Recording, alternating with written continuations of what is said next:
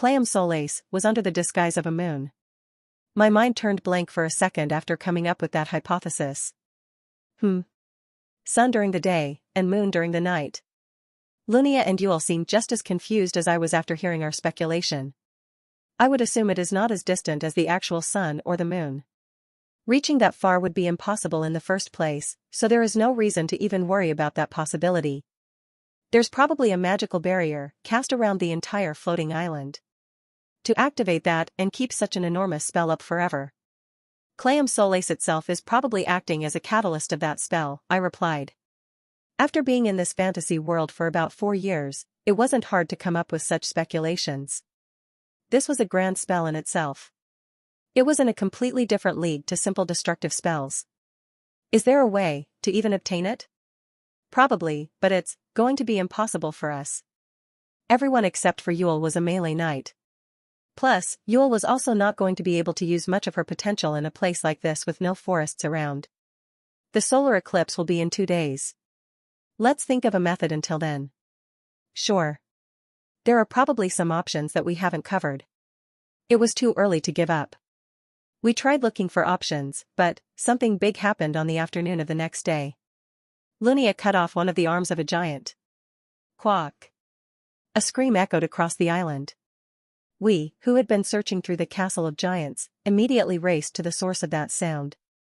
TCH. By the time we sprinted our way there, we found tens of giants standing in a circle, and at the center of them all was Sister. Lunia was standing tall and proud, while trampling on an enormous giant that was at least 3 times bigger than herself. Human. How dare you? We will kill you. I will not stop you if you wish to die. Even in the face of tens of giants, Lunia wasn't intimidated in the slightest. I quickly squeezed my way through the giants. Wait. Let's just confirm what happened before we do anything. When I asked her what's going on, she started explaining the situation with a calm tone of voice. That thing tried to eat me.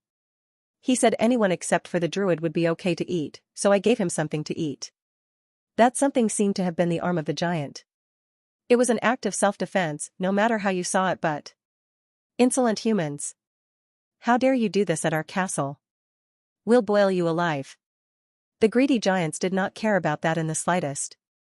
It was because of this savageness of theirs that they were pretty much imprisoned in this floating island. Each and every one of the giants was at the level of a mid-boss and were at semi-grade 1 at the very least. Fighting against tens of such giants head-on was the same as asking for death. Wait. Please listen to me for a second, brothers. Shut your. Our master, Mr. Dunscaith, will be coming here with a bunch of presents for you. Thousands of snakes and hundreds of toads. HNN? Snakes? Toads? Some of them appeared puzzled as to what those were, while others were intrigued by it. In any case, I managed to gather their attention. Mr. Dunscaith is more than aware of how much hard work you have gone through. He will be bringing to you so many snakes and toads that you will be able to fill your bellies forever. As long as you show your benevolence and mercy to us, our master will surely provide you with infinite meat. The rest will be up to you, Dunscaith. Good luck. After my consistent rambling about empty packs, all the giants were convinced and went back, including the one whose arm was cut off. They weren't very intelligent to start off with, but it was still quite surprising how foolish they were to believe in everything I said. Miss Lunia. Let's go back for now. Sorry for creating a fuss. No, it was thanks to you that we realized that we have to be on guard at all times. We stopped searching during the day and decided to move only at night. And these fuckers. I knew it. Inside the castle was a large dining room that was big enough to accommodate the huge giants. There were several traces of civilization in the form of furniture and cooking utensils that were brought by the druids when the castle was first built. However, for the wild and savage giants, the dining room was nothing but a big conference room where 50 of them could gather for a chat. Boss. You know the one that's coming to take the sun? Right. Dunsukiyaki? That guy. His little buddy said he will be bringing snakes and toads, right? Enough for us to eat forever? Yes. So? Let's attack that guy. There should be even more meat in his house, right?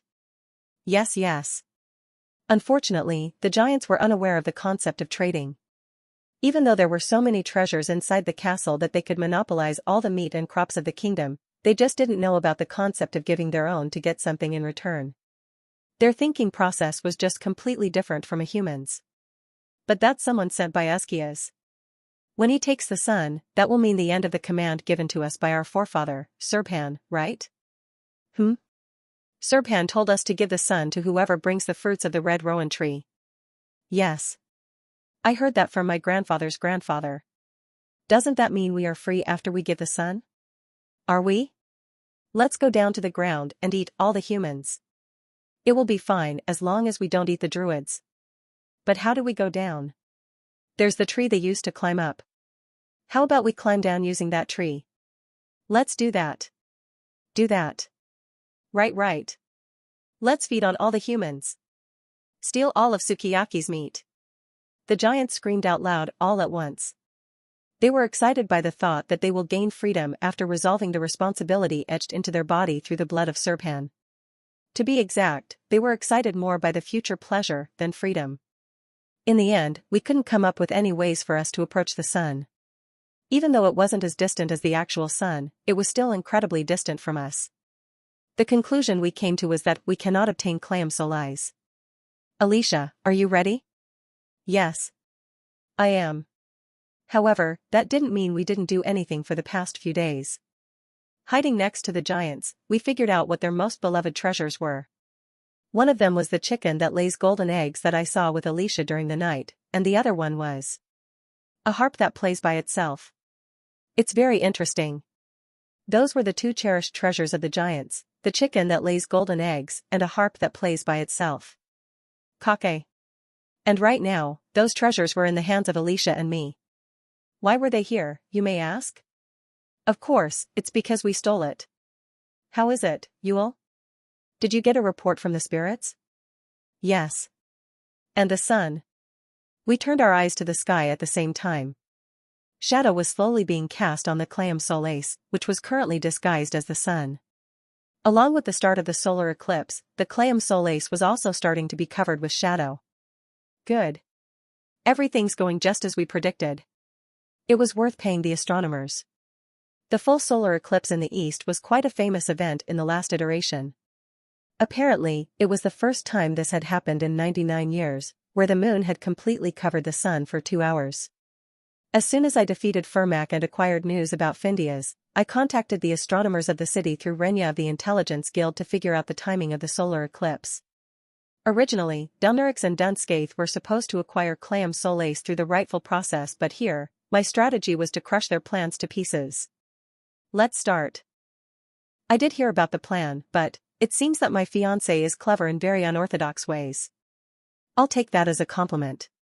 Yule stayed behind, while the Arden sisters and I proudly left the castle, with the chicken that lays golden eggs and the harp that plays by itself in our hands. Take a deep breath and... Thief. It was time for the grand return of Amorton Lork. Dunscaith and Dumnorix were able to reach the floating island according to schedule. It was a shame that they arrived 2 days later than Corinne's group, but unlike them, they had the red rowan fruits. They were at an overwhelming advantage compared to Corinne, who hadn't gone through the rightful process. Hi hey. Big. Facing the mighty appearance of the castle of giants, Skaith hopped around like a little kid. Muttered Dumnorix. It was his first time coming to this floating island. Although he had been to Murius before to acquire the magic cauldron, that place was completely different from the floating island of Findias. This place, which was made by the Sky Titans and the Druids, was the hiding place of the treasures of the Danans and was unreachable without following the correct steps. Is there going to be a buddy like Serpan here? There is not going to be any of them here. It is too small for Sky Titans to reside in. Even the magnificent castle in front of them was probably nothing but a toy castle for Sky Titans, who were all taller than dozens of meters. Kugagung. Kwang. Catch them. NNN? For some reason, the castle seemed to be in an uproar. It was when the robed men alongside Dunscaith were surprised by all the noise happening inside. Creak. The gates of the castle were pushed open, but what came out weren't giants. Wickerman? An enormous wooden doll reaching 14 meters in height suddenly appeared from behind the gates. That was the forest giant that could only be made with the secret skills of a druid sage. So why was such a thing opening the gates of the giant's castle? Oh. You are finally here, my master. Someone raced out of the castle with a full smile on his face. It was the boy with a wild look on his face, Corin Lork. My master. My magnificent lord. I have done everything you have commanded us to do. N. That excessively polite manner of speech made Skaith blink his eyes in doubt. He had no idea what was going on. Master Skaith. Your faithful servant, Alicia, has done what you have commanded us to do. It wasn't just Corin Lork, Alicia, Lunia, and Yule all sprinted out of the castle before suddenly kneeling in front of Dun Skaith.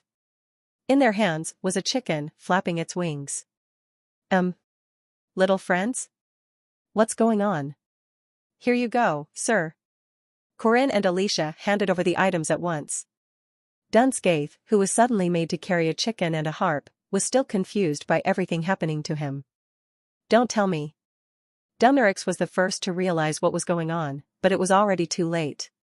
Boom. One of the giant's hands pierced through the chest of the wicker man that opened the castle gates. Due to being made with pure mana and no sacrifice, the wooden giant was easily defeated. These damn thieves. How dare you steal our treasures? We will crush you. Who? After dashing across the castle chasing after the thieves, what the giants found was the sight of two thieves kneeling in front of the one who appeared like the boss with the stolen treasures in hand. Almighty Skaith. Our one and only hero. We have stolen the treasures of the foolish giants as you have commanded. Me? When did I do that? Now, let's kill those giants together. You damn humans. The giants poured out their wrath at the humans, more specifically, at Dun Skaith, who was the master of those thieves. Big friends? I think there might be a misunderstanding. Kwong. Without waiting for Dun Skaith to explain himself, one of the giants smashed down at him with their enormous axe. Crack. Skaith was cut into halves in an instant, but that didn't quench the burning fury of the giants. Kill all the humans. Eat every one of them alive. The fury of the giants was then pointed at the robed men that had come after Skaith. 100 of those enormous semi-grade 1 or above demonic beasts pounced at them. Quack. Help. Don't eat me. Please don't. The men wearing robes were massacred one-sidedly. It was when the giants were wiping their lips off their innards after crunching through the bodies of the humans. Up. One of the giants wretched as if feeling unwell, but that was only the beginning. Uck? You weak. Thousands of snakes simultaneously slithered out of the giants' mouths, eyes, and nostrils. Seeing those snakes wriggle on top of the corpses of the fallen giants, the rest of the giants were infuriated. Those humans are using black magic. Kill them. Kill them all. The giants then began a fight against thousands, or rather, tens of thousands of snakes. Standing behind that unsightly fight, Dumnorix faced Corin, whose lips were titled into a wicked smile. You bastard. Hoo-ha-ha-ha-ha. The main culprit behind this devious set of plans carefreely gazed at Dumnorix, who couldn't attack him because of the restrictions of Geas, and casually went over his evil strategy. Nobody can stop me. Whether it be you, Dun Skaith, or even Valtazer. No one. If I can't take Copperloo. Clayam Solace for myself, then I will burn it into ashes instead. Wahahahaha. Mr. Corin. I think we look more like villains. We do. Huh. Leaving behind Dun Skaith and his group that were still fighting against the giants, Corin and his crew immediately began running to the oak tree. Hoo, let them fight between themselves. It would be even better if they all die in the process. Do you have no sense of shame, Corin? There is nothing shameful under the name of Immortan Lork. And what is this Immortan Lork? Don't worry about it, sister. Cowardly, underhanded, crafty yet proud. That was the perfect description of Immortan Lork. Huh. Looks like there are many things about my fiancé that I need to compromise with. I cannot help but lament at that fact. By the way, Mr. Corin. Isn't it bad if they subjugate the giants and obtain the sun? It doesn't matter. Sorry? When we get down to the ground, I'm going to cut off all the trees. Evil and cowardly. It seemed that Corinne wasn't interested in the orthodox and rightful approach in the first place. History is written only by the victors. Guhiahaya. Please stop with that weird laugh. In any case, the plan was a success. Acquiring Clayum Solace would have been the best, but exiling 2 of the king's subjects on the floating island forever was an incredible benefit regardless. According to his first plan, Corinne started looking for the branches of the oak tree that he and his group used to climb up to the clouds. It's over there. There were a few other branches next to it, which appeared to be the branches of the tree Scaife and his group used to climb up. However, that didn't matter because the plan was to cut both trees down immediately after going down. Wait. That was when Lunia stopped her feet. The other 3 stopped their feet with her, but it was Yule who first noticed why. Wicker man? Next to the branches of the oak tree was a large wicker man, taller than 20 meters, gazing at them. Did they climb up using a wicker man? That can't be. Lunia's assumption was denied by Yule the druid. Essentially, a wicker man was a hidden skill that made a wooden doll move using a burning sacrifice as fuel. A wicker man summoned with nothing but mana shouldn't be able to last more than a minute. Even if it was Dumnorix, it would have been impossible for him to climb all the way up here from the ground on a wicker man. And even if they were trying to use a sacrifice, finding one that allowed them to climb all the way up from the ground should be impossible. Dodge. It was then. Their incredibly threatened survival instincts tried to force them into moving their bodies, but before they could even react.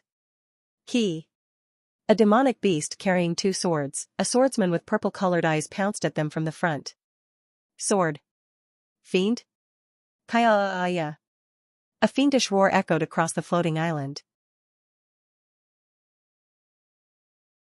Silence. No one was able to move. Pressed under an extreme sense of tension, their survival instincts rang alarm bells in their heads. There was a smirk on the monster's face. The appearance of a fiend smiling with its head tilted to a side. Darkness was cast on the world. The world with its light reduced by the solar eclipse was soon drenched by the wave of darkness that was brought by the sword fiend entering the domain. Like that, the world turned dark once again. 8 dancing blades. Kook? The domain ended in a flash. Blood spurted out from the slashed wrists and knees. Mr. Corinne? In that split second, the sword fiend started off by cutting Corinne Lork inside the domain. Crushing Corinne's rearing head of the venomous dragon that he used to fight against the 8 dancing blades, the sword fiend twisted its arms to slash at his wrists and knees, the 2 important parts of his body. Kadak. Following the end of the domain was a wide kick. The demonic beast smacked Corinne on his chest after slashing him with its swords. Corinne swallowed his scream while allowing his body to be pushed back by the kick. Ugh. His chest, wrists, and knees were all heavily hit in that short moment. Alicia was about to run to him to help, but was stopped by him before she could. Don't come here. Cough. Look forward, and only forward when you're fighting. UHT. After being scolded by him, Alicia turned back to the monster, who immediately pounced at her, punishing her for looking away for even a split second. Meanwhile, Lunia, who was protecting her body with her protective aura, noticed that none of the attacks had been facing her. Bastard. She was being completely looked down on. After realizing that she was half a step slower than itself inside the domain from that last fight, the demonic beast didn't even see her as a target worth attacking. That was a wrong judgment on its part though. Although she might be slow inside the domain, Lunia was stronger and faster than both Corinne and Alicia when outside. False domain severance. The thing that happened next gave chills to everyone that perceived the domain, including Lunia and Alicia. The sword fiend entered the domain again. Second domain? They were lost for words. Entering the domain once was already a marvelous feat that almost no one in the world would be able to do, so, how could a mere monster enter the domain again on repeat? Although they knew it had incredible talents that the world might not have seen for the past 1,000 years, they weren't expecting it to be this much. Domain severance, 8 dancing blades. The 2 arms traced 8 lines once again, but this time, it was slightly different. All of those 8 attacks were facing Alicia. Even though Lunia was using her false domain severance, the sword fiend focused all of its attacks on Alicia without bothering about Lunia. It was going for Alicia even at the cost of allowing an attack. It's trying to deal with all the actual domain users. The purple eyes of the monster were facing Alicia Arden from the start to the end. The Sword Fiend seemed to have realized from the previous battle that Alicia was the most threatening domain user out of all of them. Despite trying to fight back inside the domain, Alicia's eyes were filled with shock and fear. With her current ability, she could only fend off 3 of those 8 attacks, which meant that the remaining 5 attacks would land on her body. The only one that could change this flow of battle was Lunia Arden had half a step of room to play with. She had to choose between 2 options.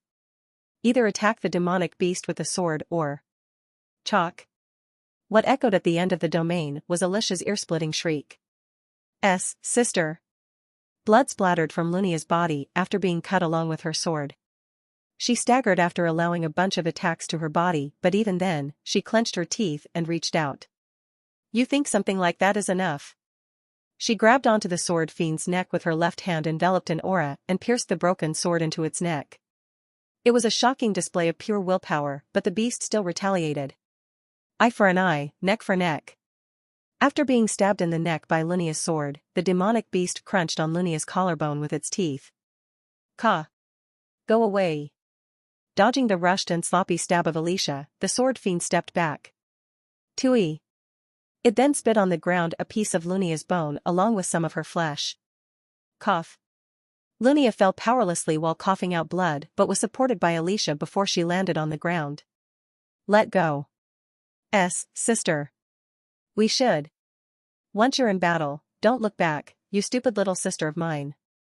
Corinne was neutralized with his arms, ankles, and chest crushed down, whereas Lunia's entire body had been hacked with her sword broken. The Sword Fiend did not sit there watching Alicia be perturbed by everything going around her. Even after a sword stab to its neck, the monster was still keen to fight. Death was nearing her. Right when she was thinking it was too late to react. Bam! A large fist came flying from somewhere and struck down on the Sword Fiend from above. Wicker Man? A wooden doll, Wicker Man, was raised by Yule and was smacking down on the Sword Fiend. Alicia. Step back. She had summoned a Wicker Man the second time without even using a sacrifice. The toll of that spell was therefore placed on her body, and Yule screamed at her with blood flowing down her lips. The druid was desperately putting everything on the line in order to protect her comrades, but even that act of desperation was nothing but a way to buy time. Dual Swords of Arden. Demonic Sky of Twin Dragons, Twin-Fanged Beast. Like tofu being cut up by a knife, it only took 1 second for the large Wicker Man to be silently divided into 3 pieces. The deactivation of the spell following straight after its activation caused Yule to fall on her knees while grasping her chest. Kukikikikiki. The demonic beast closed in. With a sword still stabbing into its neck, it stared at Alicia. Realizing that she was the only one that could fight against the Sword Fiend, Alicia started to shiver. By herself, she had to fight against the monster who had neutralized both Corinne and Lunia in the blink of an eye. She shivered in fear. It was scary and frightening. She wanted to run away. The fact that she had to fight against that monster without a single ally made her want to give up. Because the one in front of her was so powerful, she immediately thought to herself that there was no way she would be able to beat it. However, she couldn't turn around. Taking a step back here meant the death of everyone else. If so, become a fiend, Alicia. Focus and indulge yourself in nothing but the act of slicing. Indulge and indulge yourself. Look for every method possible. She opened her eyes. Her trembling legs were back to being stable. The razor-sharp edge of her blade was facing her enemy. I have to do it. I have to do it. I have to do it. In the darkness cast by the solar eclipse. Eyes of the Boundary. Her eyes gleamed and looked into the purple eyes of the Sword Fiend. The two of them walked towards each other in silence and heavenly strike. Reverse kill. King. They swung their swords at each other without any warning. Twin swords against a single sword. Power against the softness of waves. The two swordsmen with nothing in common created embers and sparks in the darkness under the hidden sun. Damn it. Corinne, who had been neutralized from the first domain use of the Sword Fiend, continued coughing out blood and pain while supporting his crushed sternum. Corinne. Are you okay? Leaving the heat of the battle, Yule came to him while dragging the injured Lunia behind her. I'm fine. We need to heal Miss Lunia first. He had yet to lose his fighting spirit. As long as he didn't give up, the regeneration of his would make its warrior back into a fightable state. However, with his current body, he couldn't even move his body properly. Therefore, Yule took out the elixir from Corinne's inner pockets and fed it to Lunia, who was in a much worse state. Who? Barely keeping herself conscious, Lunia gasped for breath and Corinne gritted his teeth while seeing that. Damn it. The precept doesn't really activate against that guy yet. Sword Fiend. That monster was the strongest swordsman of heroic legends of Arhan who would later join the king's army, but right now, it was just a simple demonic beast with little relation to the end of the world. With his current body and without much backup from the precept, Corinne couldn't react to the monster's speed. Alicia. Please hold on for just a little bit more. Hello? You seem very hurt. Corinne immediately turned his eyes towards the source of the sound, and standing there was a tall man. Dunscaith was looking at them with a mischievous look on his face. That's impossible. Did you kill all the giants already? That didn't make any sense. There were more than 50 giants, with every one of them being semi-grade 1 at the very least. How could Dunscaith possibly deal with all of them in that short period of time? Hi. Not really, I just brought them here with us. Hearing that, Corinne turned his eyes to the distance and saw giants sprinting forward with their footsteps shaking the floating island. Kill them. Eat them all. Sword Fiend, this bastard. They had been hindered for too long. When the giants enter the fight, unlike Scathe, everyone in Corinne's group was bound to end up trampled on the ground. Hey. Now's not the time for you to worry about them. Koak. Dunscaith reached out towards the immobilized Corinne. Grabbing him with his hand, he tossed him away over the island. Kook. Thrown out of the floating island in the blink of an eye, Corinne started falling endlessly towards the ground. Hoo-hee-hee. In order to not let him get away, Dunscaith jumped down after him. You fucker. Little kid who killed Furmak. Let me have a look at your skills. Kururek. Scaith's arm suddenly began to wriggle as tens of snakes emerged from it. He swung his arm and tossed the snakes. It was a battle in midair, with no footholds beneath. Corinne's body used to be powerless because of the injuries caused by the Sword Fiend but. Starting system back up. Reviewing the precept. His body began to move again. During his descent without anything to rest on, Corinne started rotating his spear. Void Spinning Heaven, Turbulent Spear. Chajajak. The silver spear immediately sliced apart the snakes. After punishing all the snakes, he stepped on the silver spear with an acrobatic set of movements. Pang! Kicking off the silver spear, he jumped forward at the oak tree 50 meters away from him. At the same time, he reached his hand out towards the silver spear without even looking at it, and the spear, which had acted as the foothold, replied to the call of its master and returned to his hand. After flying in a straight line, it landed in Corinne's hand and Corinne immediately stabbed it into the oak tree to create another scaffold. Hugh. Wow. That was a great performance. Corinne landed on the silver spear and gazed up at Scathe, who had changed his arm into a large snake and made it bite into the oak tree. I thought we couldn't attack each other because of the Geas. Hi. You're right. So. Boom. Suddenly, his head exploded due to going against the vow of not attacking each other, but. Dozens of toads jumped out of the hole in his head before coming together like clay to form a new head. Well, something like that. Dunscaith. He was one of the king's subjects, but at the same time, he was the king of beasts. And, the Fort of Shadow, Dunscaith. An assembly of tons of snakes, toads, and 3 dragons, placed inside Undri, the magic cauldron of Dagda. Being both an individual and a legion at the same time, a restrictive pledge for individuals like Aegeus were meaningless against him. You had no plans of accepting your defeat in the first place, did you? Hey. Isn't that the same to you? Naturally, neither of them was interested in a fair fight from the beginning. Blood spear. That was when a red spear emerged from underneath and pierced through Scaith's body. Corinne. Are you okay? A familiar voice reached Corinne's ears from beneath. Senior Marie? Huaran. Below him, Marie and Huaran were climbing the oak tree. Because they didn't have a druid to guide them along the way, and because of the barrier of the floating island that stopped flight in its nearby regions, they were in the middle of climbing up the tree. Aha. Are they your friends? That's not good. No interruptions. Dunscaith was quick. Ignoring the icy spear piercing through his body, he marched forward for a physical fight. After getting a hold of Corinne, Dunscaith fell further down from the sky. In that instant, Corinne came to a quick judgment. He was at a disadvantage in an aerial fight. He needed support. With the help of Marie and Huaran, their chance of victory would rise all the way up to 60%, but...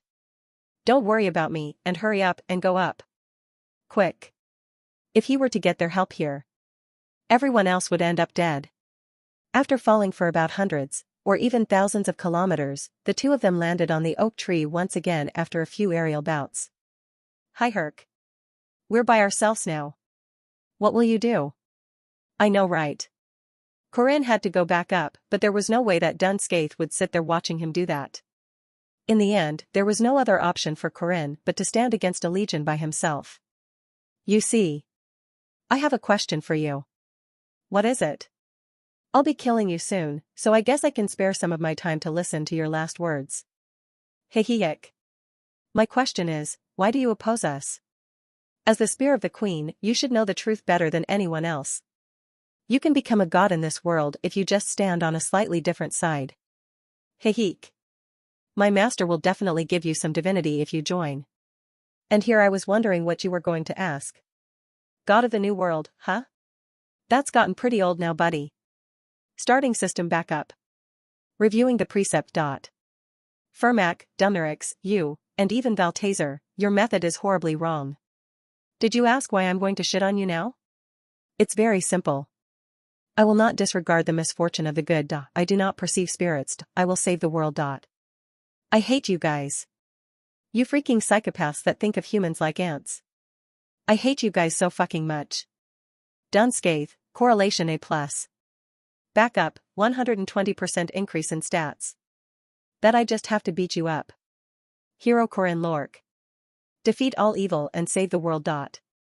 The solar eclipse was here. The moon covered the sun, light was erased and replaced by darkness. With nothing but faint humanoid figures and blades being reflected off of the limited source of light, the sword fiend's swords ripped through the darkness.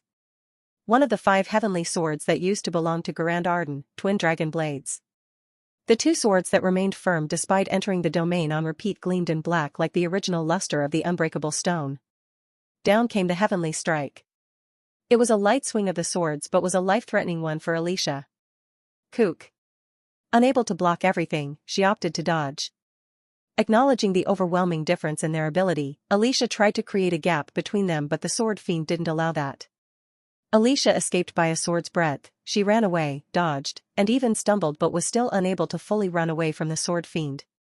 Once again, one of the swords came flying down. Blocking the attack, Alicia let it flow to the side and followed through with a stab. It was the typical trait of attacks but the sword fiend was bored by it. That old monster's attacks were much faster and sharper. The sword fiend swung its sword and easily flung off her stab. Without even taking into consideration her technique, Alicia was simply too weak in comparison. With her strength, she couldn't even fight against the sword fiend on equal grounds. Overcoming the momentum, the demon-slaying blade was once again swung at the monster, but the sword fiend didn't even see the need to block the attack with its swords. Each of its arms and legs was as sharp as blades. The beast's leg pounced at Alicia's sword like a serpent which landed on the blunt edge of the blade and kicked it into the ground. The demonic beast was overpowering Alicia in every way possible. In both ability and strength, the sword fiend realized that it was on top and didn't even see the need to use its swords. But that carelessness got the best of it. In a split moment, the monster got a chill down its spine.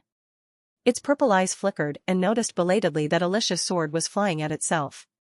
Pushing the opponent's weapon down towards the ground was essentially what Lan Naja was about. Due to experiencing that firsthand plenty of times, Alicia instinctively reacted with a counterattack of her own. With a deep breath in, Alicia attacked with a sharp, piercing stab that was going straight for the heart of the demonic beast. The sword fiend took half a step back and locked its swords in a cross shape. Kagagak. In that split second, the monster calculated the length of the opponent's sword, took half a step back, and crossed its swords to block Alicia's demon-slaying sword. Alicia's sword was 0.5 centimeters away from reaching the monster's chest. Tack. But it was then.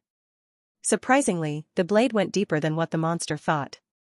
It moved half an inch forward and stabbed into the sword fiend's chest. Krrr. Infuriated, the sword fiend swung its dual blades and flung Alicia away. Her small body couldn't fend off the powerful attack of the monster and rolled across the ground. Ugh.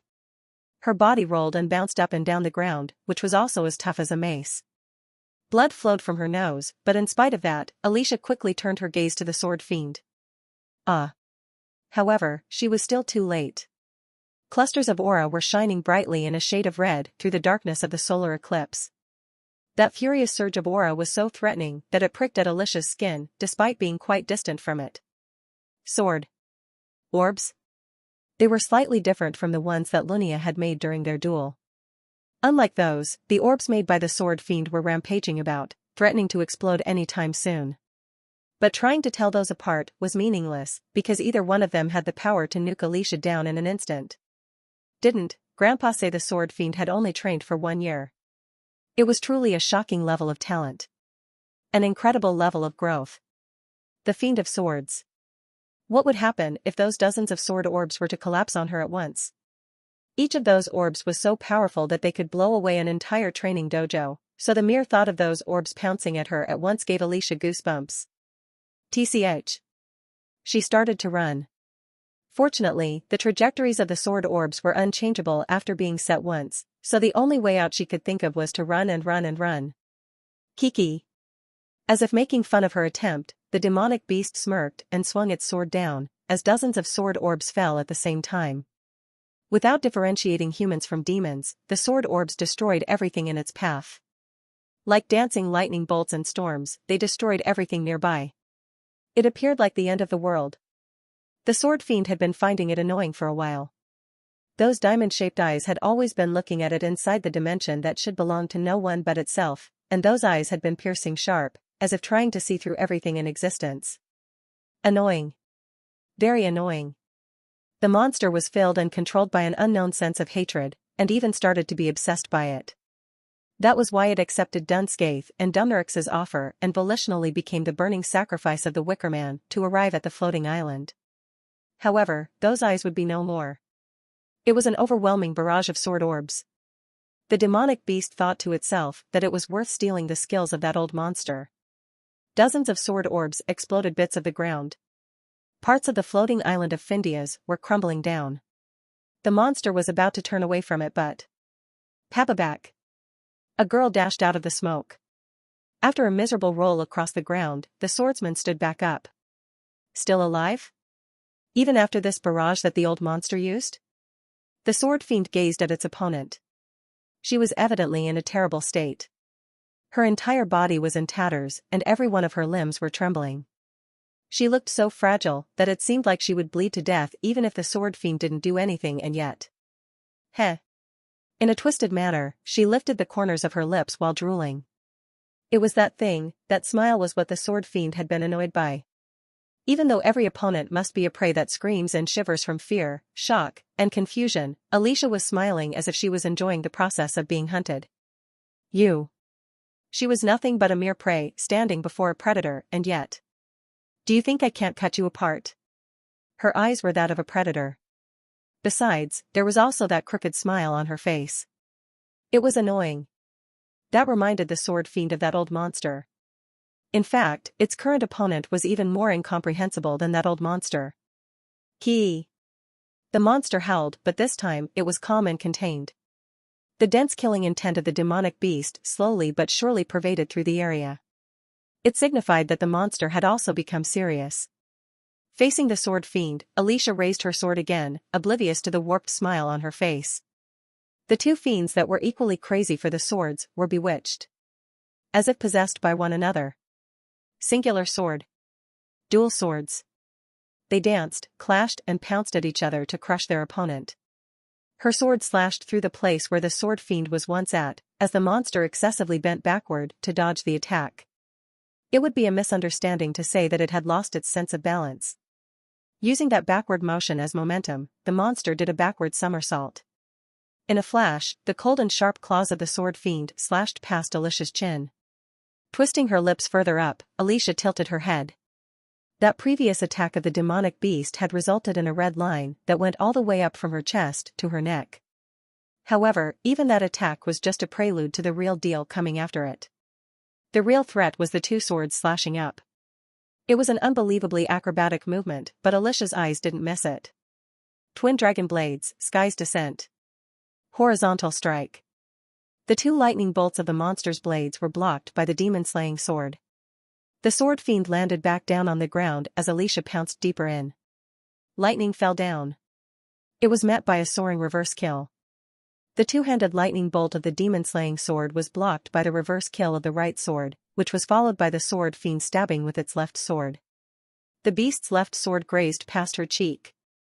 Without any hesitation, Alicia closed the gap even further by charging forward with her entire body.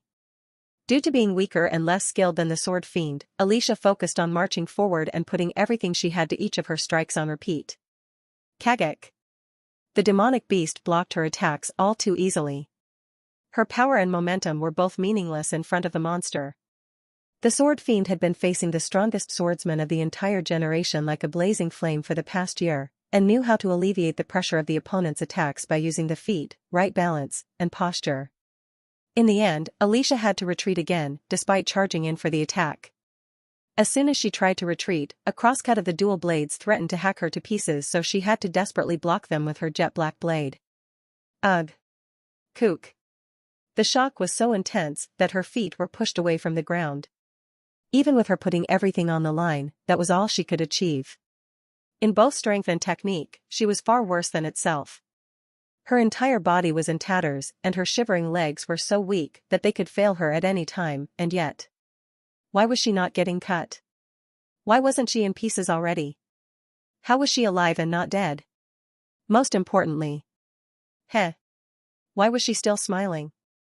The sword fiend couldn't understand. Alicia Arden. A normal girl who was easily frightened, who was scared of changes. A beast that was lying dormant inside that shell was about to wake up. Facing an overwhelmingly strong and fiendish monster, she smiled as if it was adorable, as if she wanted to give it a tight hug, and her instincts that had been suppressed until now broke through the cage. Fastest slash, instant flash. Faster than before, even more precise than ever before.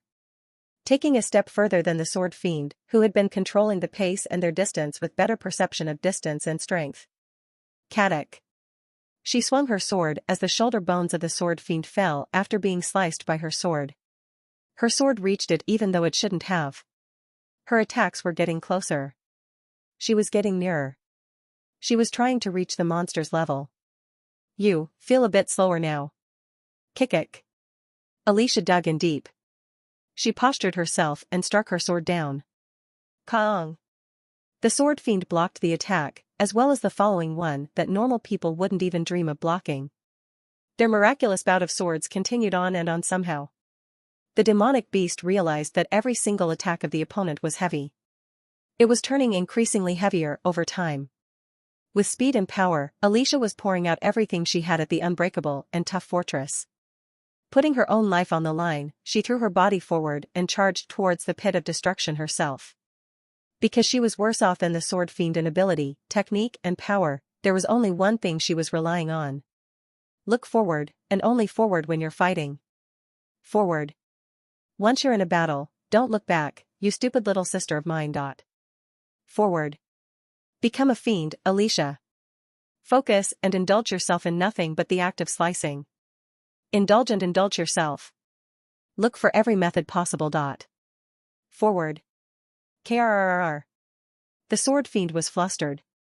Even though it was clear that the opponent was at her limit, she was getting faster and faster over time, and her attacks were getting heavier and heavier. Dual Swords of Arden. Falling Heaven of Dual Dragons.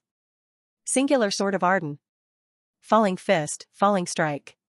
Parrying the two swords away, Alicia stabbed in a flash. Her unguarded counterattack let her sword graze past the sword fiend's ribs, but in return, Alicia allowed a cut to her shoulder. Even so, she didn't stop nor hesitate. The sword fiend then realized that it needed a finisher move to stop its opponent. Domain Severance, 8 Dancing Blades. Entering the dark ocean once again, the sword fiend swung its blades 8 times. It suppressed the demon-slaying sword with 3 of its attacks as the remaining 5 headed at the neck, shoulder, chest, ribs, and thighs of the opponent. The domain ended, leaving the sword fiend to be greatly confused because none of its attacks landed on the opponent. After some time, it noticed what happened. Alicia had taken a step back simultaneously with the activation of the domain. Because of that precise understanding of space and control of distance, all of the sword fiend's attacks missed because of half a step, or rather, an inch of a gap. It was as if she had seen it with foresight. Alicia style, Lunia's false domain severance. She slashed down, all the way from the right arm to the thigh. Taking just half a step forward, she slashed down in the fastest and most efficient method possible and managed to create a big wound on the sword fiend's body for the first time. KRRR. Alicia didn't give the sword fiend time to look after its body. The monster unknowingly stepped back to create a gap, but Alicia chased after it. She took a big stride forward and postured herself for a stab. The fastest stab she knew was that of the Spear of the Void. Arranging that into her own weapon. Alicia style, Corinne's rearing head of the venomous dragon. It reached forward. The stab replicating the spear, that was faster than the speed of sound, was almost certainly going to reach the demonic beast. Realizing that the sword was about to hit itself, the sword fiend pondered to itself. Did it fail to control the distance? The answer it came to was a no. This was outside of its control. The speed of Alicia's growth was just way too rapid and absurd. Right when her rearing head of the venomous dragon was about to land on its body. Dual Swords of Arden overturning charge. Pakong. The demon-slaying sword bounced up. The demonic beast reacted just in time at a miraculous speed. At the same time, the two of them looked into each other's eyes, with their swords still aligned. They gave one another a contorted smile. Finally, the sword fiend noticed it. It realized why this specific enemy had been annoying and getting on its nerves the whole time. Kindred. The two of them were one of a kind. This female human was a fiend just like itself, one who had the fiendish talent of being able to be bewitched by the act of killing. They were killing partners, destined to raise one of their calibers with the death of the other. Kwang. Something soared onto the floating island.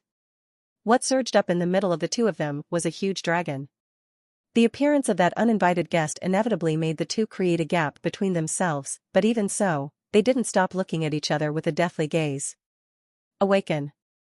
Awaken. The two partially broken entities acknowledged each other's presence and considered the other as a stepping stone for greater achievement. I will kill you, defeat you, and I will ascend to greatness.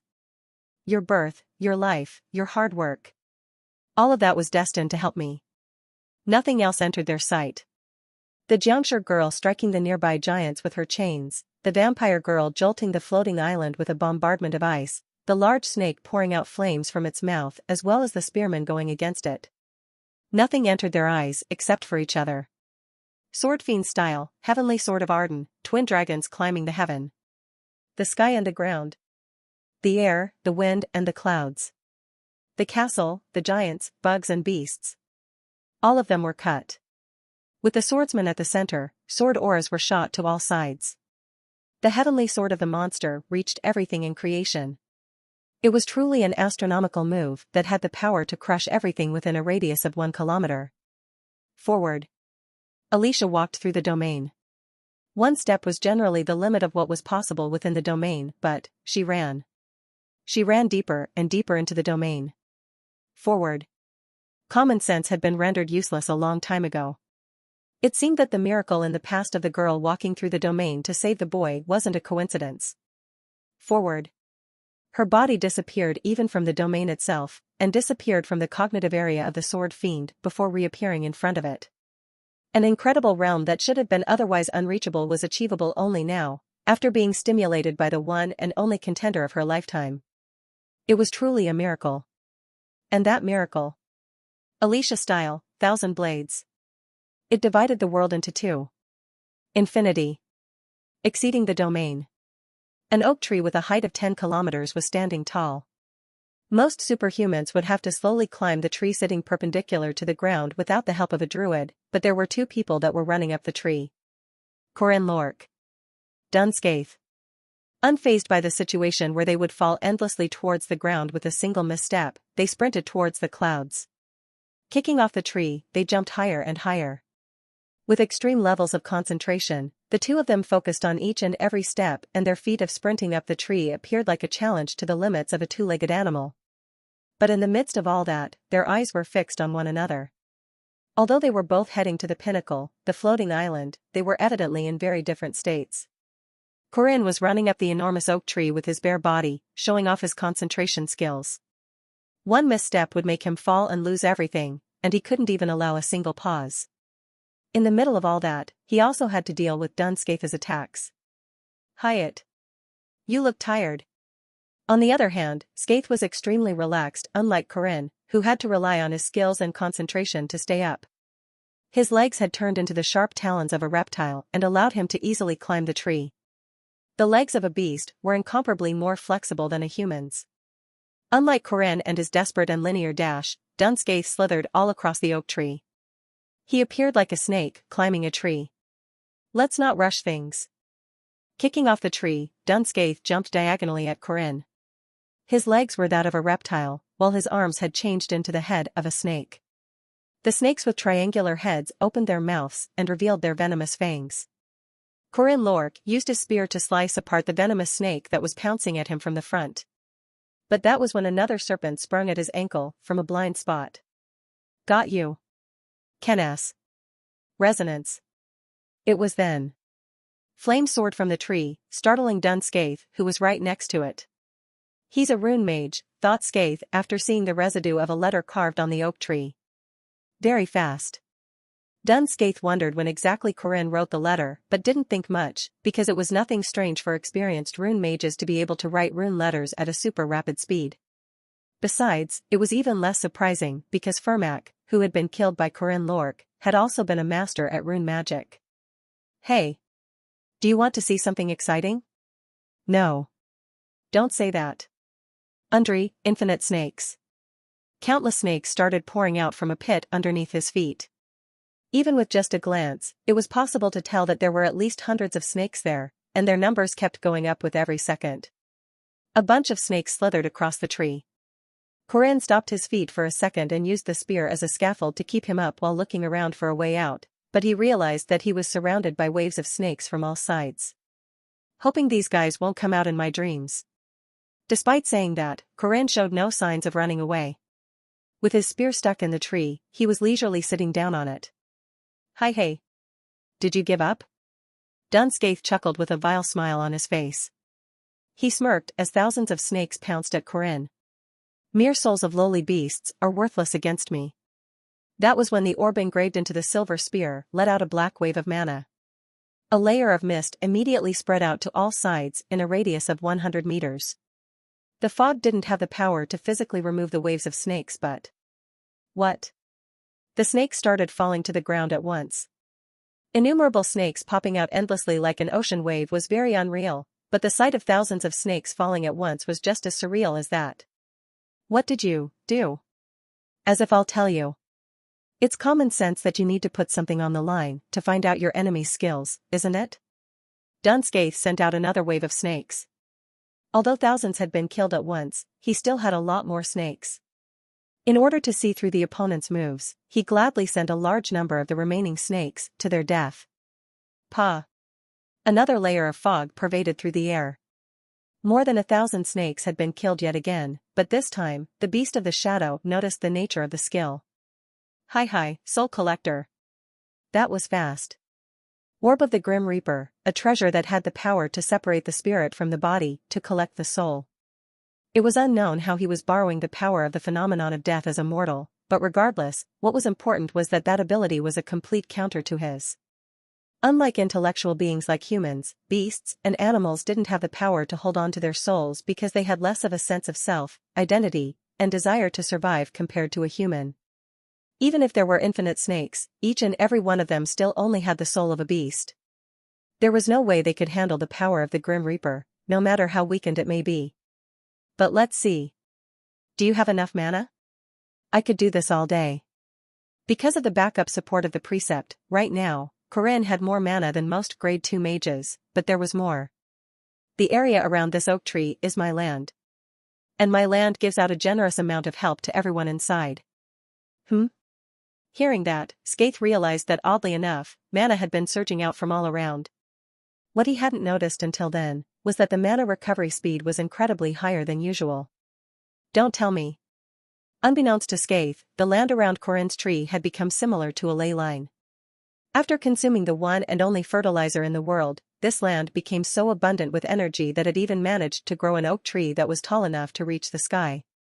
So how much mana would there be in the land where that very oak tree had its roots in, after consuming an immeasurable amount of mana? It doesn't matter how many beasts you have.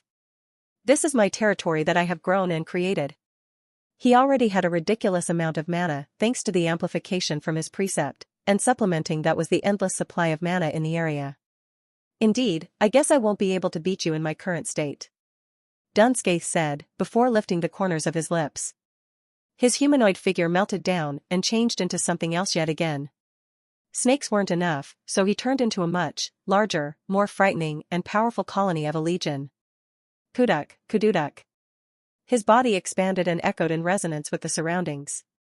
He then turned into something gigantic, flesh got intertwined with flesh in an attempt to turn into something much greater. Great Serpent. The Snake of Falga. It was too late for Corinne to do anything. The change happened in a flash. Resulting from the fusion of the citizens of the Shaded World was the evil legion of snakes and toads added into one. Goohihi.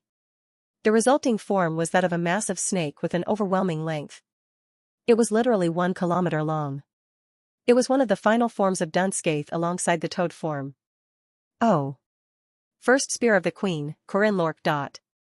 Resonating across was a wicked voice that sounded totally different from that of a human's. Meanwhile, the snake wrapped itself around the oak tree and made it tremble. Your scent excites me, and I can feel every exhale of yours. Kadak. Kaduduk. The oak tree screamed. Branches as well as the trunk got crushed and caved in after being wrapped by the large serpent. The queen locked me in the shadows. She forced me into a tiny cauldron. Alas, the queen has been exiled and the throne is now empty. Thanks to that, I devoured to my heart's content a bunch of humans that she had been so wanting to protect. Just like how a wolf would prey on the fenceless sheep. The powerful voice of Dun Skaith quaked the tree and the air. Those filthy usurpers of the world. Those damn rats. I will eat up every human alive along with the flesh of the last queen of this land, Erin Danua. Who says you can? Despite facing a large mythological creature, a large snake hissing its tongue from the shadows, Corinne stayed firm. Also. Who told you can stretch your body like that? What? As I've said, this land I am standing on, and every foothold going all the way up to the sky is a part of my land. Standing on the silver spear, he gazed at the evil snake with his orange eyes. Rather than a hero standing off against their foe in a myth, he sounded and looked more like the lord of a city, arrogantly sentencing a trespasser. What do you?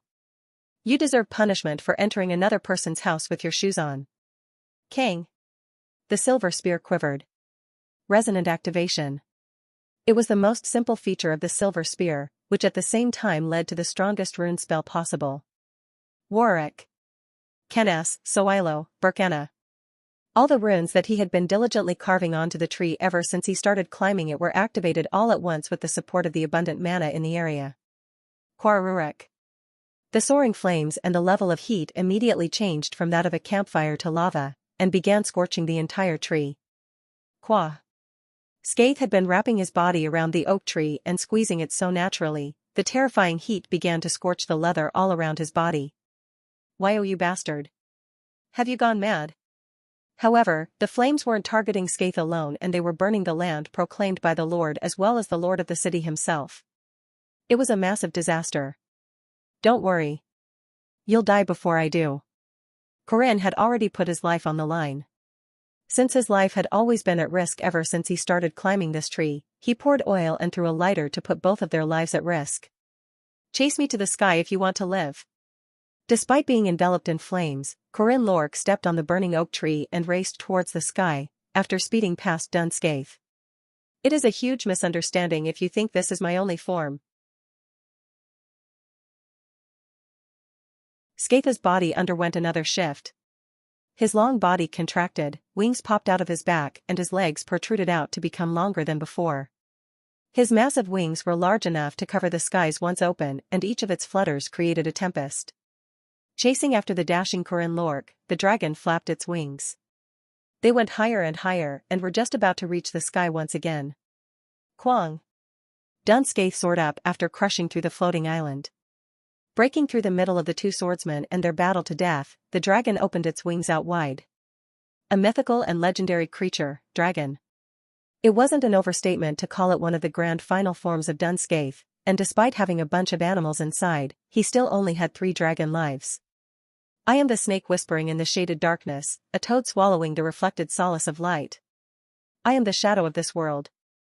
Out of every animal under his command, it was the most violent and arrogant form. The dragon looked down on the world with the concealed sun behind its back. Standing before its gaze was a feeble human with nothing but one spear. And yet, Hugh. It's doable.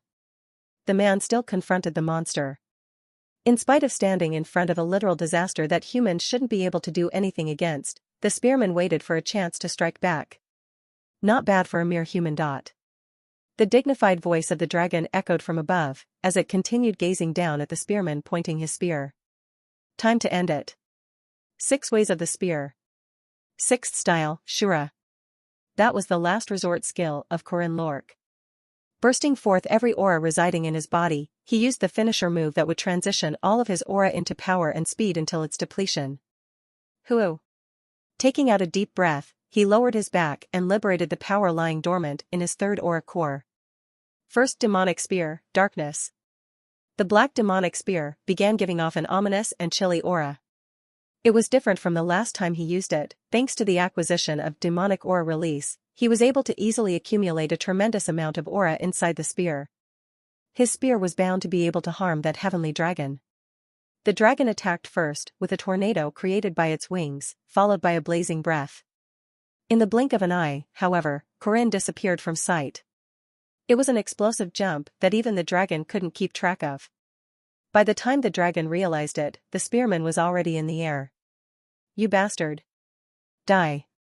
Jumping into the face of the dragon, the spearman thrusted his spear. It had definitely caught it off guard, thought Corinne, but right as the spear was about to pierce through the dragon, Dun Scaith returned to his human form with just the minimized form of a dragon's wings. Got you. What? Scaith reached his arm out. The mouth of a large snake replacing his hand crunched into the spearman's shoulder, who became momentarily defenseless after missing his attack. Kook. By immediately rotating his spear, Corinne sliced the neck of the snake, biting into his shoulder. While falling onto the ground of the floating island, he saw something. You know what? The solar eclipse isn't over yet, said Dun Scaith while reaching out with his other hand. In that hand were the red fruits of the rowan tree. Within the darkness was a fair amount of Yin aura, which had naturally bloomed from the reduced aura of Yang due to the weakened sun. The rowan fruit immediately started sucking the aura of Yin and turned into a sapling. Falling down while bleeding from his shoulder, Corinne saw it. A tree emerged out with Scaith at its core. It grew at an absurd speed, reached the sun and Kadak. Kadududuk. It started crushing the sun. The rowan tree soon swallowed Clam Solace, which was under the disguise of the sun. Hi hey. So this is the sun that Dum had been talking about. After laying his hands on Clam Solace, the sun, he landed back down on the ground and went through another metamorphosis. From a snake, to a toad and a dragon, to, the final shadow, a black bull. Corinne Lork squinted his eyes. It would have been better if Dun Scaith had chosen the dragon form. Because Corinne knew the power of the sun, he had been wanting to avoid the worst-case scenario of going against that form. Kuha! In front of Corinne's eyes was a large and muscular humanoid figure with the head of a bull, and its 2-meter-tall body was covered with a lustrous black mane. It looked like a minotaur from the Greek myth, but this one here was the black bull of the great ocean, the king of all bulls. One AI made a countless number of snakes, enough toads to fill a whole mansion, 3 furious dragons, and 3 bulls with the power of magic. That was what Dun Scaith was, a combined legion of the beasts of shaded darkness, monsters that were sealed in hell. And in his hand was the sword of the sun, Clam Solace. To think I have to go against the sun twice. I must be very unlucky. That was the treasure that used to belong to one of the king's subjects, Eakade Bress. The greatsword breathing out flames scorched the air nearby and oozed out a horrifying haze of heat. Hugh. Corinne collected his breath. Unlike him who was restraining himself and saving his breath, Dun Scaith erupted with an overflowing amount of fighting spirit. Yoo-oo-oo. The roar of the king of beasts soared all the way into the skies. It marked the true beginning of the battle. A rampaging train crushed apart every organism on the ground as well as the ground itself, breaking, destroying, and pulverizing everything in its path. The unfortunate giants that were in the path of the rampaging truck were ground to pieces. Even Marie and Huaran, who were fighting against dozens of giants which was worth being written down as a mythological event, were dumbstruck by the might of the Black Bull. Corinne. So how was Corinne Lorque, who had to fight against that berserk monster? Without even having the time to reply to the desperate call of the girl, his body flew off after being smacked by the greatsword. You damn monster, he shouted. His body drew a large parabola and went over the castle walls of the giant. Without waiting for him to get back down, Dun Scaith marched towards where he would land. Hugh. Despite his unstable posture, Corinne threw his spear. Instead of trying to hit his enemy, it was to have the never-landing spear of the Grim Reaper scatter a layer of fog at where he was going to land. The silver spear was hurled towards the ground, but before it even landed, Dun Scaith raced at an insane speed, went past him and grabbed the spear right as it was about to land. What? Then, he firmly held onto the shaft of the spear. After coming to a rapid stop with his feet crashing through the ground, Dun Scaith rotated his body like a man doing a discus throw. Shit. Quang. The silver spear soared into the air. It was literally faster than the speed of sound, and it seemed that getting grazed by it could only mean death. Come. Corinne's command altered the path of the silver spear that had been thrown by Dun Scaith. Recognizing the voice of its master, the spear slightly changed its path and barely managed to land in his hand, but... Kajik. The cost of grabbing with his bare hand the silver spear, which had been racing faster than the speed of sound, was big. His palm got crushed by the momentum. You're too slow. And by the time he came to himself, he found Scaith gazing down at him from above after jumping who knows when. Quang. Along with the great shock of the impact was a massive shockwave. Corinne's body flew off like a cannonball, breaking through several buildings inside the castle on repeat. Uguk. Corinne stood back up from the immense layer of dust, but by the time he was standing on his 2 feet, Dun Scaith was already in front of him. Thung. A greatsword sliced through the air. While looking at the greatsword striking down at him, Corinne realized that he was inside the food storeroom of the giants. Silver spear, resonant activation. The oak tree wasn't the only place he had engraved rune letters into. Just in case, he had used the last 2 days to carve runes in various other places. Warwick. Flames soared up. Dun Scaith was immediately swallowed by massive flames, but... Sun, Clam Solis. The violent gush of flames were immediately devoured. Like an anglerfish swallowing fish, Clam Solis rapidly devoured all the flames. Shit. It can't even buy me time. Now, the greatsword even had the flames of Kenna swirling around it as it struck down on Corinne. La Naja. Parrying the greatsword, he shoved it into the ground. It was a perfect defense measure, but... Jijijik. The scorching heat of the sun blazed out of the greatsword, burning the air and evaporating the moisture in them, while also melting the skin. Hup. Ignoring the intense burst of heat, Corinne pressed down on Clam Solis and finished his move with a stab. Scavenging the grass for the snake. Right as the demonic spear of darkness was about to pierce through Dun Scaith's head, he tilted his head and blocked it with one of his oxen horns. Quang. Then, Scaith threw a wide hook with his left. The punch dug into Corinne's ribs, making him gasp for breath. Cook. Before he could even collect his breath, Dun Scaith kicked him and made him fly like a harpoon, crashing through the walls again and again. Kook. By the time Corinne came to himself, he found himself buried in a pile of rubble after breaking through several walls with his entire body hacked and slashed. Corinne turned to the large hole he had created in the stone walls. Before he could even get back up. Quang. A black bull penetrated through the broken walls at an absurd speed. Without even giving him the time to run away, the 2 horns of the bull stabbed forward. Echoing after that was a thunderous roar as Corinne widened his eyes. Sitting in that dense layer of dust, he realized that the only reason he was still alive was because the horns of the bull accidentally landed right above his head. Grip. Without caring about the fact that his reckless charge had missed, Dun Scaith grabbed Corinne by his collar.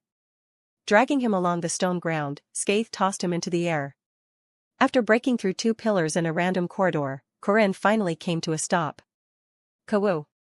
The bull marched forward once again along with a violent roar. In his right hand was Clayam Solace, which could melt everything in existence. Khajiit. Kaduduk. Khajiit. The bull charged in. Corinne Lorque ran down the corridor, running away from the mighty bull chasing after him. As expected of a castle of giants, even the corridor was on a different level. The pillars that were there to support the roof of the gigantic buildings were as thick and heavy as small houses. Kwang. Kwang. Kwagong. Walls and pillars were broken, crushed, and demolished. Charge after charger after charge. Even after breaking through the stone pillars, Dun Scaith didn't slow down. Quah. The black mane of the bull gleamed brightly. Before long, the bull managed to catch up to the man. The spearman reacted by hiding behind a pillar, but the mighty bull crushed the entire pillar itself. Kwang. After crushing the pillar, Dun Scaith swung Clayam Solace to cut the one hiding behind it. The sword slashed apart the stone debris, came into contact with the pillar and scorched everything in its path.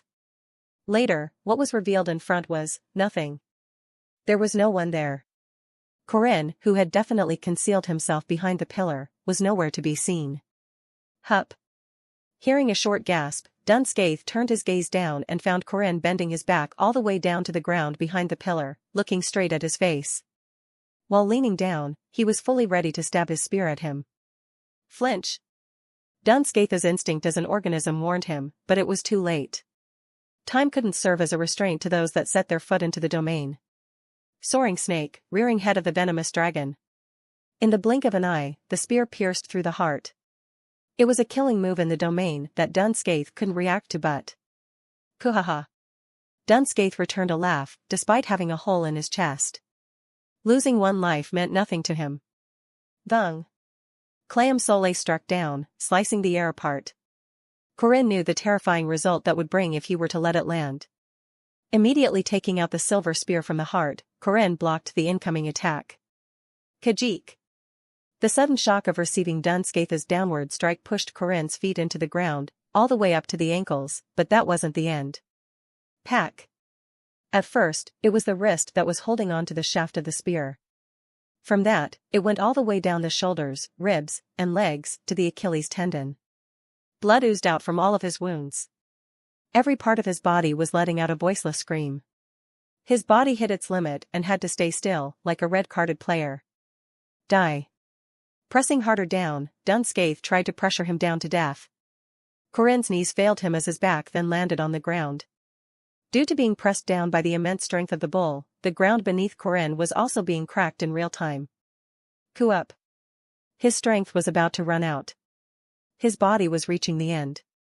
His aura was being reduced rapidly and mana was the only thing he had in abundance but something like rune magic. Huh. An ability he gained in the past at the end of an endless battle went past his head. Using one of his hands that used to be holding the spear, he grabbed onto Scaith's arm.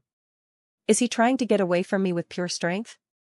Laughable, thought Dun Scaith. It was going to be a futile attempt. There was no way grabbing onto his arm instead of the spear could possibly lead to any.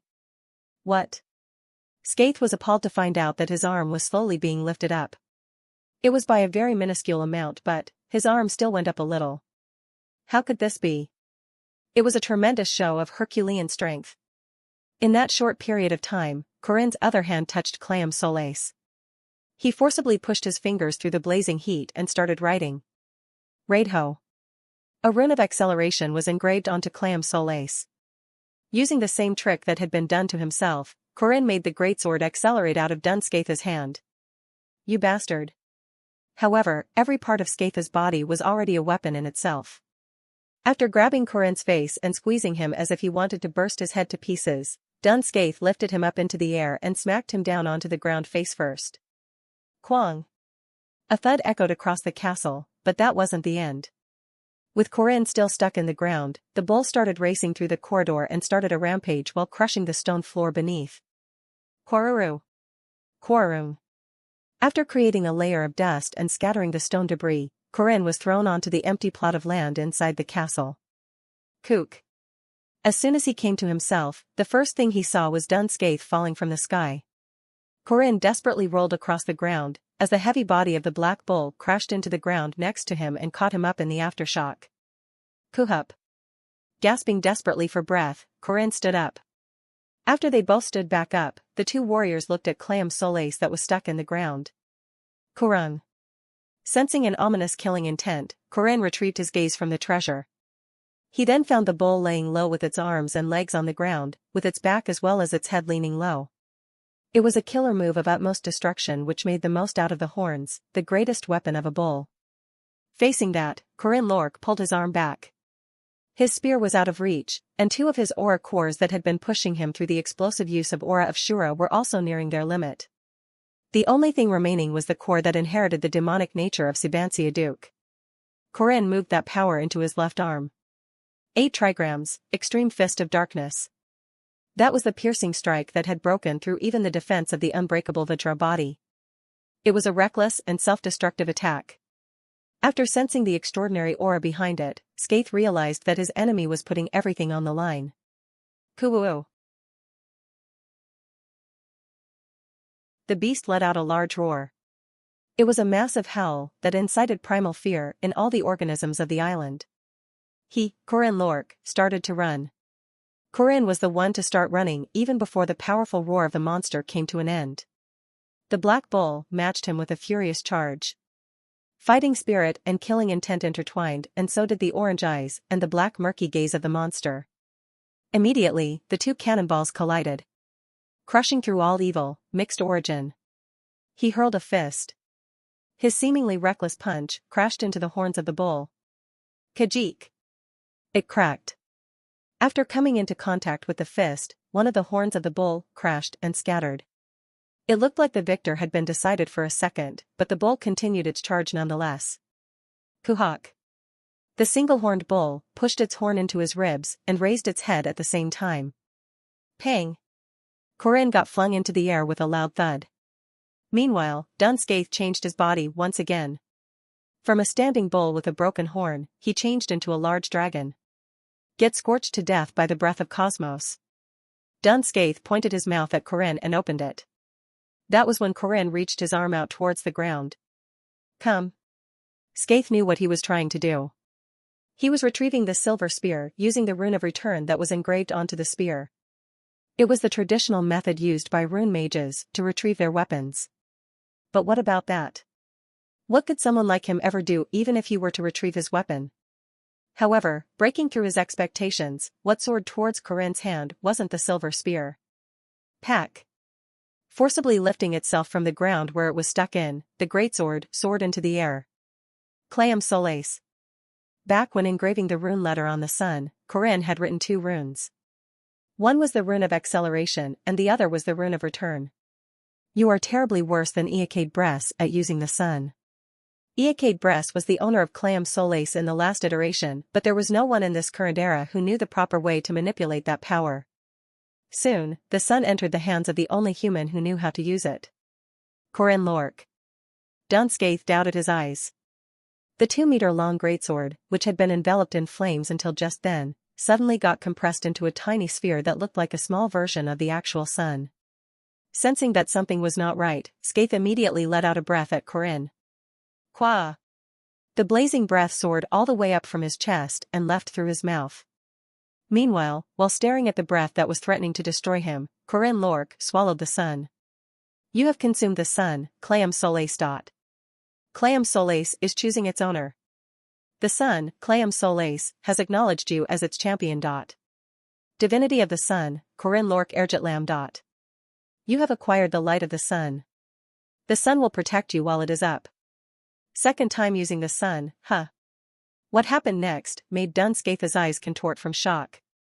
The breath that had been shot at the sky towards Corinne Lork had all been swallowed by his finger, just like how Clayam Solace had swallowed up all the flames of Kenas that had burned down the food storeroom of the giants. Instead of falling due to the force of gravity, Corinne Lork slowly descended onto the ground like a descending god and landed on his 2 feet. After his descent, the divinity of the sun called his cherished weapon from a distance. In the blink of an eye, the silver spear was in his hand. The air boiled from the heat and the stone floors melted, but the silver spear remained glistening in its shiny magnificence. I told you. Holding on to the silver spear, he arrogantly gazed at Dun Scaith with a burning pair of orange eyes. Both here and where you are standing, they all belong to me. Silver spear resonant activation. Kenas. Soilo. A sudden burst of flames and a radiant heat covered the castle of giants. But before long, all those flames were removed from the castle and gathered at the silver spear.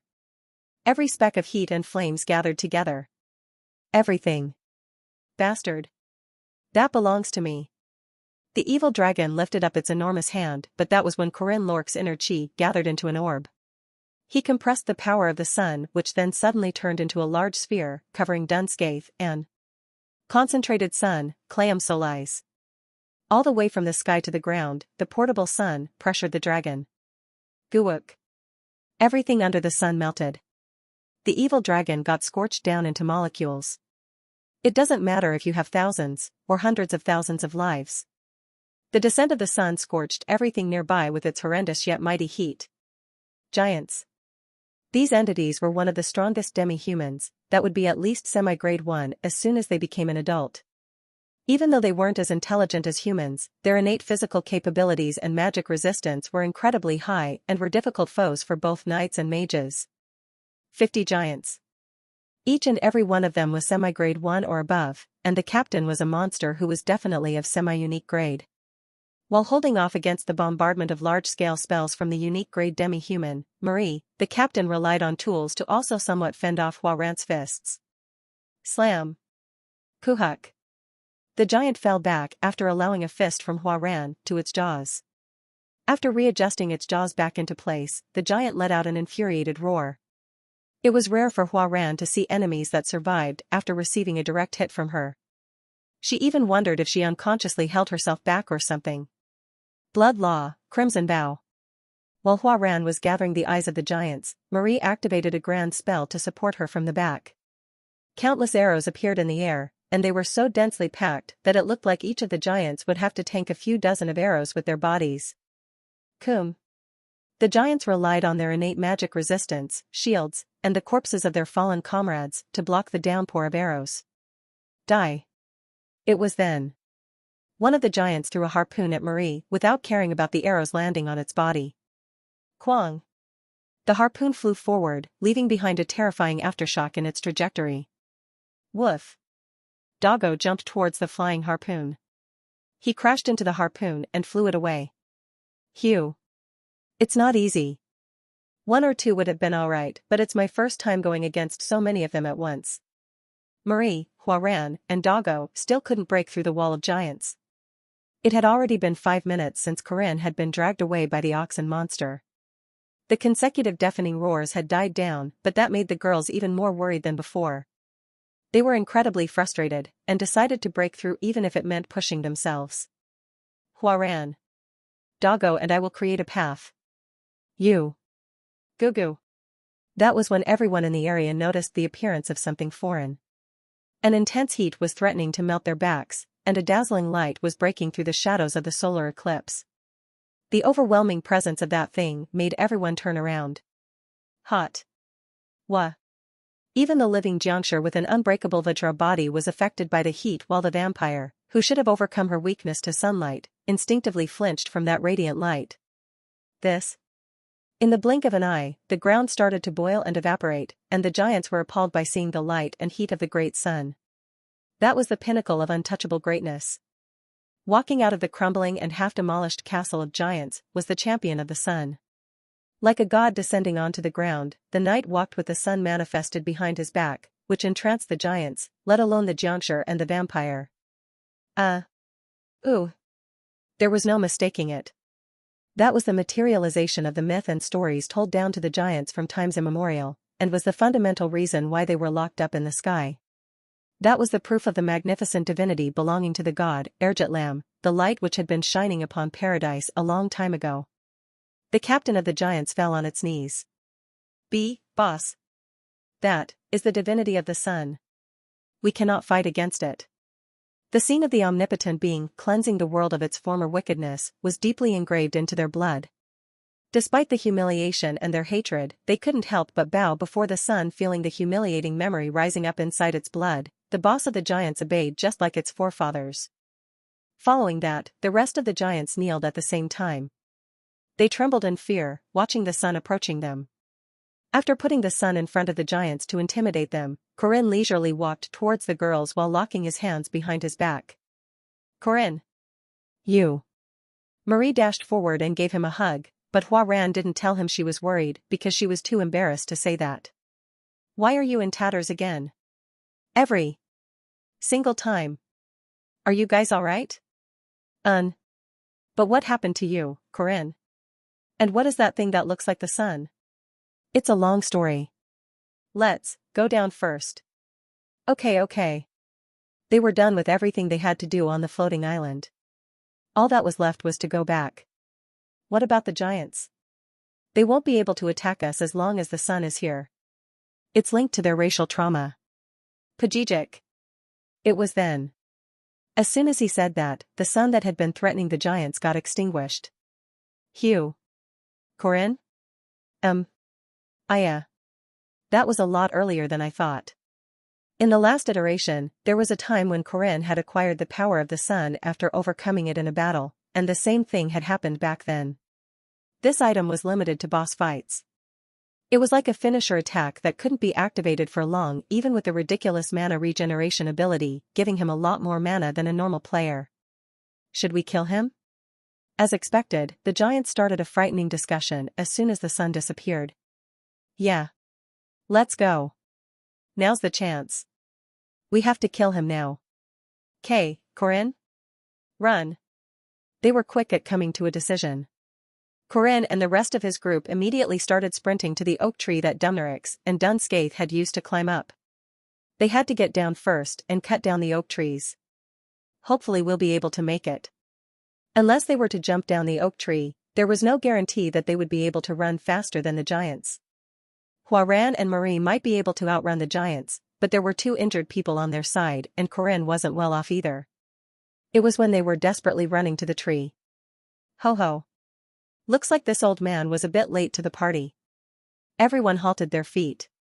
For some reason, the group of giants, which weighed more than 1,000 tons in total, couldn't move their feet. Their eyes turned towards one person. His unkempt hair was extremely messy, and his martial uniform was so rugged that he appeared like a savage man living in the wild. The strange old swordsman was carrying a massive sword that was much longer than his own height in his hand. The twin dragon blades, that he had retrieved before anyone realized, was hanging on his waist along with 2 other demonic swords. Don't you think you are a bit too late, sir? It was not easy climbing a tree with this old body of mine. Sword Emperor, Garand Arden. The previous head of the Arden family, the one sitting at the pinnacle of the generation. It had quite a nice echo, the fight between my granddaughter and the Sword Fiend. He hadn't witnessed the life-and-death fight between Alicia and the Sword Fiend, but just from hearing the echoes of the fight, he knew what kind of battle the two had gone through. Go, young man. I shall protect my granddaughter and will protect you as well while I am it. Sure. Good luck. Corinne accepted his help without any hesitation and started climbing down the oak tree. The giants couldn't do anything but blankly stand there watching them leave. They instinctively realized that the old monster in front of them wouldn't let them go past him. A shame that I missed that fabulous sight. But I guess witnessing a world higher than MT Tai is worth the trouble. After a discussion, the giants came to a decision. Whoever it was that was trying to stop them didn't matter. They had finally been freed from the restrictions of the sun and were eager to advance into the wider world beneath. That was why they slowly approached the one in front of them, despite the alarm bells of their instincts. The only future they could imagine was defeat, but the slim chance that they might be able to come out on top pushed their feet further toward their aspiration for freedom. So, although the Sword Fiend was still a bit inexperienced, she killed him, huh? The old man didn't move, nor did the 5-meter-long greatsword he was holding with one of his hands. As if the giants in front of him weren't even there, Garand remained there looking at the traces of the fight between the two swordsmen. Gwaha. Gwahahaha. He let out a hearty laughter, which made the giants flinch.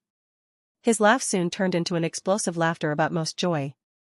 I have surely slayed more than 100,000 beasts. Protected lands, going far beyond the horizon. Saved millions of humans. Through all those battles, I had never ever seen anyone use the heavenly sword, and yet here I am, seeing 2 of them in one day.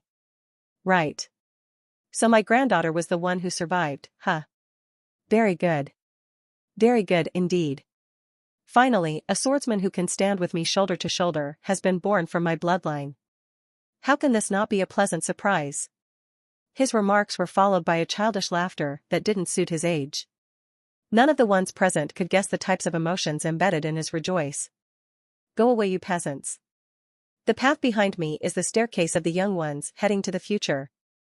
How dare you filthy demons try to trespass with your dirty feet? The Sword Emperor's arrogant declaration was met with a strong retaliation from the giants. I see.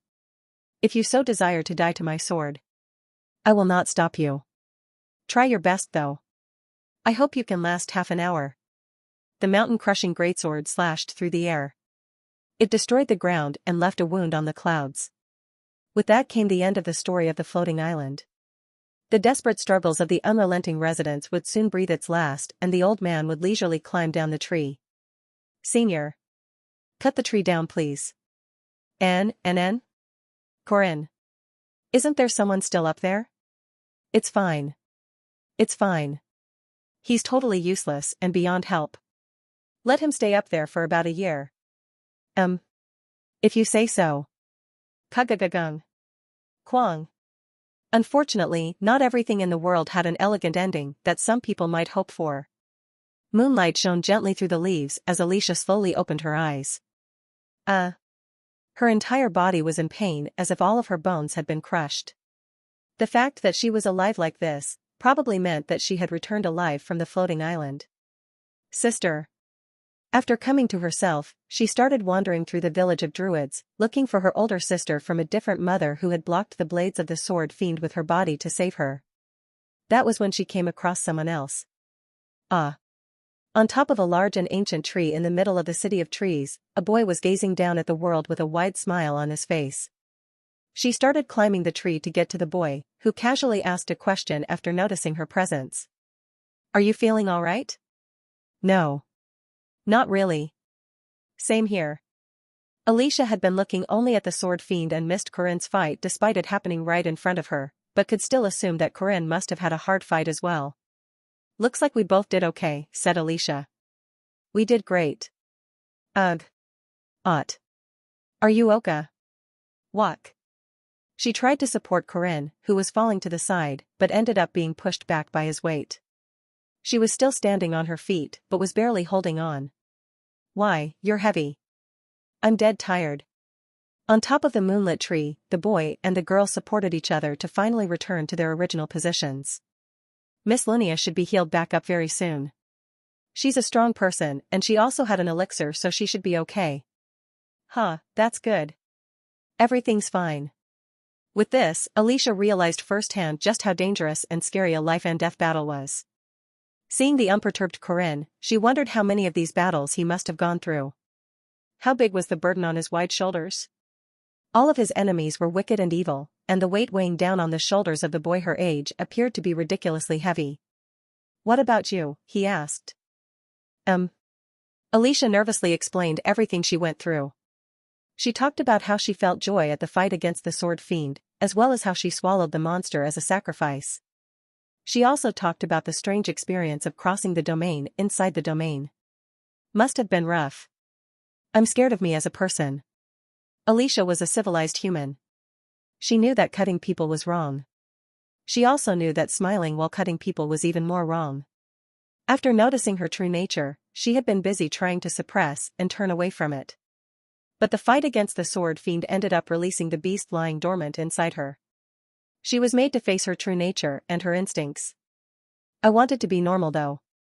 Hearing her grumble about her wish to be normal, Corinne scratched his cheek and opened his mouth with a nonchalant voice, as if her concerns were unwarranted.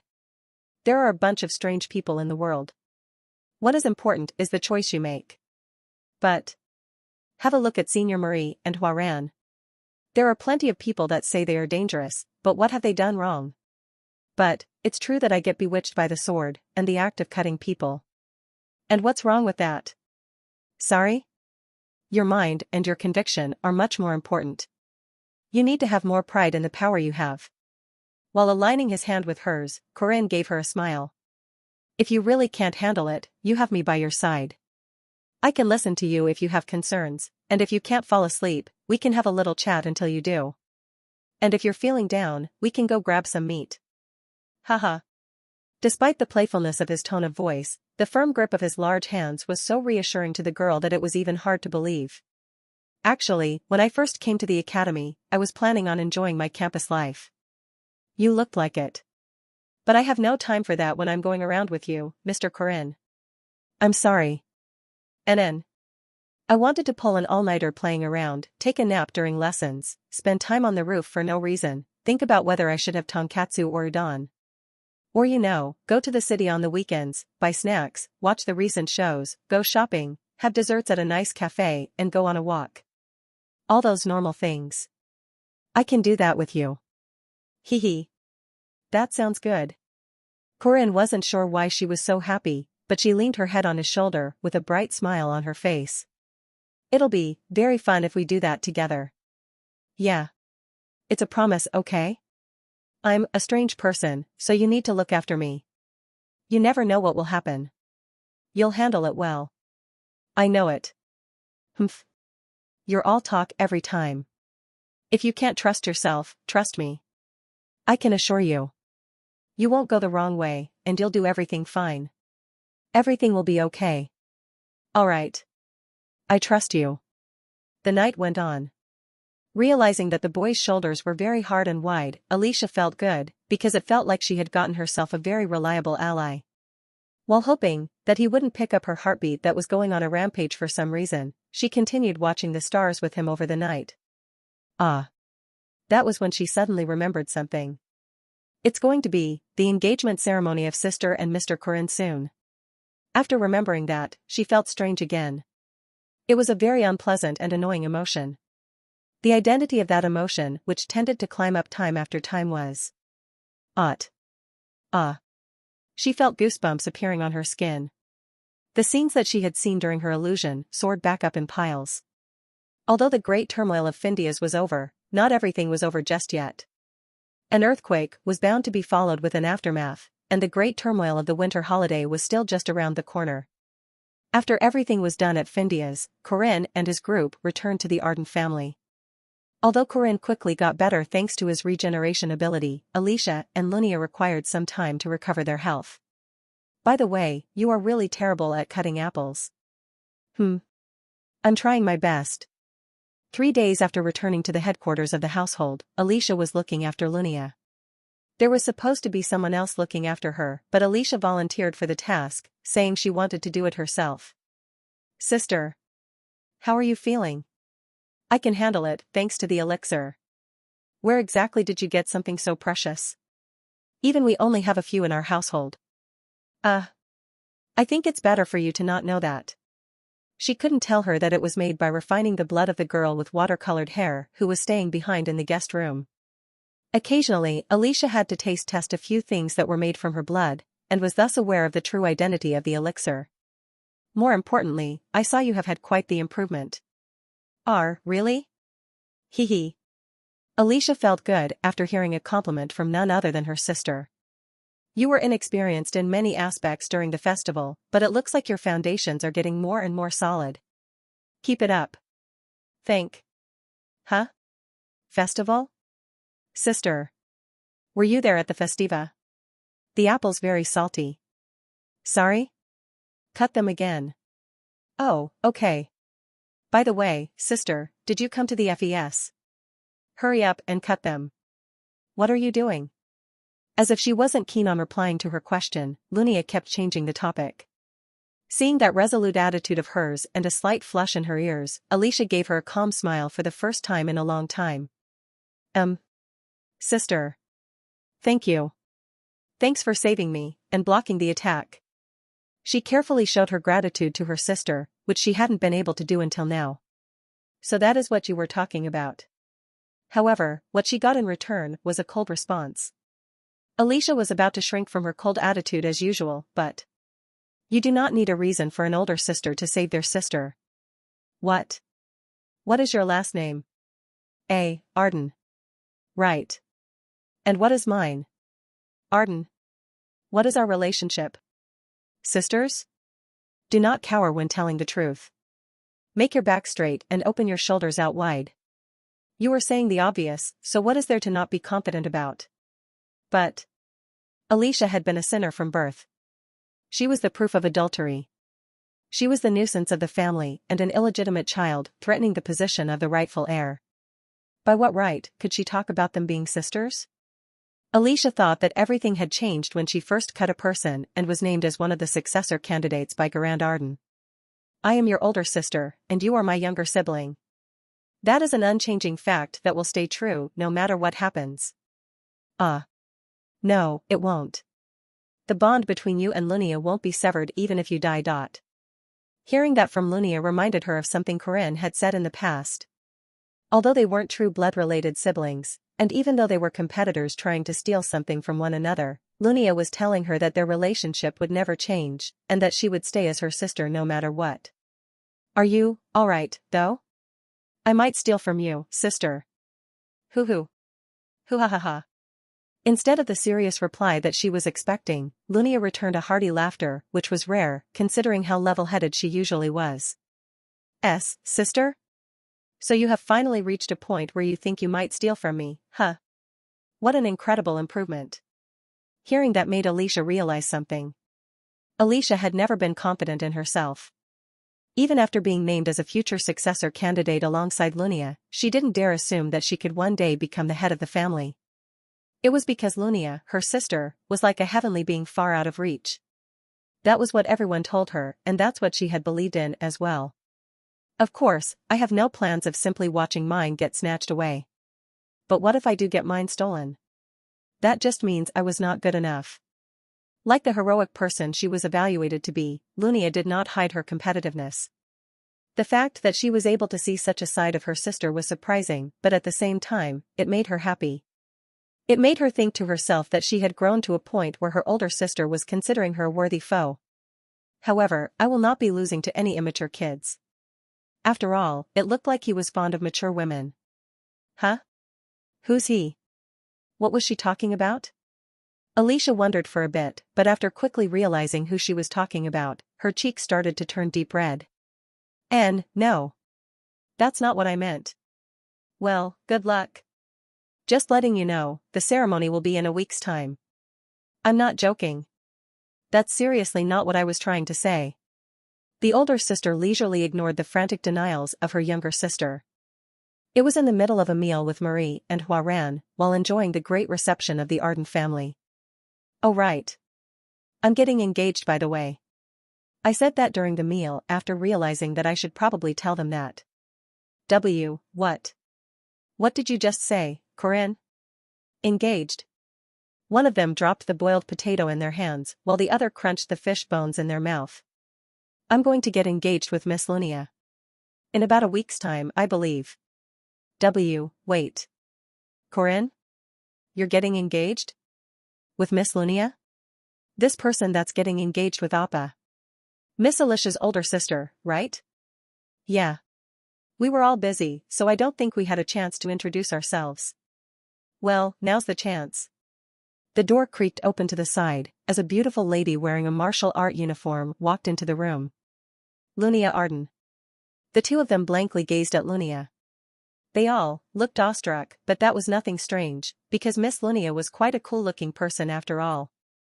Despite her injuries, Lunia walked in a straight posture before gently sitting down next to me. I heard you are the peers of my partner. Partner. Lunia deeply gazed at them before letting out a grin and pulling me closer towards her. Ah. Marie dumbfoundedly looked at me as if genuinely hoping for an explanation. You see. After a week, there will be an engagement ceremony between my fiancé and I. If the oldest daughter of the Dinaref family and a sister of the Grand Chapel of Xi'an are willing to serve as the bridesmaid or the best man, the Arden family will gladly welcome your attendance. There was a deathly silence filling the room. What was going on? I didn't even do anything wrong, but I had a feeling that I had to get up and apologize for something. However, I also got a gut feeling that doing that would only make things worse. Since when? As for that, I can explain. I then started talking about the story that Lunia and I had settled with. On the outside, we were known to have fallen in love at first sight and in the middle of a heated relationship. Of course, I had to tell them the truth later on, but a little joke couldn't hurt. I was looking forward to their dumbfounded expressions. Hee hee. I guess you can say this is a type of prank. That was when it all began. Miss Lunia and I fell in burning love. Seeing his upright personality in spite of his young age, I could not help but fall in love. After seemingly seeing through my intention, Miss Lunia helped out with my prank. She really did have a slightly mischievous side to her, didn't she? Marie and Huaran were turning more and more stiff. Ah. My acting skills were something to be feared. Maybe I had the talent of a prank YouTuber. If only I realized my potential back on Earth. And on that night of full moon, we confirmed our feelings for each. I'm leaving. That was when Marie suddenly stood up from her seat. It was strange, considering how she was usually always polite and relaxed. Huh? Senior, where are you going? She turned around with a chilly gaze. It was when I was standing there, slightly bewildered from seeing such a cold look in her eyes for the first time. 100 years. After saying something that was difficult to understand, Marie walked out of the room. What? What in the hell was the problem in our conversation just then? I was going to continue the prank for just about 5 minutes before saying, Tada. That was a joke, but the actress suddenly left the filming site. I wasn't sure what was going on, but I had to undo the misunderstanding at least. I had to tell her it was all a joke and that it was because of an engagement contract to help Lunia. Uck. Who huck? Ran? Oh no. Ran had a look on her face that was on the verge of breaking out into tears while forcing herself to congratulate me. See, Conger. Appa. Congrat. Why? I hope you. Hook. In the end, she couldn't continue her words properly and her words ended up being squashed down to pieces. Why? Seeing the drops of tears flowing down her cheeks, I suddenly realized what I had done. It was very inconsiderate of me to do that. Ran was a girl who had been telling me that she liked me, and that she sincerely wanted to marry me. Because of her childish impression, I thought it would just be a passing memory of first love, but talking about engagement right in front of her eyes was still way too inconsiderate of me. No. It was a prank. Sorry, it's my bad. Ran. That was just a... She vanished from the place without leaving anything behind. Because of the physical capabilities of a heavenly Yiksha, I didn't even have the time to chase after her. Prank. I was joking. What a sinful man my fiancé is. How do I fix this? Who knows? Lunia returned nothing but a mischievous smile. In the end, I couldn't find both Marie and Huaran until nighttime. I was going to undo the misunderstanding immediately after coming across them, but the problem was that I had no idea where they were. I'm going to do a Dajiza, getting down on one's knees and driving one's head into the ground in a show of apology, first thing when I see them. They probably weren't going to stay outside forever, so I had to wait until I saw them tomorrow during mealtime and talk it out. For the time being, I put that aside and opened my system window with limited access. Divinity of the Sun, Corinne Lork Ergitlam. You have acquired the light of the sun. The sun will protect you while it is up. The sun, Clayam Solis. It was the weapon that Iacade Bress, one of the king's subjects, had been using in the last iteration. King of Beauty, Iacade Bress. It had been a very drawn-out battle last time. A battle against Clayam Solis was one of the climaxes even back in heroic legends of Arhan. The 3 phases of Iacade Bress's boss fight went from concentrated sun to materialized sun and compressed Sunday. The power of the mighty sun was essentially the greatest of all time. If not for Park Sihu, who monopolized all the hidden events and exceeded the limitations of a normal player, no one would be able to fight toe-to-toe against the sun. However, even Clayam Solis had a detrimental weak point, and that was that it was way too powerful. Just like what happened on the floating island, even the concentrated sun had been swallowing mana up like crazy. As expected from an item for boss fights, it was a challenge to use properly without connecting it to a specific ley line and having almost an infinite mana supply. Well, that's fine. Clam Solace is powerful enough with just the passive blessing alone. Blessing of the Sun.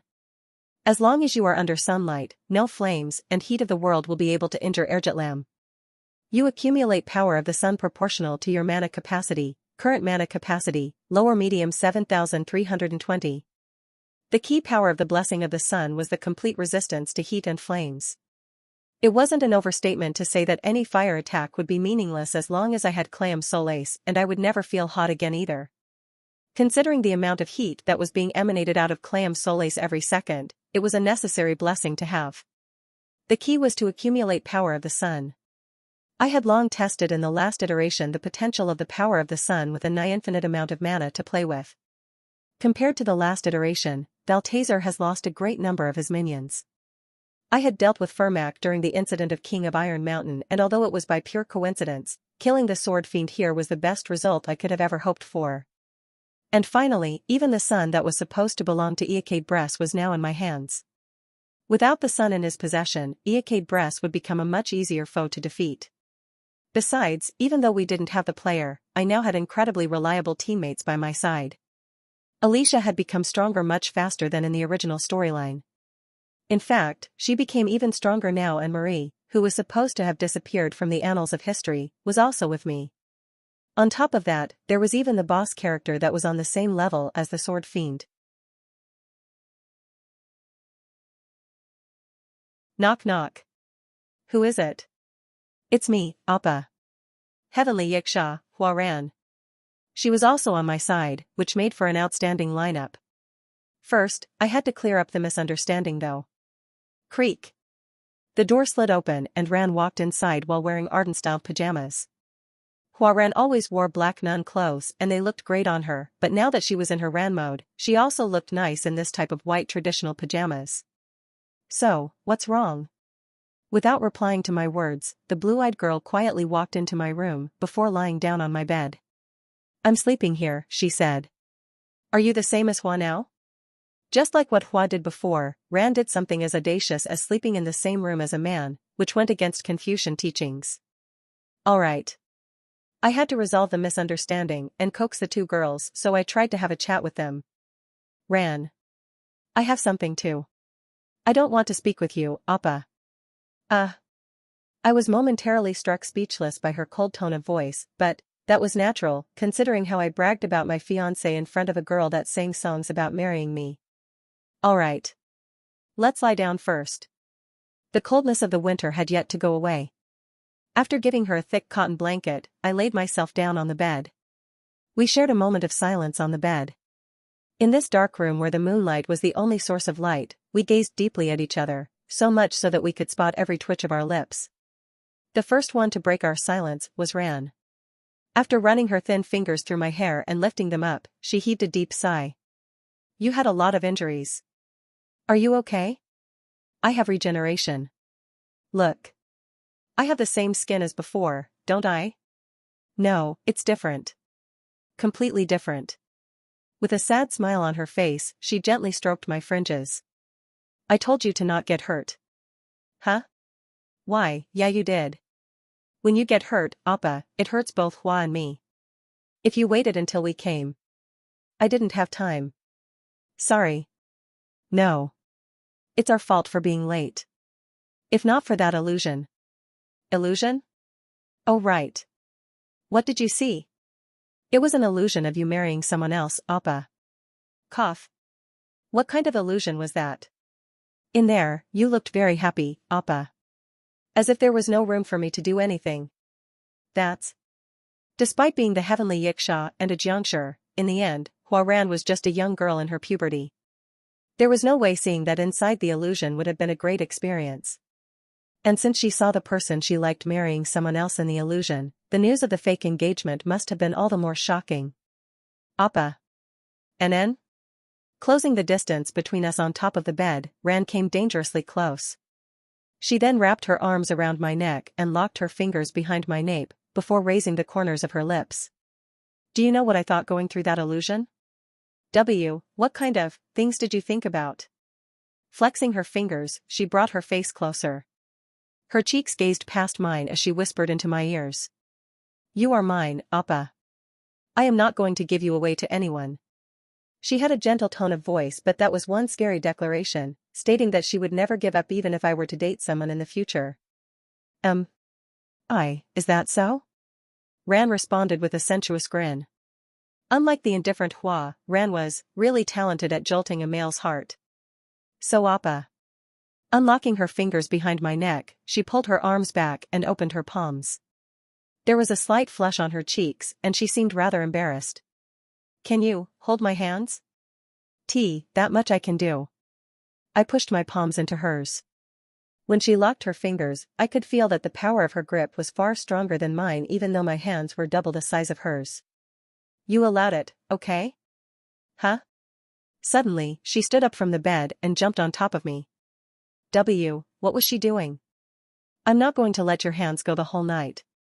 Okay? Won't they get sweaty then? It's too late.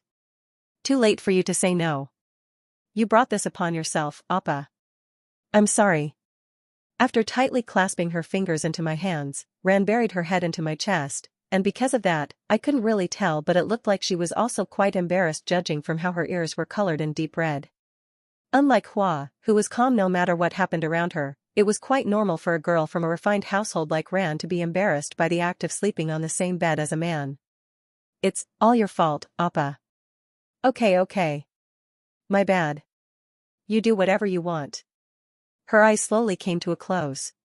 She had the resolute face of a warrior who had readied themselves for death, so I couldn't really say anything to her. I wasn't sure why we had to hold our hands to sleep though. When I woke up the next morning, the first thing I saw was Hua Ran staring outside the window. Ran, no, it's Hua He. What are you doing? Not coming. What is? The stork isn't coming. Hua Ran mumbled about some things that didn't make much sense to me. Maybe there was a legend in the East about storks flying around in the morning or something. Stop looking outside the window.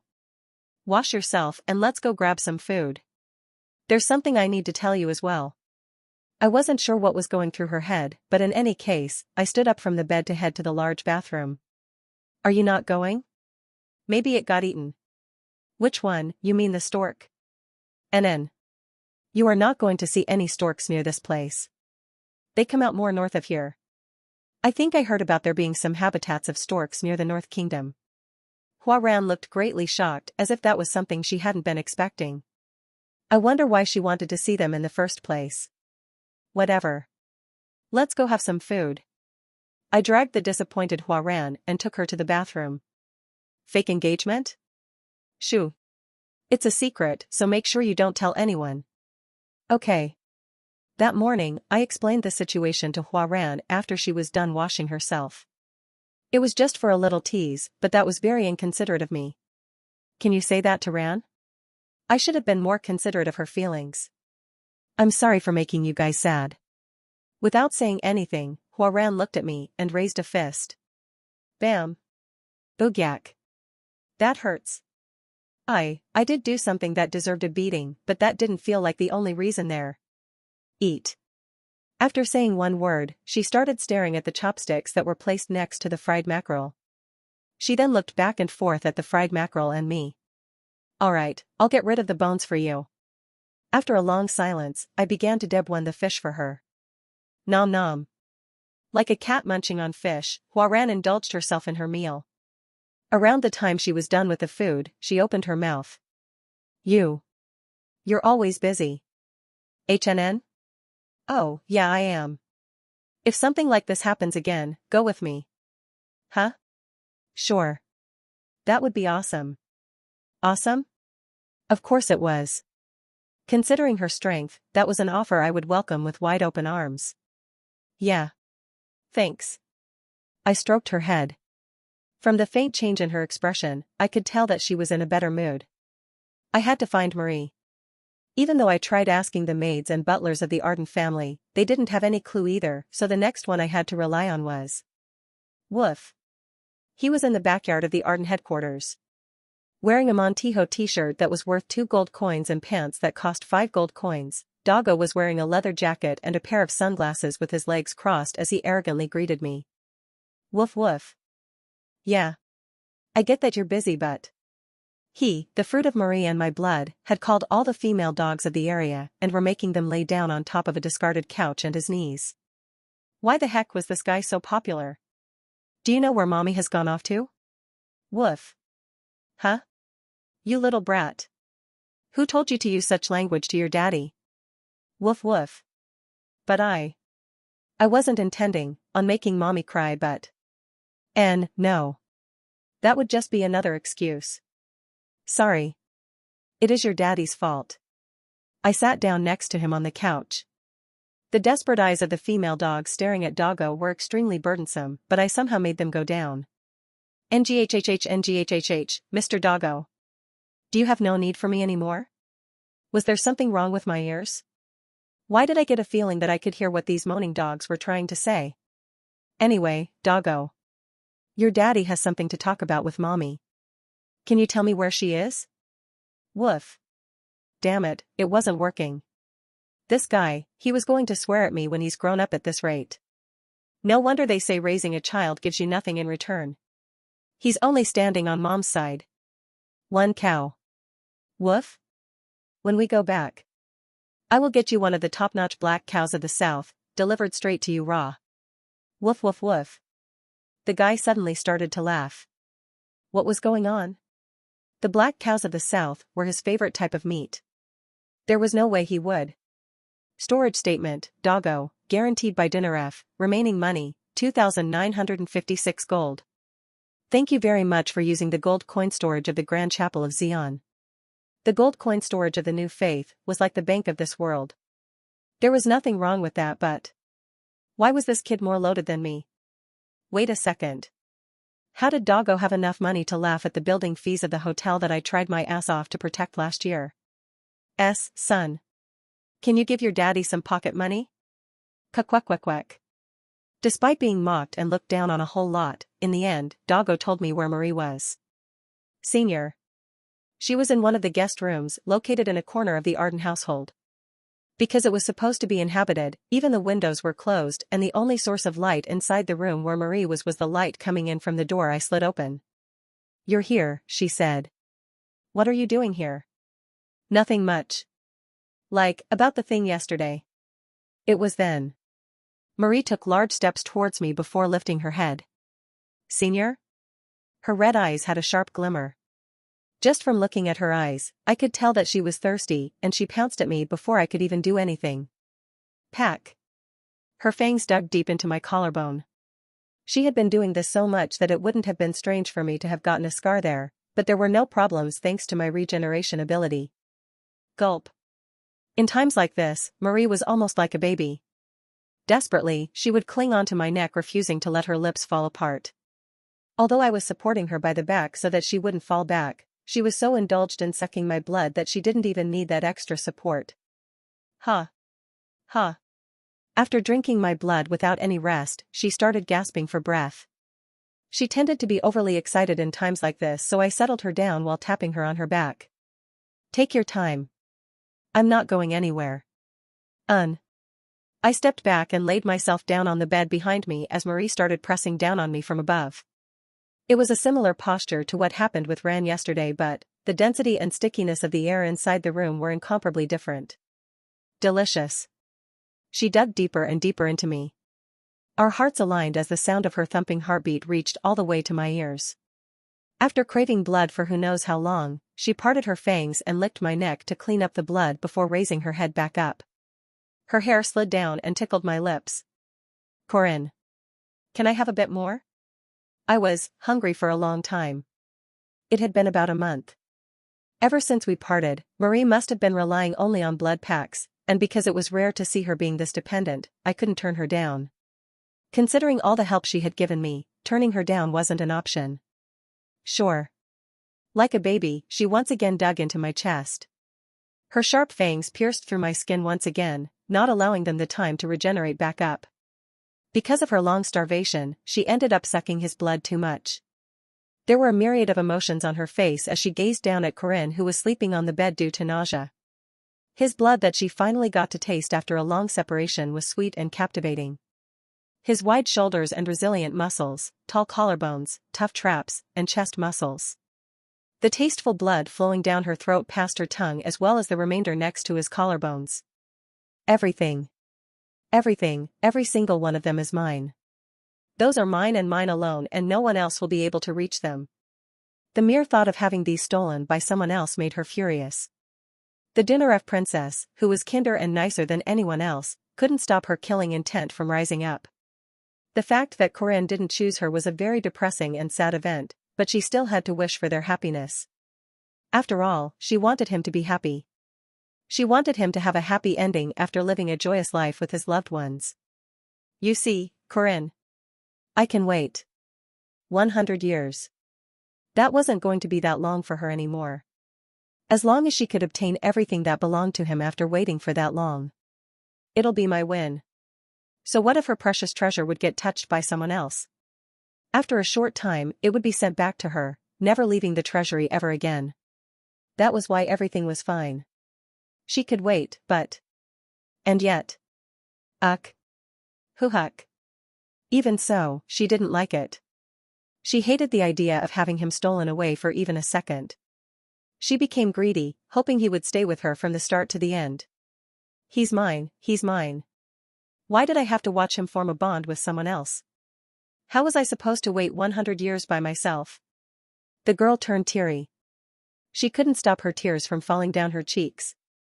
The first loss of her life was extremely bitter and spicy. Senior? That was when some thick fingers went past her eyes. Why, are you crying? As if he was still half sleepy, Corinne couldn't continue his words properly, but Marie could still tell that he was greatly concerned about her. Come here and lie down. Tap tap. Corinne invited her down while tapping on the bed. His actions had a magic charm to them or something, as if being absorbed into the bed, she laid herself down and rested her head on his arm. Are you okay now? Sorry. Who made my little senior cry? It's because of you, you're hurting me like this. Marie couldn't say that to his face. She found it disgraceful to rely so much on someone who was about to be engaged very soon. Corinne had a troubled look on his face, seeing that Marie was still looking extremely dejected, and decided to share his honest thoughts despite them being slightly embarrassing to talk about. I told you, didn't I? You are a nice person, senior. And I want you to be happy. Why? My arms are short and I can only reach the ones in front of my eyes, but, at the very least, I want everyone within my reach to be happy. Because they all have the right to be so. Everyone. That was a repeat of what she heard when she asked him why he had saved her, but it sounded slightly different this time. She noticed that she was just one person among everyone for the hero, Corinne Lorque. I want to be your one and only special person, and not just a part of everyone though. Because he was a kind-hearted person who could empathize, be considerate, protect, and help others, Marie Dinaref liked him. She liked him, adored and loved him, and will continue to even if that love remained going in one direction. However, she couldn't stop her tears from falling down. Her sorrow and dejection constantly tried to pour out of her. Corinne. In the end, a wave of sorrow left through her neck and started to swirl. Eheu. Don't cry. You're ruining your beauty. Huguck. Stop treating me like a kid. I'm not. Seriously though, if you're like this, how are you going to congratulate me during my engagement ceremony? Why should I? Why would I even do that? I'll never do it. It was when Marie was about to pour out her emotions at this clueless boy. Well, it's a fake engagement though. Huh? Her tears came to a sudden stop as she then asked with doubt in her eyes. Fake engagement? Yes. I made a deal with Miss Lunia. As if she had been struck by a 100-meter-long chunk of ice, her face went through a rapid change. But seriously, as soon as she saw me in the east, she suddenly asked if I wanted to get married. Some family circumstances, I guess. Now that she finally seemed to be in the mood for a conversation, Corinne started rambling on. And the more she listened to his words, the redder her ears turned. Her cheeks, which were wet from her tears, turned red and steamy. Everything had been fake, and everything was a prank. I see. So that's how it was. Looking back, it really was strange. It had only been 1 month since Corinne had come to the East. How could they fall in love and talk about engagement in just a month? Even if that was possible, Corinne was a very busy person. He had talked to Marie about his enemies who were plotting schemes all around the world regardless of the time. Marie had personally even volunteered to join his Guild of Guardians to be his partner, did she not? So how could such a busy person like Corinne Lorque volitionally tie himself down to the eastern side of the continent? Just a little bit of thought would have allowed her to notice all the contradictions. Wyack. Weak. Her fist shivered as her mind brought back up all the delusions and vile plans that she had been going through. Wait for 100 years? Don't want to get him stolen? Yugiak. Marie flapped her legs and arms on the bed. Here's a blanket. Take a nap, you must be full. Eek. Eek. She flailed around while panting for breath, while Corinne watched over her like an adult looking at an adorable child. After about 10 to 20 minutes, she finally settled back down, so he asked her while giving her a tap on the back. So, why was it that you were so sad? It's nothing. Well, all right. Let's just say that then. With a mixture of embarrassment and anger, Marie pinched his cheeks while still lying down sideways on the bed. Ayayaya. Corinne, she said. Yes? Please, don't lie to me. Corinne returned her a serious gaze that contained a bit of guilt, apology, and a firm resolve. All right. I won't. I believe everything that you say, Corinne. I don't doubt anything. Even if you say you will multiply gold coins by threefold, I will trust you, and I won't doubt it even if you tell me there will be a meteor strike tomorrow. So. Revealing a tip of her complicated emotions, Marie said with teary eyes. So please don't ever lie to me, Corinne. Okay. I won't lie to you even as a joke. NN. I trust you. After wiping off the beads of moisture from her eyes, the girl smiled like a fully bloomed flower, as if she gained a never-lying lover that will stay with her for the rest of her life. No matter what happens, everything will be mine after 100 years. And what do you mean by that? It's a secret. That was most certainly going to be kept a secret from him for the next 100 years. Ever since the last day at Findia's, Alicia spent every day feeling uneasy and distracted. It was partially because her body had yet to fully recover, but the other reason was that it was easy for her to be immersed in imagination when lying still, staring at nothing but the ceiling. These days, her emotions had been following a certain pattern over and over again. It was a peculiar relationship, starting from the start of the semester. After the sword challenge against Lunia, her heart would oftentimes turn warm and her face tended to turn hot on top of that. You can do it. You can do a lot better than what you're doing right now. I will protect you, so you focus on one thing. Even when she was up against John Doe, the murderer of the City of Fog. Alicia. You're a lot stronger than someone like me, who used to be a powerless kid back then. I want you to become someone who can be proud of themselves all the time. Also when she was trying to overcome Lunia in her sword challenge. Trust me if you can't trust in yourself. I can assure you. You will do a great job. Everything will be fine. He had always been there, cheering and supporting her, while also telling her that she could do everything and that she would never go astray from the path, and he said, he'll be with me the whole time. A person who trusted her for no reason. A person who supported her without anything in return. A person who will gladly help her whenever and wherever. That was who Corinne Lorque was. Coming across someone like that was a once-in-a-lifetime miracle. And a person like that. What do you think about marrying me? Was getting engaged to her older sister. She was going to become a family with him as an in-law. That was something to be happy about. Corinne was a great person, so Lunia would probably lead an immensely happy life after getting married to him. It was something to be happy for, she had to cheer for them, so why? Brother-in-law. Sister is not coming home tonight. Why was it that she had done something like that inside the illusion?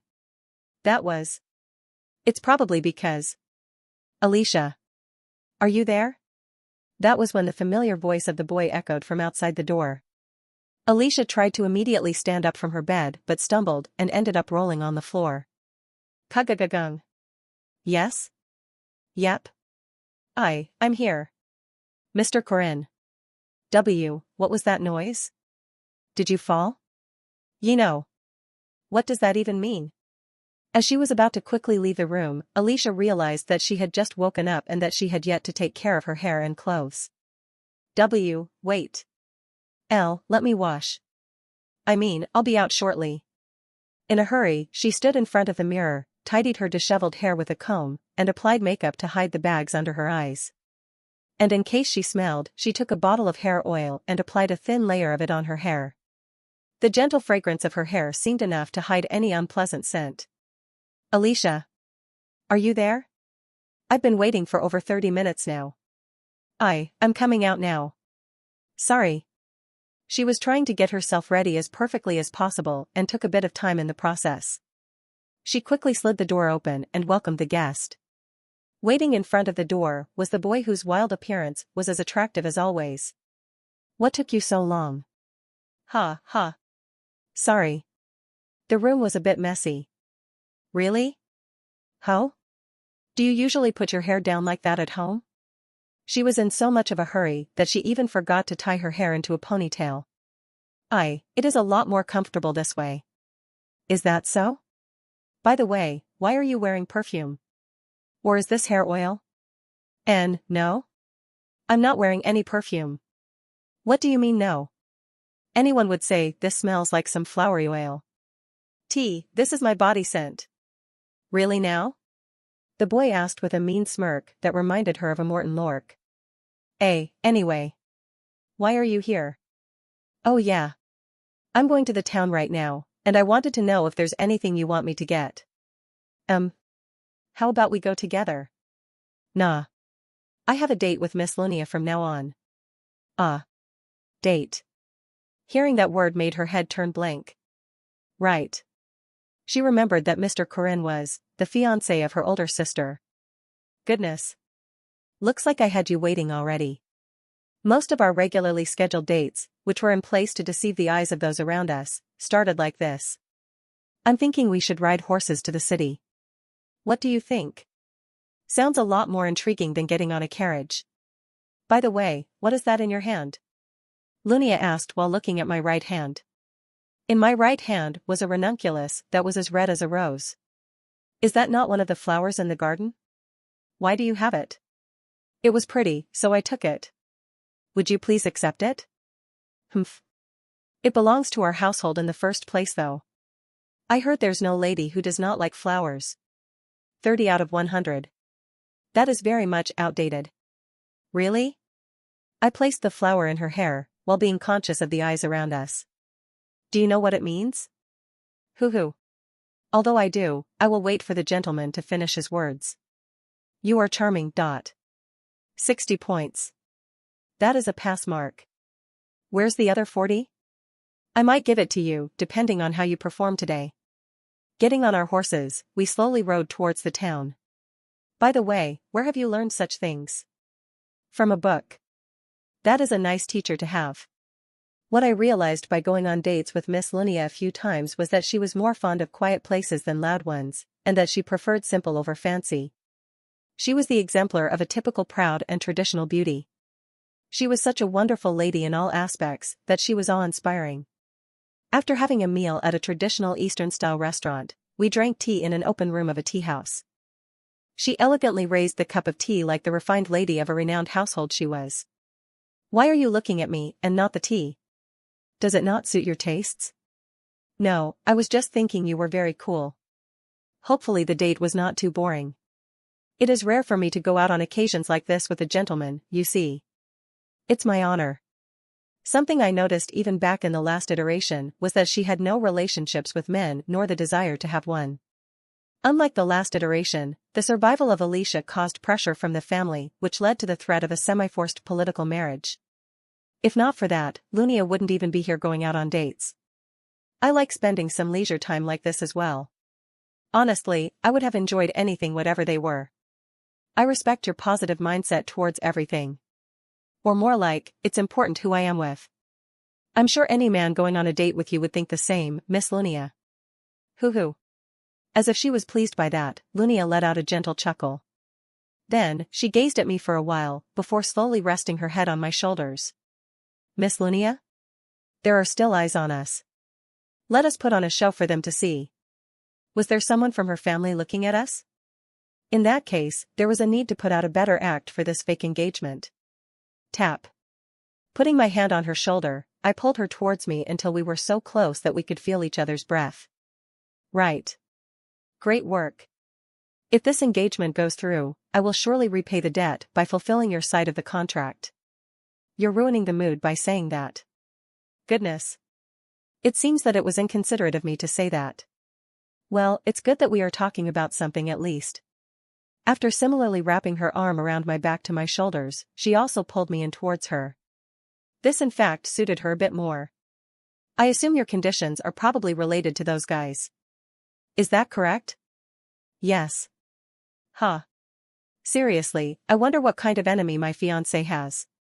I'm not doing this for myself. It's something that has to be done for everyone. What kind of people are they? I can tell just by looking at them that they are very powerful. What kind of people, huh? How should I reply to that question? Their existence itself was so nonsensical in the first place that it was hard for me to explain them. However, the most accurate description for them would probably be evil. Absolute evil. Considering how that is coming from someone like you, I suppose they are not your run-of-the-mill foes. If I have your help, Miss Lunia and the Ardent family, or even just the sword squad that is directly under your command, it would alleviate a lot of my burden. There is no need for you to worry. I will certainly help you without you even having to say that. However, I definitely was not expecting you to go against the royal family. If you think that's crazy, you don't have to be a part of this. I don't want to cause you that much trouble either. Indeed, going against the second princess who has deep connections with the old faith is very concerning. Although they have fallen compared to the past, they still have a great amount of support, both in the kingdom and continent. My side of the contract that I introduced during the talk about the fake engagement with Lunia was this: a military movement of Lunia and the Ardent family when I called for it. Before becoming the family head, all she could mobilize were probably the first sword squad that was directly under her command and a few demon hunting troops that were a lot weaker than sword squads, but those would be plenty of help already. Is that perhaps because of the second princess and her supporters' hatred against demons? Lunia knew that Marie and Huaran were demons and that the royal family of this kingdom, especially those on the second princess's side, would feel threatened by it. There were a lot fewer than before, but the reason why the old-fashioned old faith still had support from so many people was because of their consistent oppression against demi-humans. Except for unique cases like Marie, demi-humans were all ostracized and hated. People considered demi-humans to be a part of demons just like demonic beasts and spirits, and the consistent demi-human oppression of the old faith in contrast to the standpoint of the new faith made faithful believers stand against one another. Something I heard from the Guardian Alliance is that the Tower of Mages will soon start to move. They are one of the powerful sponsors of the old faith and the second princess. If you truly wish to protect your friends, you will need to keep an eye out for them, said Lunia. Of course. I knew about that already. The main story of the fourth arcade, the stir in the Tower of Mages, and the murder of Chairman Ariu Khazar. The incident caused by the red and black mage factions of the Tower of Mages led to the official death of Chairman Ariu Khazar. Following that were serial attacks of demons, and the actions of the incited group of werewolves from the demi-human village resulted in a terrible public perception of demi-humans. What I had to stop was the death of Chairman Ariu Khazar. To be exact, I had to stop Master Aaron's clone from being crushed. Originally, it was an unstoppable event in the main scenario. The game had certain scenarios that could only be attended by the permitted party members, but, as long as I had Lunia Arden and a group of elite swordsmen, modifying the scenario would no longer be impossible. The stir in the Tower of Mages would be the first place where I gather all the connections and forces that I had built up over the past year. In return for becoming Lunia's fake fiancé, I would receive military support from her, under the pretext of her helping out her fiancé. No matter how I saw it, that was way too good of a story for me. Corinne. Someone I know is very close. We need to be closer. All right. Grabbing my arm, Lunia brought her face towards mine. Depending on the angle, some might even think that we were sharing a kiss. Although I was slightly surprised by it, I gave a natural and fitting response. Hmm. That was a good response. Well, I believe I am quick-witted enough. Quick-witted? Not sure about that. Huh? Is there something I missed? Nothing. Looks like there's a long road ahead of my sister. Lunia muttered while glancing somewhere. She was still tightly holding onto my arm, so I gently tapped hers. Miss Lunia. Your hand. Ah, my apologies. Did that hurt? You have calluses on your hands, so it did hurt a bit. I apologize. And I know they are unsightly for a woman to have. What do you mean? They're cool. There were a lot of calluses on Lunia's hands. These took a lot more than a day or two to form. Those had layers and lacquers that were formed by her continuing to push herself beyond her limits consistently for a very long time. The training I had done for 3 years in the last iteration added to 1 year in this iteration was still far from reaching all the hard work Lunia had gone through. Open your palms for me. Despite her doubt, Lunia obediently opened her hands. While touching her hands, I stroked the thick and rough calluses. As I said, these are awesome. Is that so? When you look at someone's hands, you can tell how diligent they have been. That was the case even for students studying with a pen, let alone warriors. Having this many calluses would require an unbelievable amount of hard work. Each and every one of these calluses prove your hard work and experience. What's the reason you should be embarrassed by them? I see. If someone says something about them, that just means they are narrow-minded as heck. This is a beautiful charm that only you have. Hoo-hoo. You are very smooth with words, are you not? She seemed pleased by my compliments. Both in the last and this iteration, there were a bunch of things I had learned from her. How could I not respect this master of swords, who endlessly trained herself, despite never being able to fully reach the domain? Well. That was very sweet of you. So sweet, that it even made me ponder whether I should take you as is. Now that's an overstatement. Hoo-hoo, she chuckled before opening her mouth again. You should go home first for today. There is a place I need to be. Sending the lady off home is the duty of a gentleman though. I will gladly accept just your thoughtful consideration. Saying that, she stood up and left first. It seemed that she really did have a place to be at. Just like that, our last date before the engagement ceremony came to an end. Soon after, we had a very simple engagement. Since this was, after all, just a means to officially state that Lunia had a fiancé, the ceremony was held with very few members of the household. Are you ready, my fiancé? When my engagement partner walked into the venue, I was so shocked that I was momentarily lost for words. Because she always wore suits and martial uniforms, I had rarely ever seen her all dressed up beautifully. Her bare face was already beautiful enough, and even when counting all the years I had spent with her in the last iteration, I had rarely seen her dress up like this in the span of 4 years. Starting from the fancy decorations and a hairpin on her hair, to a traditional costume of red silk and golden strings. A layer of lipstick was faintly brightening up her reddened lips. You look beautiful. Hoo-hoo. You are indeed a gentleman who knows how to make a lady happy. I am not joking. You are truly, and seriously, beautiful.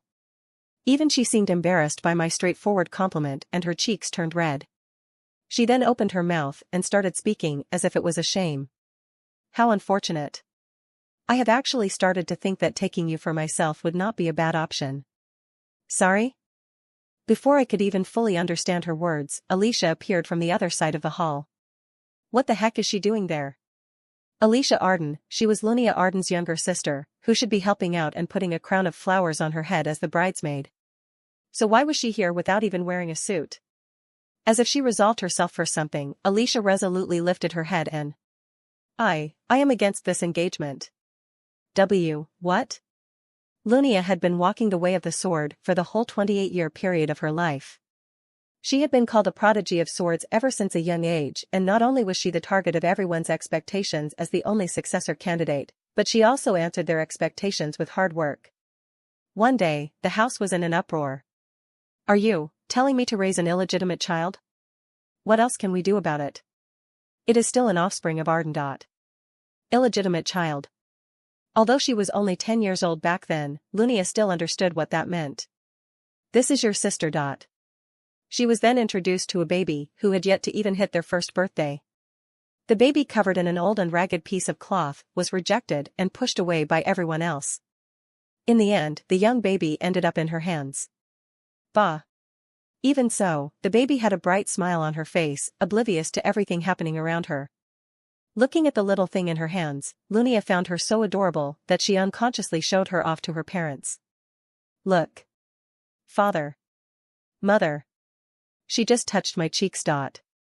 Her words were met with a long and arduous silence, as well as a discontent gaze. Lunia belatedly realized something. The baby was an illegitimate child made due to the family head's affair. Her mother died during delivery, and in the Arden family, she couldn't be welcomed by anyone as an existence that could mess with the succession process. After thinking of all that, Lunia realized that this baby in her arms wouldn't be welcomed by anyone no matter where she was. She would be condemned at the village of her mother for being a child that devoured her mother. The father who provided the seed refused to look at the proof of his dishonesty, and the only victim of this incident, Lunia's mother, was disappointed and silent. Seeing the poor and crying baby that couldn't even swallow baby food yet, even the servants treated her with contempt and didn't acknowledge her, talking amongst themselves about how dirty the nature of her birth was. Lunia understood there that she was the only one who cherished this little baby. Mama. Hug. Sista. I'm bigga. Look. I'm over 1 meter. Sister. I'm going to become an awesome knight, just like you. Sister. I will be going to the academy tomorrow. She watched over everything that the child went through. She watched over the feeble girl who couldn't even take what was rightfully hers without her help. As an instructor of a newly founded Arden-style dojo, I request the captain of the 1st Sword Squad, Lunia Arden, for a practice duel. In less than half a year after being sent off to the academy, the child went through a change. Corinne Lorque. He was a knight with excellent talents and hard work, and was the one who had changed the girl. With just a glance, Lunia noticed that he was the one who changed her sister and that Alicia was interested in him. Doesn't even know how to be proactive. Still just as dull and slow as always. She had been the one watching over her growth for 17 years. She knew exactly what kind of personality Alicia had. That was why she started to think that, maybe snatching the boy away from her would make that dim-witted girl wake up. And watching that happen wouldn't be a boring experience either. What do you think about marrying me? Because of the consistent and annoying pressure for a political marriage, Lunia went for it and saw the face her sister was making, which had been a sight to behold. The fact that she was making such a face without even noticing her own emotions felt even more absurd. It was just a fake engagement though. After some time, the engagement would be renounced and Corinne Lorque would be free again. It was just a contract that they forged with both sides having conditions they were after, and Lunia was simply trying to stimulate her sister in the process, but each and every one of these calluses prove your hard work and experience. What's the reason you should be embarrassed by them? If someone says something about them, that just means they are narrow-minded as heck. This is a beautiful charm that only you have. As she continued spending more and more time with him, she noticed that there was something about this boy that touched her heart. An innately nice person who volitionally chose to walk the laborious path. That conviction of his and his manliness made her heart throb, to the point that she even wanted to turn this fake engagement into a real one. However, she knew that would be a cowardly thing to do. Their engagement had to stay fake, because she, the strongest knight of the East under the name of Sword Master, was always proud of her words and actions. What are you doing here? Sister. Gazing down at her younger sister who had chased after them on their date, what she saw was a fighting spirit blazing in her eyes. It seemed that she was finally ready to stand on the starting line. Lunia thought to herself that taking him away just like this would be a shame. Stealing him away in a more straightforward and frontal manner would probably be even better. Do you like him? Sorry? Who? Who likes who? Always make sure to enunciate your words properly. You are already almost 20 years old. Sorry. While facing Alicia, who had her head lowered to the ground, Lunia opened her mouth and muttered what seemed like a monologue. The core purpose of this engagement is to escape from a political marriage, a means to buy time. In other words, as long as something can buy time, it does not have to be in the form of an engagement. Sister? Right. If someone were to suddenly appear during the engagement and run away with my partner in hand, I probably wouldn't feel like meeting anyone for the time being due to that shock. A fight had to be fair. Lunia's mindset was that a proud victory of a fair fight would taste the sweetest out of every fruit in the world. I am against this engagement. She deemed it okay to concede for now, while looking forward to the day she would steal him from her little sister, who had finally gotten to the starting line after realizing her feelings. Alicia? What are you? Come with me. Huh? Corinne Lorque was grabbed and dragged by her. He was so dumbfounded that he couldn't even think about resisting that pull. What are you doing?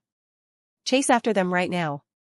Sophia commanded the warriors of the household, but that was when an enormous shadow was suddenly cast on top of them from the sky.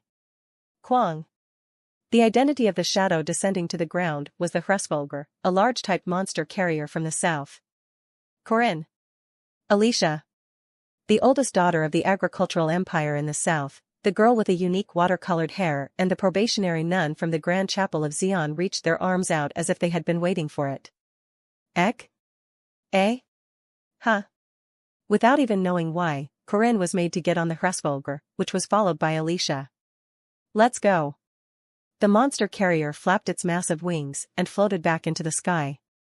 The unprecedented event of the engagement partner being kidnapped by the younger sister from another mother made Sophia, the guests, and everyone present turn pale.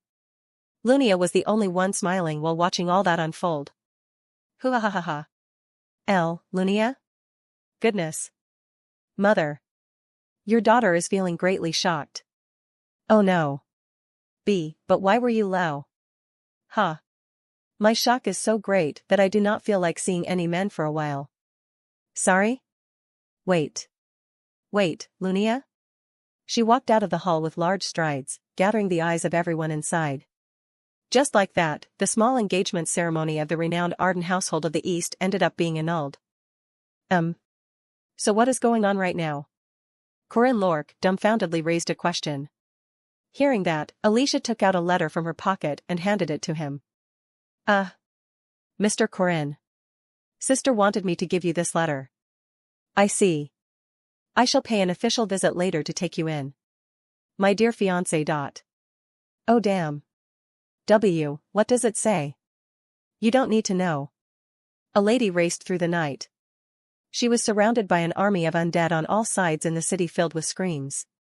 By nature, the dead loathed and were envious of the living, thus, they pounced at the lively and fresh meat in front of their eyes. They all pounced at once from the streets, alleyways, roofs, and even from the skies. A silver figure drew lines on the night sky, followed by ink-black maggots. Quack. That's not good. The undead bat, Abyss Shrieker, rapidly descended towards the ground from the clouds, which it had been using to hide itself. The large wings of the bat raged on the silver humanoid figure. Quack. Her body fell down. The gravitational force added with the acceleration caused by the impact made her fragile body speed into the rough ground. Kook. On the third night, hordes of undead were forming legions in ranks, moving in alignment just to swallow one living person, creating an extremely surreal sight. Alas, tens of thousands of undead managed to surround the spearmen. If only I found that guy earlier on. She muttered while looking at the large flying undead monster that attacked her from above, Abyss Shrieker. Because it was a winged monster without as many restraints, it was hard to find and track it down, which was why she had been hunting it at the end all the time. And this time around, it had been roaming around so freely that it took much longer than usual. She had to hurry up and defeat the immortal king on top. Can't be helped. The Silver Lady. Erin Danua grabbed onto her spear and lifted her mana. The rune letters engraved into the shaft of the spear brightened up and became visible again after being supplied with mana. At the same time. Kwang. The undead were puzzled by the sudden storm of tempest and flames that started rising from everywhere around them. I hadn't been doing nothing for 300 years. The only privilege Erin had as the only one who went through countless repetitions was that she could freely move around the city during the day while the undead could not. The rune letters that she had carved all around the city during the past 300 years had been for times like this. In an instant, thousands of undead were wiped out. It was a miraculous feat that would be difficult even for the greatest of mages, but without sparing a glance at the burning corpses, Aaron jumped from the scorching blazes and approached the flying bat. The end of your short life had been decided the moment you showed yourself. Her silver spear soared into the sky, piercing through the entire body of the Abyss Shrieker in the blink of an eye. That was the secret art of Crumbling Mountain. The killing javelin toss shot down the Emperor of Nazria's skies. Hugh. Let me take a short rest. There was still quite some time left, so she decided to recover her stamina first, before striking the immortal king. She avoided the meddlesome undead and hid herself in the alleyways when the Grim Reaper appeared before her. You look like you are enjoying yourself. Does it seem that way? Aaron didn't deny the words of the Grim Reaper. Others might be curious about the reason, but the Grim Reaper wasn't. 5 months ago, a boy had appeared at Nazria, making a bold claim that he would stop the 3-day repetition of Nazria while taking one of the treasures from the Grim Reaper in return. Corin Lork. A disciple of the original Aaron Danua. That was the man who declared that he would save her, who had been left inside the town ever since the lunar eclipse 300 years ago. The Grim Reaper gazed on at the same scenery it had been seeing for 300 years. What changed after that day though, was that Aaron would always go to the same place and look down at the whole city after everything was over. And you know what? The thing that Corin said after that is more important. Her excited voice made her sound slightly silly even. I have heard this several times already. There was a slight sense of irritation in the Grim Reaper's voice, because Aaron tended to repeat the same thing over and over again only when it concerned the boy. Although it was a long friend of hers, the Grim Reaper couldn't help but think that she didn't seem as dignified as before. He said, "This time, I want to be the one saving you." Did she have any idea? That she would give a wide smile with flushed cheeks whenever she was talking about her disciple? She, who had been living for 300 years in a pit of darkness, now gave off so much light like a goddess of the moon. I miss Corin so much. The Grim Reaper had known her for over 1,000 years, but hadn't ever seen the last queen of the fallen gods show such a foolish smile like a maiden in love. You will see him soon. The promised date is about to come very soon. Right. Even though she was chirping and singing about how she wanted to see him, she turned dejected whenever that topic was brought up. Cleansing 1.2 million souls of Nazria in half a year. It was an impossible feat for a mere human, and yet he had made a contract with the Grim Reaper on that, with his soul on the line. Reaper. How about? I have told you many times, and it is still a no.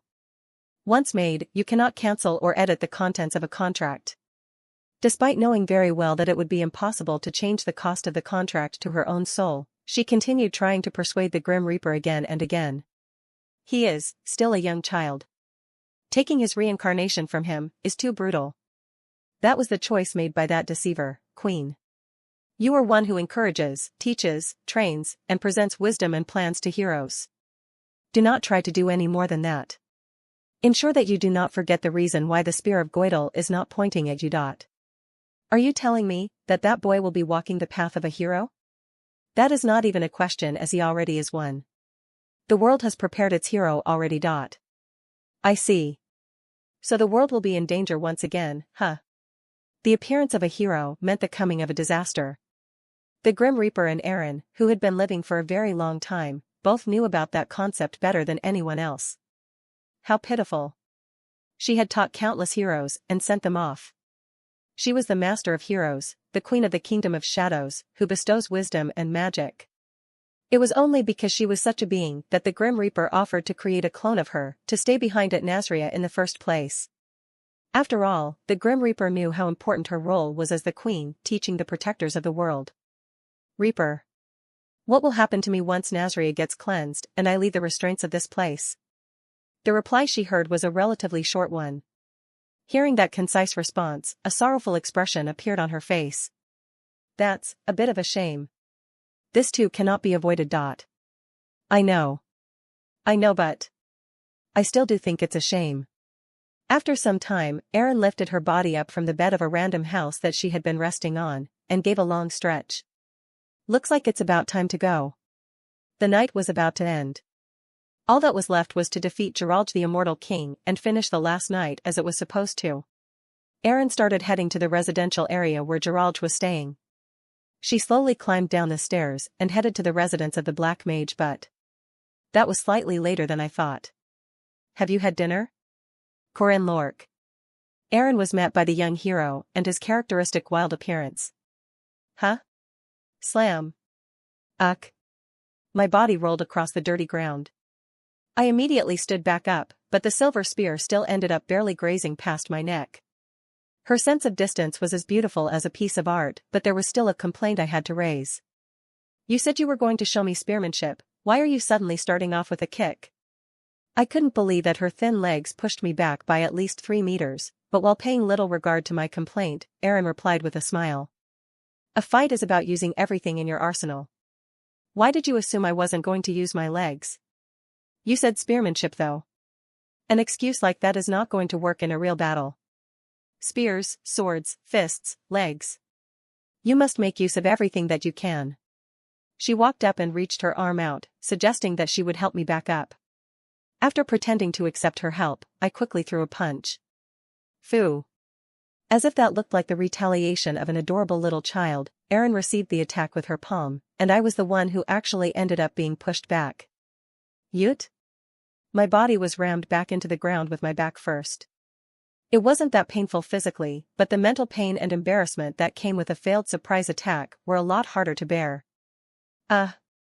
Student Corinne. Your 8 trigram needs to be supported by footwork and an active body. If you want to use that with your dantian not even fully planted into the ground, you are better off not using it. It was my complete defeat. Raising both of my hands into the air, I showed my unwillingness to continue and obediently stood back up. I lost. Hoo-hoo. But I can tell that you have been going through a lot of practice, and you have a fabulous foundation. It seems that you have based your learning on the 8 trigram, but is there a reason for that?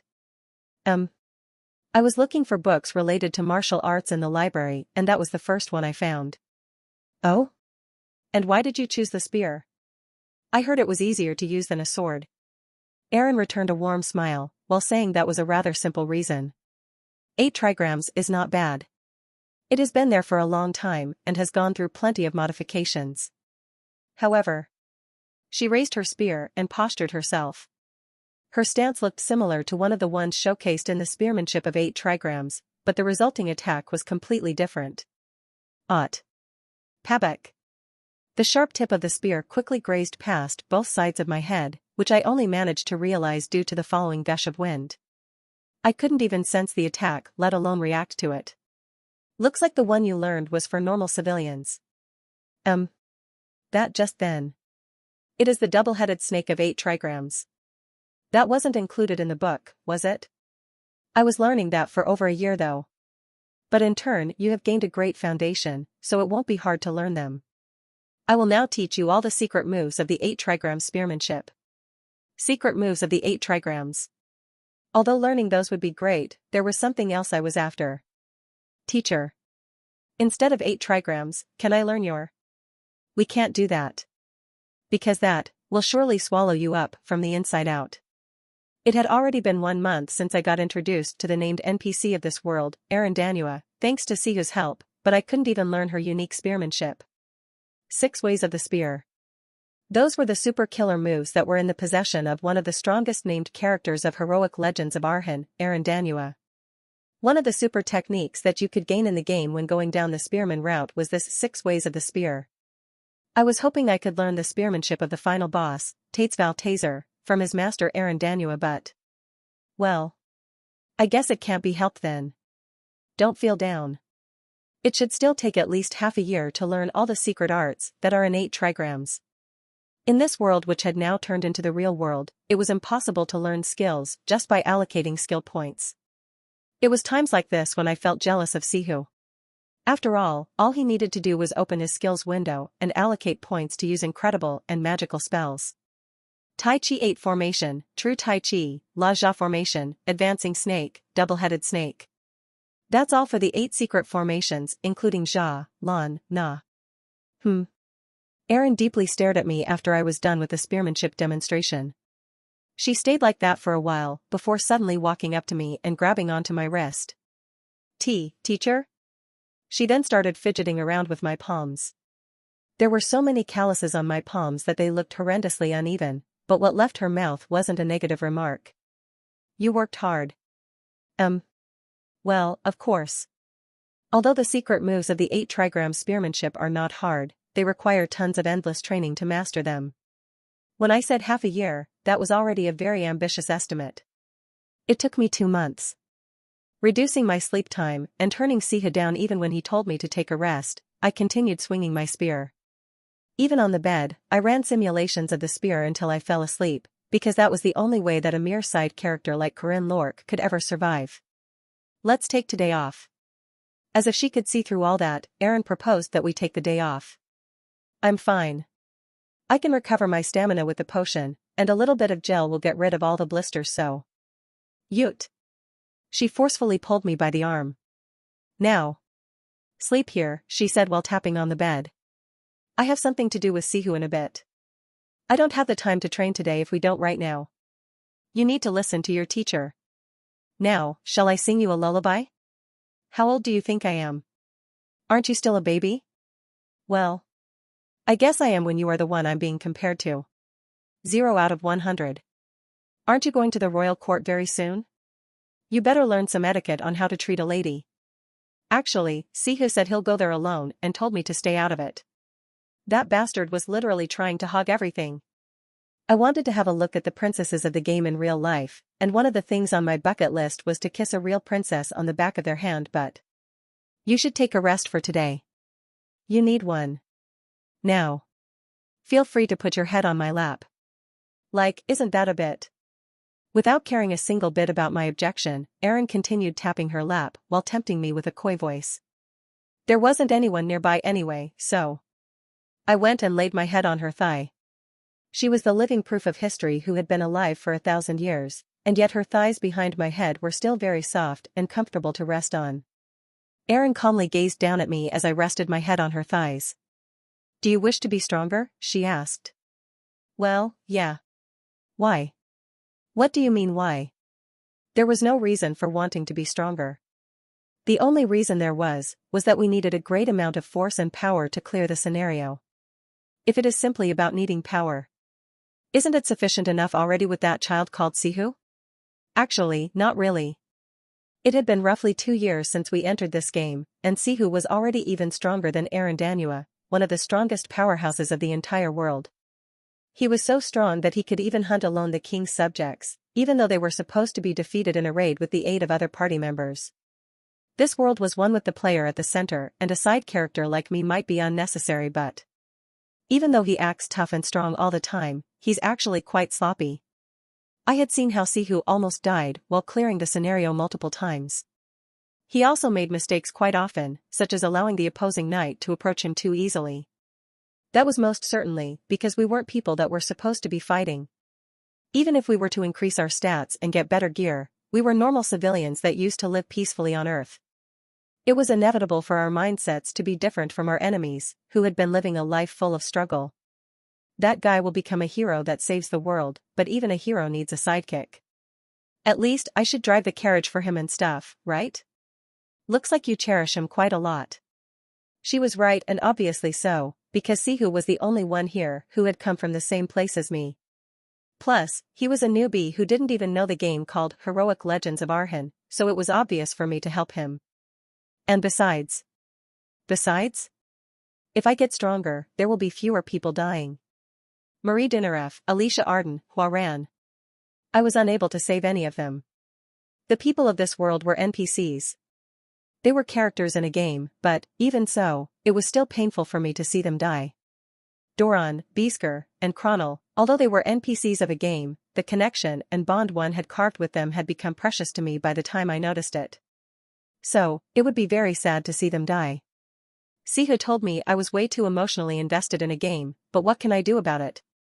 I had already started to consider them precious. It will be great if there are fewer people dying. You are a very kind-hearted boy. Pretty normal, I would say. Very different from that boy called Sihu. If it's you. Sorry? What was that? Nothing. After mumbling something, she began pinching my cheeks. Let me tell you an old and boring story to help you go to sleep. Aaron started a story from a long time ago, from the time of gods. The time when everything was in harmony and peace. A long, long time ago, there used to be a race called Dahnans. They were the race of immortals, who used to look after the world after the Sky Titans who had pretty much gone extinct. Their job was to make the world beautiful and harmonious. Although they did not call themselves gods, they were powerful enough to be so. In peace, they decorated the paradise, Tir na Nog, and did everything for the good of the world. One day, a group came to the paradise of gods. They were a race called Goidels. Everything was abundant in the paradise with nothing they were short of, so the Dahnans gladly accepted them in. They taught them civilization and spread magic. We used to have a connection that was beneficial for both of us. At a glance, it looked like the Goidels and the Dahnans would live in harmony. However, I already knew about the history of this world, the background story of the game, heroic legends of Arhan as well as its tragic nature. The Goidels gradually increased their numbers and started ruining the paradise. They cut down trees where the spirits and druids used to stay. In greed, they hunted the fruits of nature and even started killing each other. It didn't take long for their spearheads to start pointing at us. What happened next was quite straightforward. The Dahnans lost, and the Goidels took possession of these lands. Before me was the last Danann survivor carrying their legacy. Erin Danua, the queen of the Shadow Kingdom of the Paradise, asked me once again. Do you wish to be stronger? Yes. I replied without any hesitation.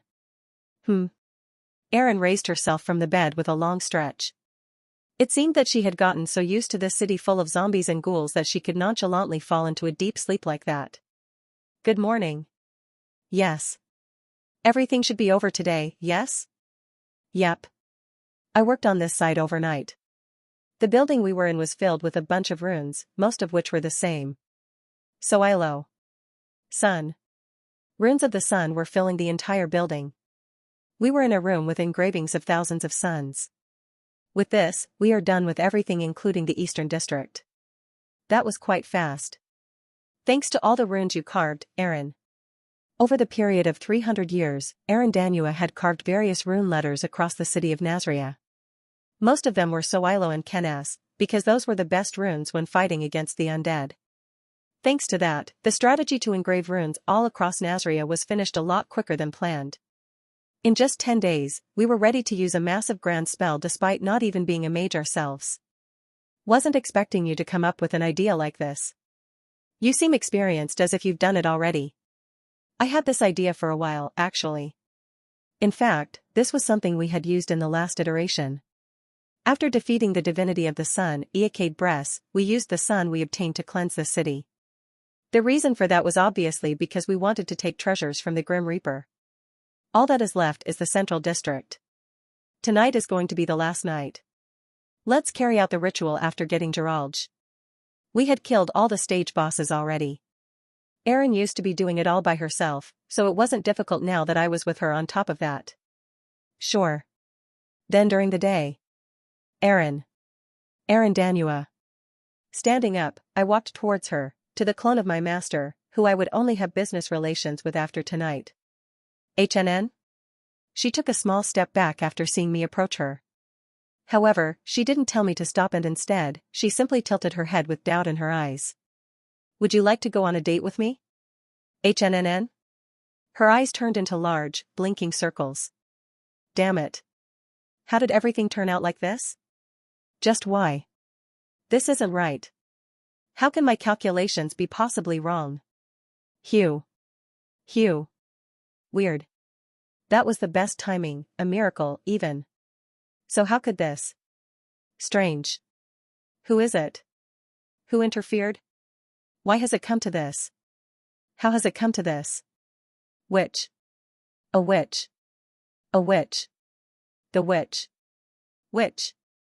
Witch. Witch. A rune mage with a silver spear and a black mage who brought a nightmare unto Nazria. After a long fight lasting 300 years. Everything is being repeated. You are the one who made that happen. Despite the tongue failing to enunciate words properly, and despite his vision turning blurry. Despite being buried in a swelling chunk of flesh, the rationality of the black mage stayed clear as he continued staring in a certain direction. Athala. The letter looked way too utterly crooked for it to have been written by the only rune mage of the city, and instead, it looked like it was forced onto the wall by a thick and chubby flesh. Such runes were all over the place. Right before the rationality of the great mage completely disintegrated to nothing, after thousands of enlightenments and hundreds of attempts, the black mage finally perceived all the letters that completed a sentence. Connect to Prime. His gaze turned towards the sky. The grand magic circle that should have been cast by himself contained a pollutant, the rune, N. That was the proof of the fragmented paradise. He reached his fingers out at that first and primal language. Hui, hui he he. It will be different. This time, it will be different.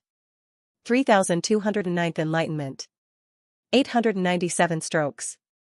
After a 300-year-long history of strife, things were about to hit a new turning point. This way. Erin and I went down to Merkava City. Excitedly, she went around the town like a young village girl. Surprisingly, she was more interested in recent and new books, but maybe that wasn't all that surprising considering how she had already read most of the old books. So this is the trend these days in theaters, huh? Back in my days, the general consensus was that violent topics like these were harmful to the traditional customs though. How long ago was back in your days? I would rather you didn't try to pry into my age. I didn't mean to. She, the lady with a pout on her face, was quite sensitive when it came to her age. Even though her exact age wasn't mentioned in heroic legends of Arhan, I still knew that she was at least 1,000 years old. Honestly, I wasn't expecting you to invite me out for a play, I said. Clara brings in a lot of things from the outside for me, but she can't do that for things like plays, after all. Senior professor of the academy, Josephine Clara. Erin said with a smile that she would have died of boredom, if not for her, who could teleport to various places. The reason why she was able to come out into this world, even though she should have stayed confined in the palace, was because the mages of the tower had broken the chains restricting her, called Ariu Khazar. The Tower of Mages commotion of the Fourth Arcade essentially, it was the terrorist attack of the black and red mages of the tower, along with the support of the traitor who caused the King of Iron Mountain incident, Firmak Damon. Now that the outer shell called Ariu Khazar was broken, Arandanua had no choice but to reveal her true body in order to protect this world. This wasn't good. According to the original scenario, Arandanua would die in the following plot development, while assigning the legacy of protecting the world to the player. At the start, I simply considered her a big shot named NPC. This was different from what happened with Marie Dinaref as well as the heavenly Yiksha, Huaran. The enemy that I had to fend off to save this NPC was way too superior and powerful. Besides, it was through her death that the hidden piece, Treasury of the Danans, would become accessible. The upcoming incident was impossible to stop even with the power of a player, so I had internally given up on it, but... Now. Let's go try that one next. Her hand leading me forward was warm, and her voice tickled my ears. With a panorama of the entire city below us, she turned to me with a wide smile blooming on her face, but I couldn't return her an honest and suitable smile. I felt rushed. The plot was about to hit the third year. There will be a fight against the Frost Giant, the guardian deity of the Northern Kingdom to the north, followed by a massive monster wave and the fall of the Academy. Multiple preluding omens to the final arc of heroic legends of Arhan were on the way. Therefore, now was one of the fewer opportunities for the player and their party members to build up their strength. Besides, I was starting to have trouble keeping up.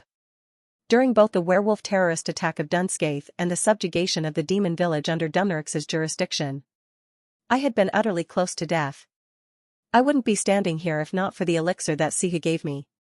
I needed strength. And the strength I wanted was the 6 ways of the spear. There was no time for me to waste like this. Bam!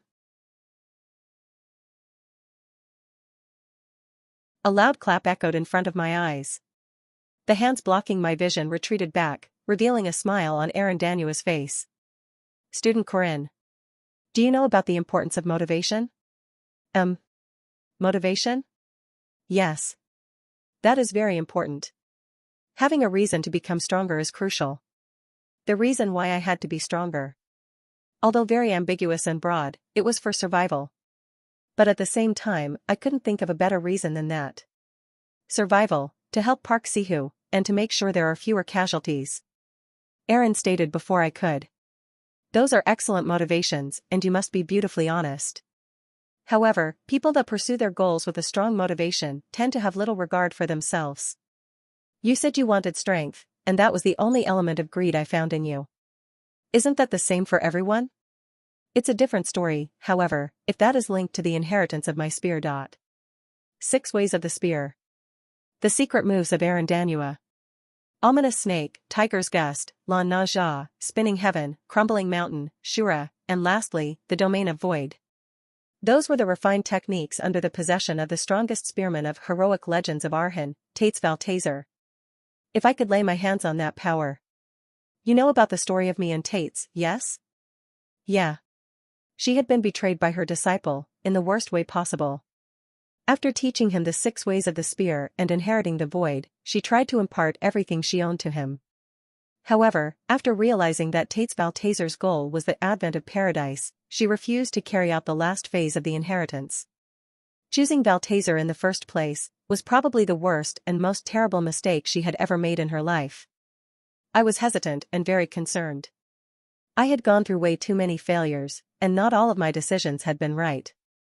The tragic ending of one of the most crucial NPCs of this world, Arandanua, her past and her sincere hope. Everyone who played Heroic Legends of Arhan knew about the degree of her sincerity, which she had only shown the player in the game.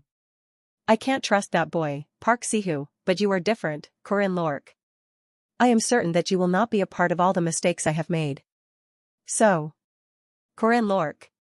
She suddenly shouted. Will you serve me, Arandanua, as your master? It was so sudden that I was momentarily lost for words, but I immediately went on my knees. Those were the exact words that came out during the scenario event of the character, Arandanua of Heroic Legends of Arhan. That was an event only permitted to the player, after he met all sorts of conditions and built up a positive karma. Yes. I will serve you as my master. I have accepted you. I, the Queen of the Shadow Kingdom and the Danon of Justice, Arandanua, hereby claim that I will teach the ways of the 6 spears to Corinne Lork. Thank you. Finally. As long as I could obtain the 6 ways of the spear, I should have enough power to fight against the king's subjects. I shall guide your heart down the righteous path, and thus, Corinne Lork, Aaron continued after a pause. You shall pursue justice. Justice and justice alone. I will swear, upon my life. As I was on my knees, Arandanua looked down at me with a stern look on her face. She continued looking at me for a while with her clear, crystal eyes and... Come here. Suddenly, the atmosphere around her changed as she opened her arms out wide. Sorry? In the midst of my confusion from the sudden change in atmosphere, Aaron walked up and buried me in her chest. I was, actually quite surprised. Like an adult soothing a baby, she tapped me on the back. Her arms were warmly wrapped around my body, as a soft and ticklish whisper flowed into my ears.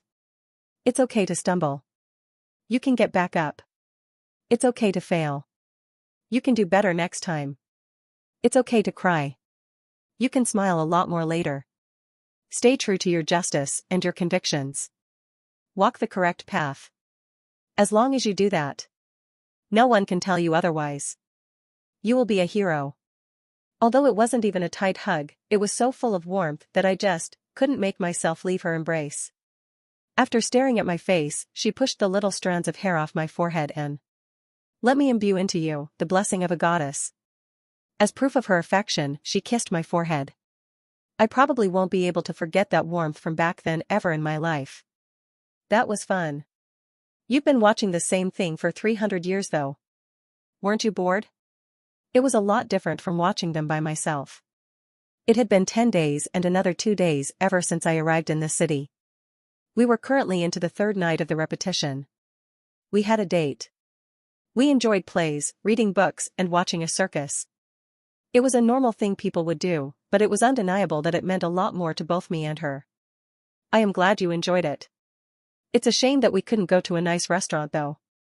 You don't always need to have good food for a memory to be special. Everything was a delight when I was with my dear disciple of the future. Even though I had to eat rations while sitting on the dirt and small patches of grass, it was still very fun. It's about to be night very soon. The night was coming. The last night of the 3rd day.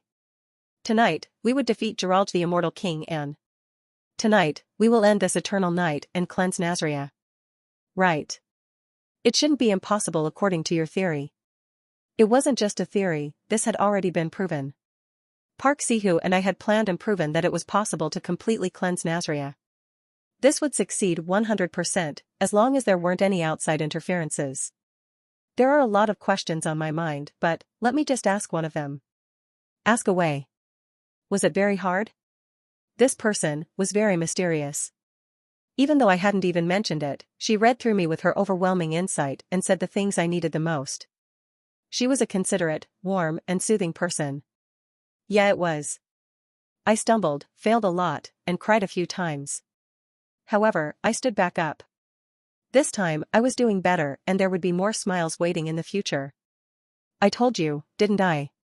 I'm simply returning the favor. I walked up to her. Resting my arm on the wall behind her, I quietly gazed down into her eyes like what she had done to me in the past. Ah. She seemed a little flustered. Right, this was a sentiment that she wouldn't know, because this was related to a memory of me and my master from a different timeline. Right. We continued looking at each other. After settling herself down, Erin gave a kind and benevolent smile. I am very resentful of my foolish future self. You were by no means foolish. I stroked her cheek. This person with the white and delicate face of a baby was still the same as the one in my last iteration. She was still my master and supporter, who always supported me without asking for anything in return. You can't even possibly imagine all the things I received from you. I wrapped my arms around her body. It was disrespectful, and I knew it would throw her off, but now was the only chance I had. Mr. Disciple? Erin was befuddled by my sudden act, but as always, she was considerate of saving my face and only gently pushed me back. After letting her go, I created just a tiny bit of distance between us. Kuhum. Unable to look into my eyes, she stayed there scratching her cheeks. Looking at her, I raised a straightforward question. Erin. Huh? What is it? Can I kiss you? Huh? I had been forever wanting to return it to her, to my beloved master. Why? She fidgeted and mumbled, not knowing what was going on. Right, I was seeing her as a substitute for my master. The current Erin was probably slightly different from my master, but because I want to. Erin took a step back, but she was at the wall already. There was no more going back. By the way, Mr. Disciple. Yes?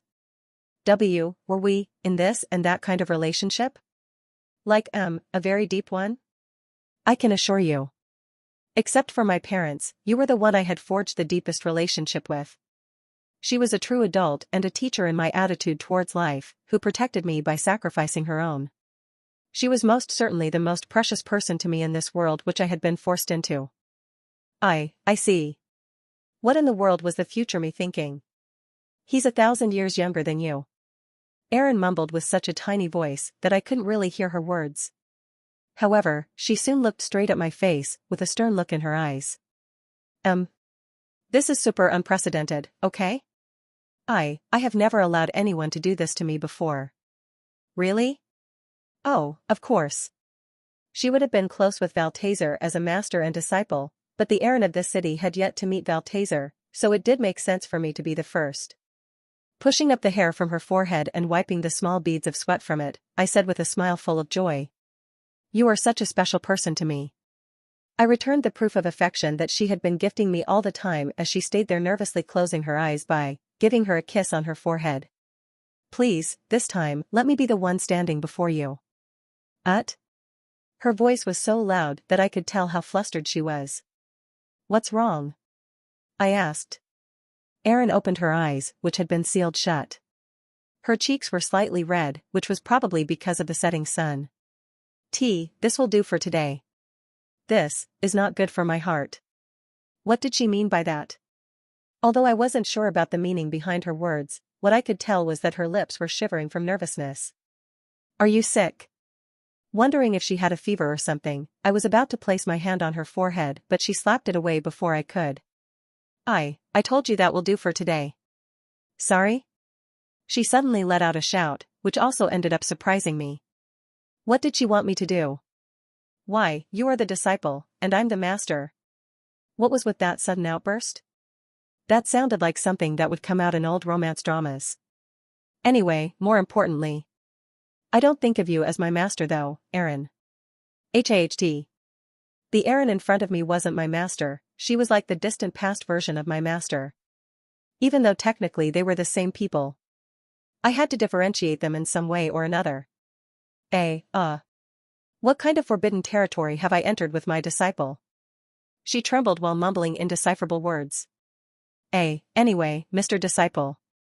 Letting you know, when you are done with cleansing, Right when she was about to finish her words, a sudden flash penetrated through the darkness, and Kwaong. It crashed through where we were standing. Goo, hi, ha, ho, ha, hi, ho ho. Gerald grinned with eccentric scoffs. There was no sign of flesh on his body, let alone the swollen flesh he used to have. Inside his body was the soul heart which hadn't been fully extracted before. In other words, it meant that he had successfully turned into a lich. The lich turned to the sky. He looked at the grand magic circle he cast onto this city by relying on the power of the super blood moon, as well as the primal rune of En which contaminated his perfect spell. By nature, runes had meaning in itself that turned into magic. So what would happen if another rune was to be carved onto the existing rune? Paradise continues. That was the original meaning of the rune, but if other runes were to be carved before and after the word to alter its meaning. Depending on how that was used, it was possible to absorb the power of the engraved rune and make it one's own. I have connected to the prime. I, Gerald, will now have absolute reign over the mana of the moon. He had carved several runes before and after the primal rune. As a great mage himself, adding runes to the sky, next to the existing rune, was nothing difficult. Now, the rune magic enveloping this city would lose its original meaning and have it altered to the paradise of the dead will continue, and thus, the demonic nature of the city was amplified several-fold.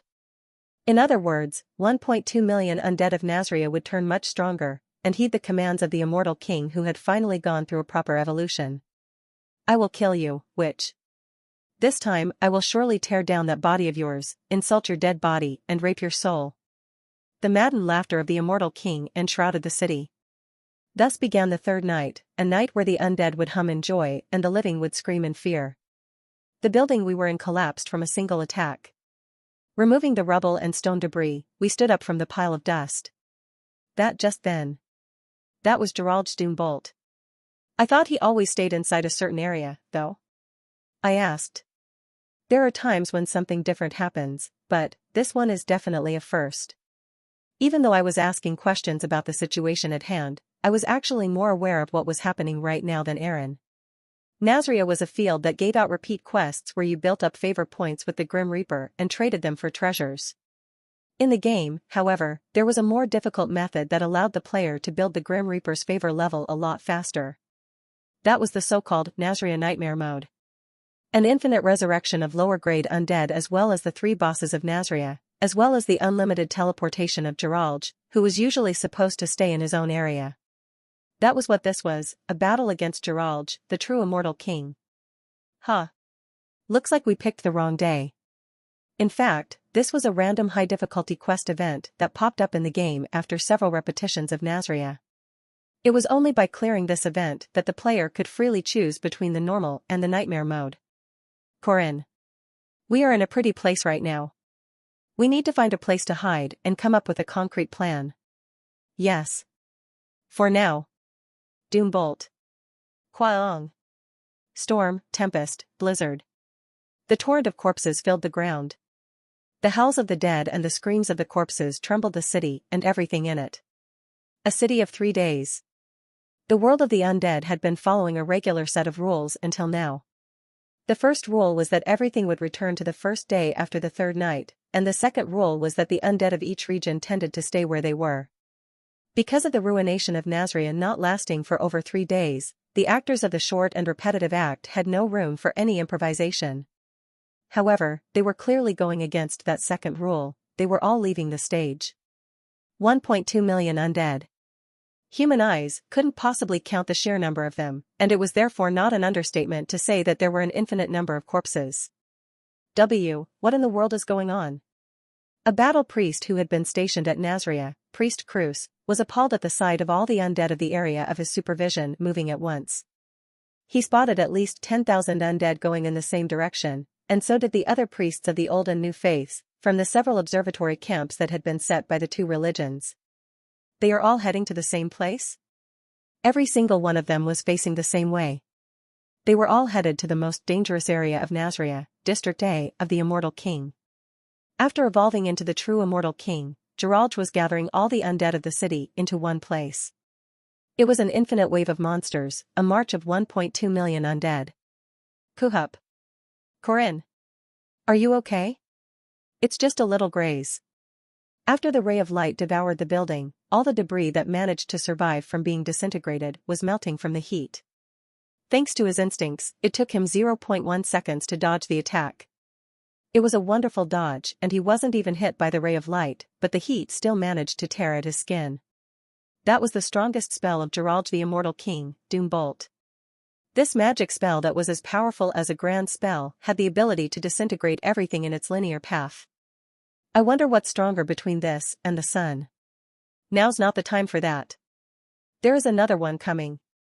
Quang. Down came another Doom Bolt. Corinne somehow managed to dodge it thanks to anticipating the attack this time, but the aftershock sweeping past his body was still as mighty as a medium-grade spell. The two of them immediately started racing down the back alleyway of Nazria in an attempt to get away from Geralge's sight. In this city, Geralge has close to an infinite amount of mana. He can shoot hundreds of them and will still have mana until sunrise. Seriously. That's even more than what Park Siho had in his prime. And who is that? Just a random guy. Doom Bolt wasn't the only spell flying at them. The Lich was also using a wide area attack spell, Black Cloud, and one that amplified the movements of undead by an enormous margin, the Land of Death. Each and every one of those spells were at the level of a grand spell, and yet he was casting them one after another. It was to be expected of a great mage from 300 years ago. Corinne thought to himself that it was ridiculous that Geralge's body was able to keep up with so much output, regardless of whether he had the infinite amount of mana supply or not. Let's hide for now. We need to aim for a surprise attack. Corinne. Under you. Before Erin even finished her warning, a rotten corpse sprinted out of a building wall.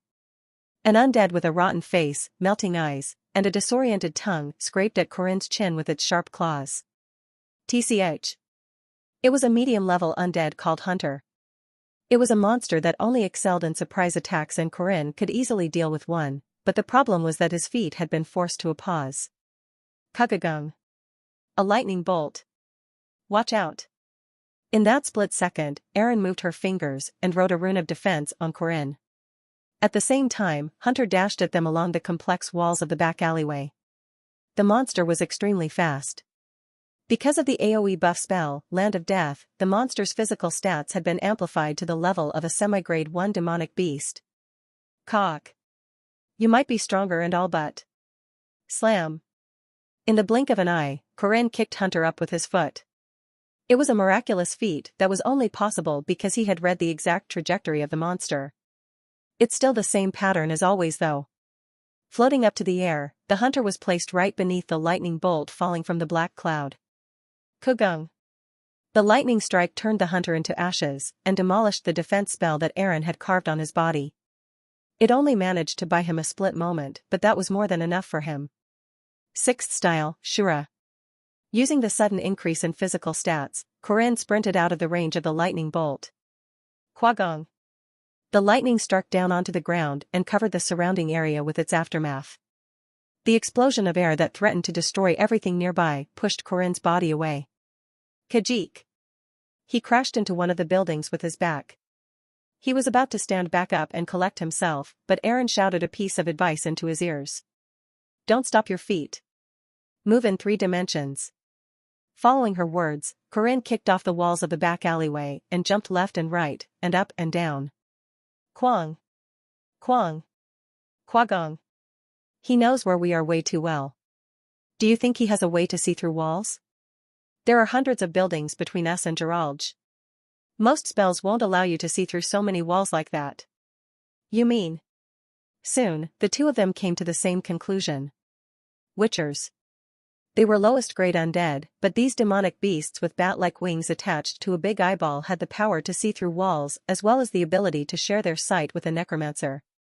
There were thousands of those witchers filling the skies of Nazria, which meant that we would not be able to hide from Gerald's sight no matter where we were, as long as we were to stay within the city. We won't be able to run away as long as those guys stick around. Right. In that case. Discarding the plan of hiding themselves, the two of them jumped onto the rooftop of a building. Let's break through from the front, said Aaron. Yeah. The undead haven't really gathered yet either. Things would turn even rougher over time if they let the hordes of undead close in. Even in the original game, the only option was to kill as many undead as possible while focusing on defeating the Immortal King. Since there were only two of them here, they had to start before the large hordes of undead approached them. I will be at the lead. Stand diagonally back from me, and please maintain a distance of 15 meters. An order from Mr. Disciple, huh? That's refreshing. Trust me. I will. At the same time, the two of them started a sprint. Dashing in a straight line, they aimed for Gerald, the Immortal King.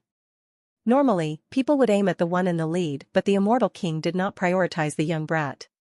Quang. A doom bolt, a black ray of light penetrated through the city towards Aaron. How annoying. With a flick, Aaron rotated her body around her spear, like a spiral staircase, to dodge the ray of light. She appeared like a feline animal. In that split second, she had reinforced her body with a stiffening rune to resist the heat, and had also used a rune of the breeze to rotate her body like a falling leaf. That was the reaction of a proper rune mage who had access to a real arsenal of skills, unlike Corinne who only learned bits and pieces of it. Seeing her set of moves, Corinne was genuinely in awe. However, that wasn't the end of Gerald's attacks. Papaback. A ray of light that had been traveling in a linear line suddenly separated into tens of little strands. In response to that sudden divergence of the spell, Aaron had no choice but to jump into the air. And when she jumped into the air and was left with no other ways to dodge, Gerald fired another doom bolt. Catch it. That was when Corinne threw his silver spear at Aaron. The doom bolt began flying at her the moment she caught onto it. At once, Corinne recalled his silver spear, making Aaron fly towards him like an arrow. It was something they had done tens of times in the previous iteration, and Corinne was fully experienced in how to play around Aaron. After a short flight, Aaron landed in his embrace as a faint flush bloomed in her cheeks. Now is not the time for this. It's coming. Doom bolt. Like, did he swallow an entire dragon or what?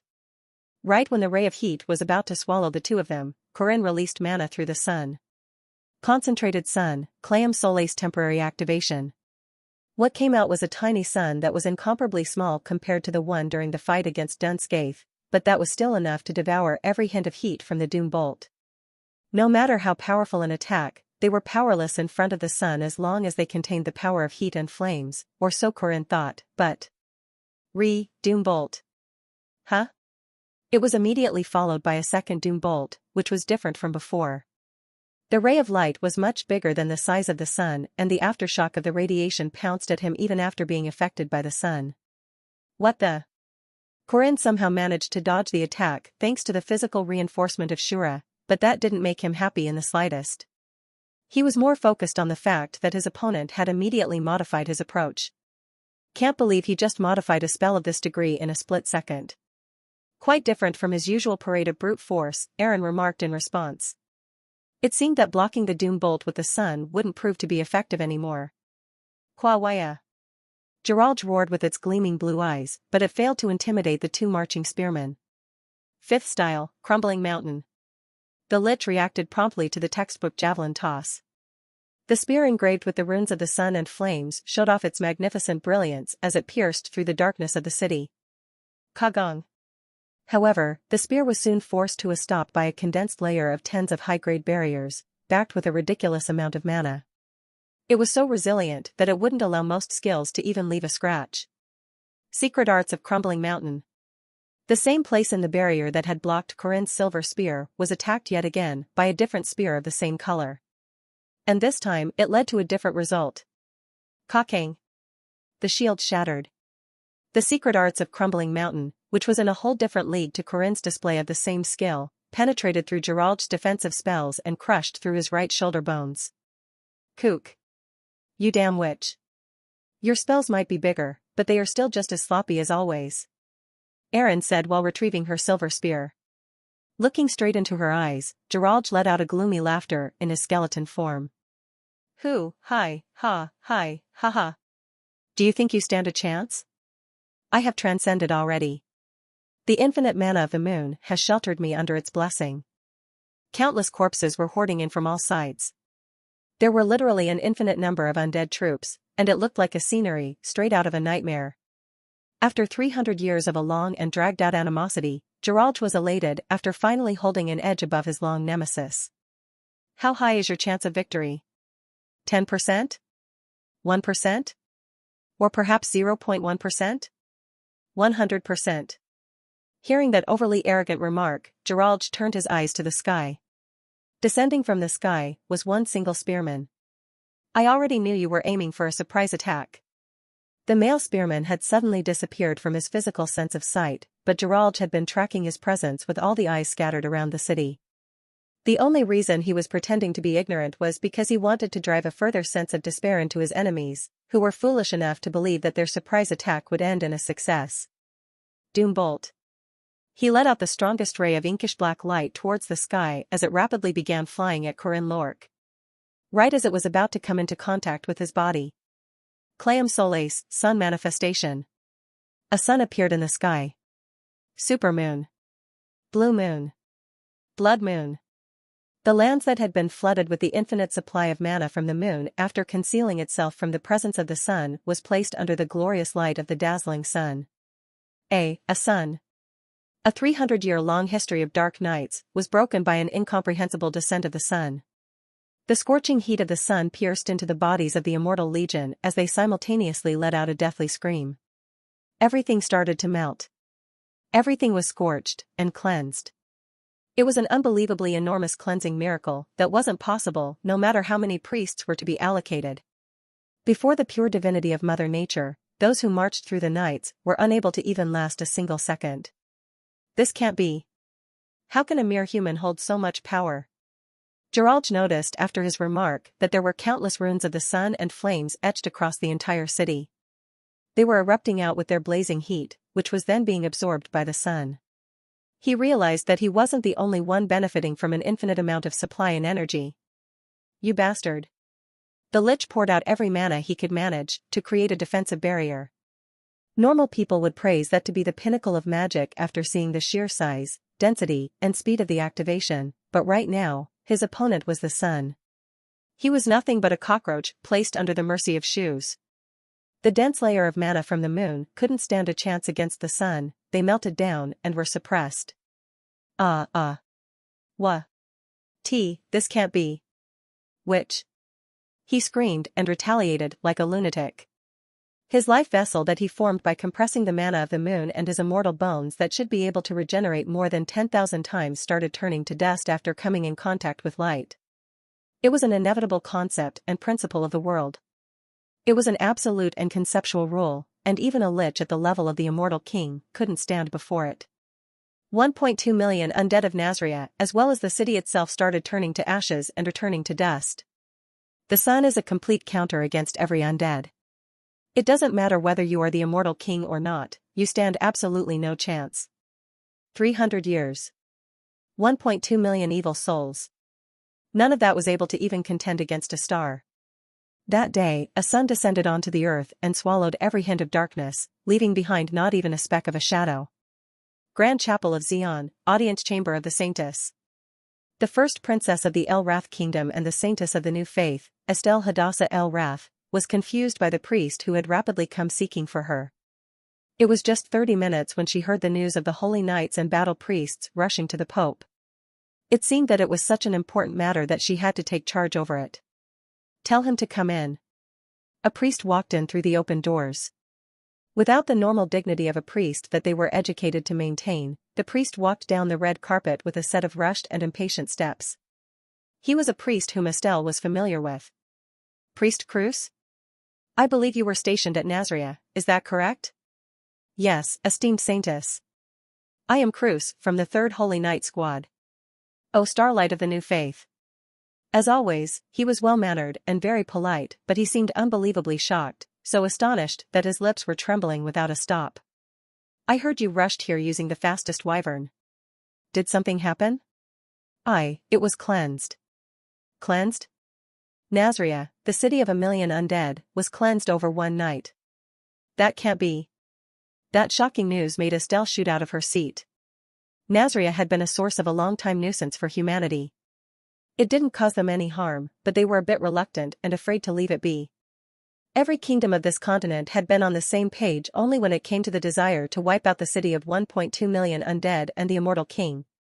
Despite several crusades of knights and priests, Nazria had remained contaminated forever. No matter how many corpses they were to cleanse and scorch, that horrendous nest of demonic beasts tended to bring them all back from the dead in just 3 days. Who could possibly clean a place like that over a single night? Tell me the details, please. What exactly happened there? A sun. We witnessed the true sun. A radiant and glorious light of the sun had dazzled down on the entire city, removing every form of impurity from the city of the dead. The priest testified that it looked ever so holy yet frightening, like he was witnessing a divine punishment. Good work, and thanks for your report. You deserve some rest. After dismissing the priest, Estelle plunked down on her chair. Normally, she would have been scolded by the nearby sisters for the frivolity of the action, but they were just as stunned as her and did not have the room to point anything out. It's good news for humanity, to have Nazria cleansed, but the question was why? Why now? And who did it? Besides, how could there be such a divine power that could let one cleanse the evil and demonic nest called Nazria? For years ago, she had visited the city and had carried out a ritual, but in the end, Nazria returned to its original form after 3 days. Even the powerful Saintess, who was said to be the strongest saint of all times, had been unable to cleanse Nazria, so who in the world could it have been? Who could possibly have so much divinity in them? Ronya. Yes, Saintess. We need to look into it. We need to find out who cleansed Nazria. I will immediately have the observers moving. Because of the special traits of Estelle the Saintess, and thanks to the absolute power of her prayers, Estelle herself did not need any guards. After all, she did not need the help of other people to protect herself.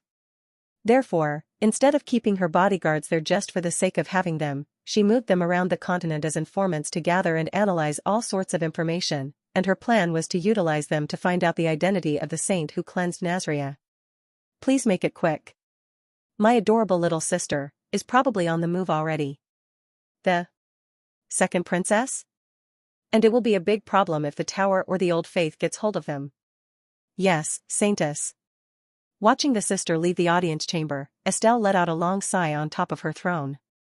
Looks like there will be a big turmoil this year. She wasn't the only one with that idea. The entire continent was about to enter a period of unrest. A never-ending repetition of 3 days.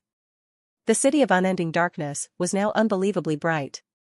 The sun, which had descended while pushing back the power of the moon, was showering the city with a radiant light. A bright sun had forced the night away. Soon, the Grim Reaper appeared in front of me as I watched that divine miracle unfold. You have done it. The Grim Reaper residing in the city of death smiled faintly as it gazed at the bright city that had been cleansed in the blink of an eye. His smile resembled that of an office worker, who finally had an end to a 300-year-long overnight shift. Impressive.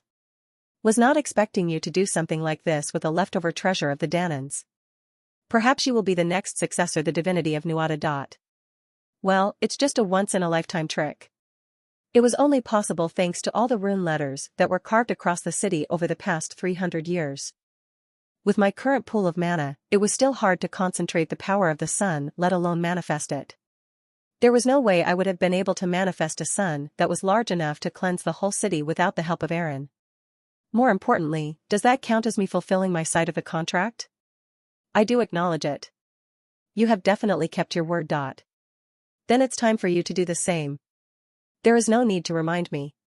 Well then, Queen.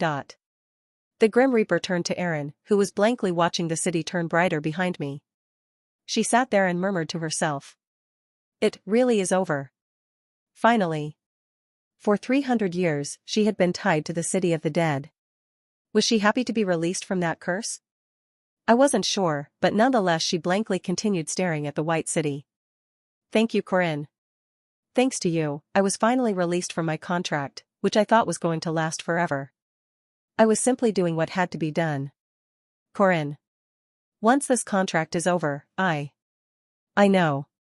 You know? Intentionally, I avoided her eyes and also turned to the city. I felt her eyes staring at me from the side, but I continued looking forward. Soon, she returned her eyes to the front and looked at the same place I was staring at. You've worked hard, she said. I did work hard. Did you stumble a lot? Quite a few times. Did you cry? Always. Even if you don't see a path in front of you, I want you to stay proud of yourself. Hold on to your conviction and go straight. If you do, you will be a hero. It was funny. The current Erin obviously had different memories and a different set of experiences, and yet she was consoling me with the same words as my master from that time. At the same time, that wasn't anything strange. She was just that kind of person, and that was why she could nonchalantly decide to die for my sake. Anne. She then said the same words as the one I heard before. After some hesitation, she stroked my face and opened her mouth. Let me imbue into you the blessing of a goddess. As proof of her affection, she would now kiss my forehead. UHP? Warmth was conveyed through the skin with a chew as her lips aligned with mine. Vacantly, I looked forward into her wet eyes and blushing cheeks. I sincerely wish for your happiness. Despite having tears threatening to drop in her eyes, she showed a smile brighter than everything else in the world and gave me her blessing. After finishing its due responsibility of cleansing the city, the sun disappeared and darkness covered the area again. And Erin was nowhere to be found. Nazria was fully cleansed.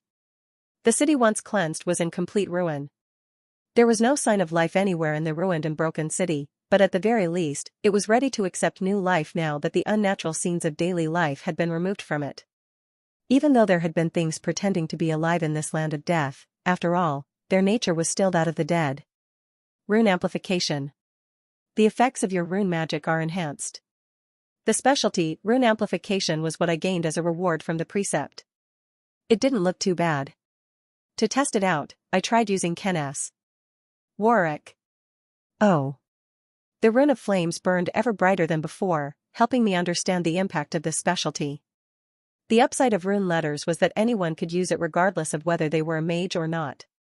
Although that sounded great, the downside was just as big. It was hard to make them stronger than an elementary grade spell. In the end, the only way to use a strong rune magic was to carve as many of them as I could and make them resonate at once using a special artifact like the Silver Spear. Not only was the general power output of rune magic enhanced thanks to this specialty that I just acquired, but I was now also able to increase the power of the spell in conjunction with the mana spent. Maybe not as strong as a high-grade spell, but I can make a single letter have the power of a medium-grade spell now. It might not mean much when it came to the resonant activation ability since that was powerful enough already, but it would be incredibly useful during fights. The rewards this time seemed to be that and this primal rune dot.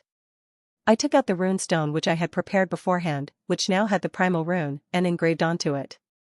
This was the rune of the prime which promised the everlasting presence of paradise. With this, it was one less primal rune that Tates Valtazer could obtain. On the way out of the city after packing up my belongings, I found the priests creating a ruckus in the distance. What in the world is going on? Contact the closest branch. Tell everyone to come here. Did you see that, son? Who is it? Who did it?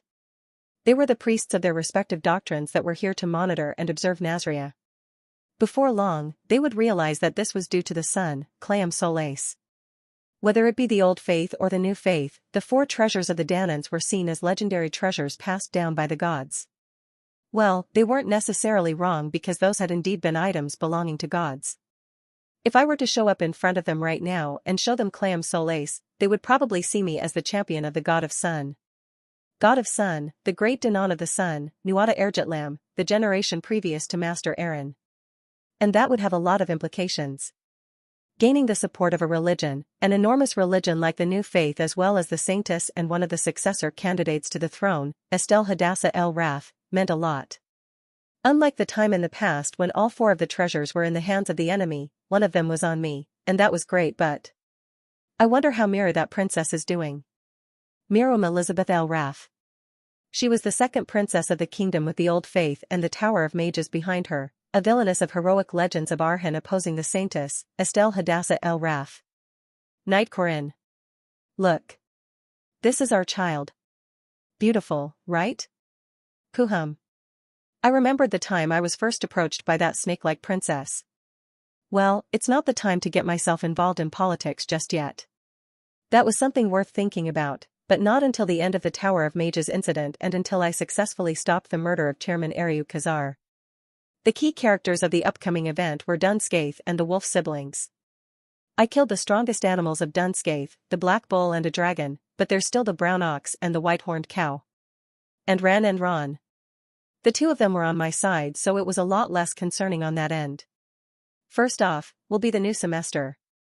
There were only 10 days left until the end of the holiday, so I put that on the top of the priority list. Escaping the city while hiding from the priests wasn't that difficult. Inside a dark palace, the queen was sitting all alone on the throne. The lonely palace had no visitors except for a long disciple of hers whom she had been raising ever since a young age. It was all because of the seal 80 years ago, due to the betrayal of her cherished disciple and a potential successor. 80 years ago, she had been sealed. That was why the queen, Arandanua, had been staying asleep for a long time, with silence and serenity being the two of her few friends. It was therefore normal for her life to be a dull one with no ups and downs. The reason she suddenly woke up from her long sleep was because of an abrupt wave of memories. Grim Reaper. Let's make a contract. Those were memories from 300 years ago, around the time when she was wandering across the world, and were about Nazria, which she had forgotten until now for some reason. That makes this the 3784th cycle. An endless struggle against the black mage who was tied down to the city just like her. They flooded in without an end. With little regard to the mental burden it would cause her, they flooded in like a tsunami covering a town. But at the same time, she understood that if it was her, she would have forged a contract with the Grim Reaper and that she would have been holding on for a long time. In the midst of those boring and tedious memories of the past 300 years, from that endless history of struggle. You must be my disciple from a distant future. A memory she couldn't disregard entered her brain. It was recent, but the most surprising factor was the person involved. Corinne. Lork?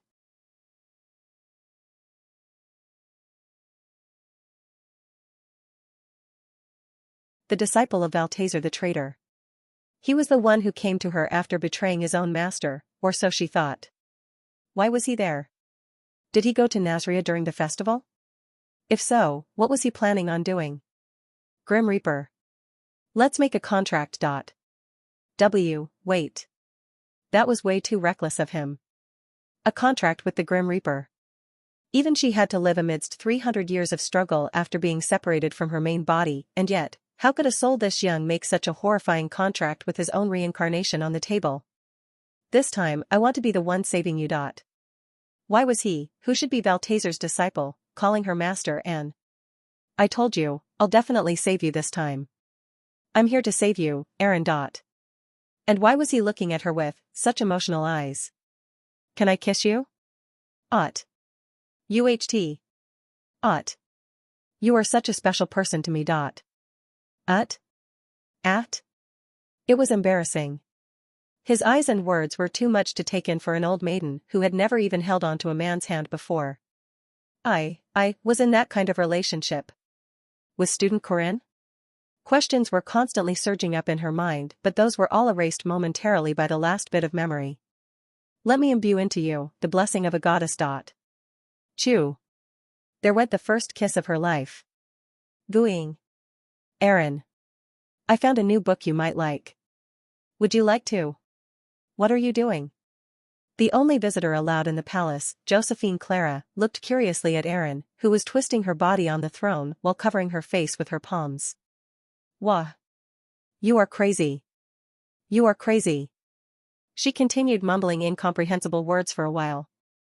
In the extreme colds of the northern kingdom was the Dingle Peninsula. The cold and hellish environment full of demonic beasts, the northerners were always prepared for a battle. Under a freezing blizzard, they built stone walls and created fortresses. Those fortresses were placed all across the land and served as a shield that stopped the marching monsters. As a result, the idol of people living in the northern kingdom ended up being a powerful warrior, and those with strength were thus revered and admired. And around 80 years ago, a warrior had shown himself on the Dingle Peninsula. Tates Valtazar. Although he was hiding his name and his true identity, his mighty presence and power were more than enough to force the barbarians of the north under his command. Hyuk. Lying on the ground was the cluster of snakes, toads, magic bulls, and dragons, the content of the magic cauldron of Undri. The crazy and ferocious beast was humbly kneeling before the king. I am very sorry, Master. A red pair of eyes gazed down at him from the throne. Under those eyes of an undisguisable sign of blood, violence, and cruelty, Dun Scaith trembled as he constantly drove his forehead into the floor. Meanwhile, Dumnorix, the great sage of the forest, was standing still, with the apathetic eyes of an old tree. Strictly speaking, he should be somewhat responsible for the failure, but his position was different from that of Dun Scaith. The sun was taken, huh? Hueek. Dun Scaith drove his forehead into the ground once again. Suddenly a pure white spear stabbed through the floor while grazing past his cheeks. Kuheek. Even though the spear barely touched his cheeks, Dun Scaith screamed and howled in pain. The power of light that threatened to slice his soul and heart was too much to bear for the beast of darkness. Dumnorix. Anything you have to say? Nothing, sir. Good. So, who exactly is this person? As soon as Valtazer gave his permission, Dun Scaith raised his head and blabbered out everything he knew. Corin Lork. That's his name. And he is also the one who killed Firmak for sure. He called himself the first spear of Arandanua. Corin Lork. Do you know him, sir? He is my nemesis, guided by Liafael. Even Dumnorix couldn't hide his shock after hearing his words. Tates Valtazer. He was the strongest knight with the name Spear Saint from 80 years ago. He was literally the god of war, and Dumnorix had never seen anyone stronger than him in the long years of his life. Firmak Damon, Dun Scaith, and even the almighty king of beauty, Eacade Bress, were nothing but kids before the god of war, Tates Valtazer. Corin Lork, was he really his opposer and nemesis? Did you not say it was a boy called Park Sihu? The Stone of Destiny, Liafael. It was one of the 4 great treasures of Danann which alerted its user of one's destiny. Dumnorix recalled that the nemesis notified by the great treasure symbolizing the power of the Supreme King had been a different person. It has already been more than a year since it changed. There was a boy who should have grown to be his destined nemesis, but Liafael had severed that string of fate. That was 1 year ago near the end of February, right when another boy opened his eyes and woke up. I see. He calls himself the first spear of master, huh? Tates Valtazer stood up from the throne. That single movement of his quaked the air nearby and forced every living thing to get on their knees and worship him. The pressure leaving his body was incredible and unbelievably powerful. Even the great sage of the forest who had been living for centuries felt like worshipping him on his knees. Arandanua. The last Danann of this land, his beloved master whom he loved and detested. Hearing that name made his blood and fighting spirit boil without an end. I shall pay a visit myself. Will you be personally cutting him down? No. Liafael has yet to join our fate. Undoing the knot in the strings will have to wait for the time being. That was one of the weaknesses of Liafael. It gave certainty to the destined future of the one being shown and made it happen no matter the cost, even if it was by going against the law of nature itself. The successor of the paradise and the successor of the void. Tates Valtazer and Corin Lork's lines of fate were being strongly attracted to one another. A new semester began. First graders were turning into second graders, with new freshmen being added to the mix. There were many things happening, and most first graders had to move dormitories as they entered their second year at the academy depending on their major and career paths, but that didn't apply to me. Well, Corin. You are done already? Thanks to Doggo helping me, it wasn't that hard. When I returned to the special dormitory after a long time of absence, there were a few things to do such as cleaning and removing the messy weeds, but cleaning didn't take that long because all I had to clean was my room and the storeroom. More importantly, Corin. You will be in your second year from tomorrow. Congratulations. Same to you. You are in your third year now. Tomorrow was the freshman welcoming ceremony already. Just like what we went through last year, the new students would take their grading tests and receive their temporary grades. Thinking back to the past reminded me of how everything started. Just 1 year ago, I had entered the academy as a grade 5 knight, and yet here I was, sitting at grade 1. We are here from Duman's Furniture. Where would you like this to go? Ah, please come this way. I wasn't the only one taking care of the mansion in preparation for the new semester. Marie was also bringing in a bunch of new furniture into the dormitory, and those seemed to be being sent here in the form of a donation. Huh? Senior, are we getting a new bed as well? HNN? Why, yeah. How should I say this? It's a bit uncomfortable compared to the one at home. Huh? Wasn't she using it just fine for 2 years now? And the bed she had at her home. Oopsies. Hey brother Kim. Be careful. You'll get squashed to death if one of these lands on top of ya. Gee, got it. Eheu. Is this a palace for newlyweds? What kind of? The workers were bringing in beds that were clearly bigger than normal single-sized beds. They were much bigger than expected. Amazing, right? They are really good beds. Apparently you fall asleep just by lying on it. They do look impressive. Thank you for changing all of our beds, but what about yours, Senior Marie? I have one too. It's that big one there. Looks similar to the one I saw in your house. It had the same size as the bed that was in that evergreen room or something which was given to fiancés. It was so wide that 2 people wouldn't be able to fill it. Hee hee. It's just in case there is a guest coming over. A guest? Was she talking about her friends? It made sense, considering how she had a bunch of friends like Isabel. Plus, I did hear that girls tended to play like that sometimes, going on the so-called pajama parties and such. In any case, it seemed that all the furniture in the mansion was being replaced to suit the standards of the potato empire in the South. Walking away from that, I carried a garbage bag full of weeds and headed to the incinerator at the back of the dormitory. That was where I found Huaran. What are you doing? She asked. As you can see, I'm cleaning the yard. What about you? Fish. Fish? Wondering what she was talking about, I looked inside the incinerator and found a massive tuna being burned inside it. Can you explain to me what that is? Fried tuna. Like, it's not like I don't know what it is, but I heard eyeballs are good for IQ. Or something. I don't know if that's true or not, but more importantly, why are you cooking that in an incinerator? Hearing my question, Huaran tilted her head as if I was asking about the most obvious thing in the world.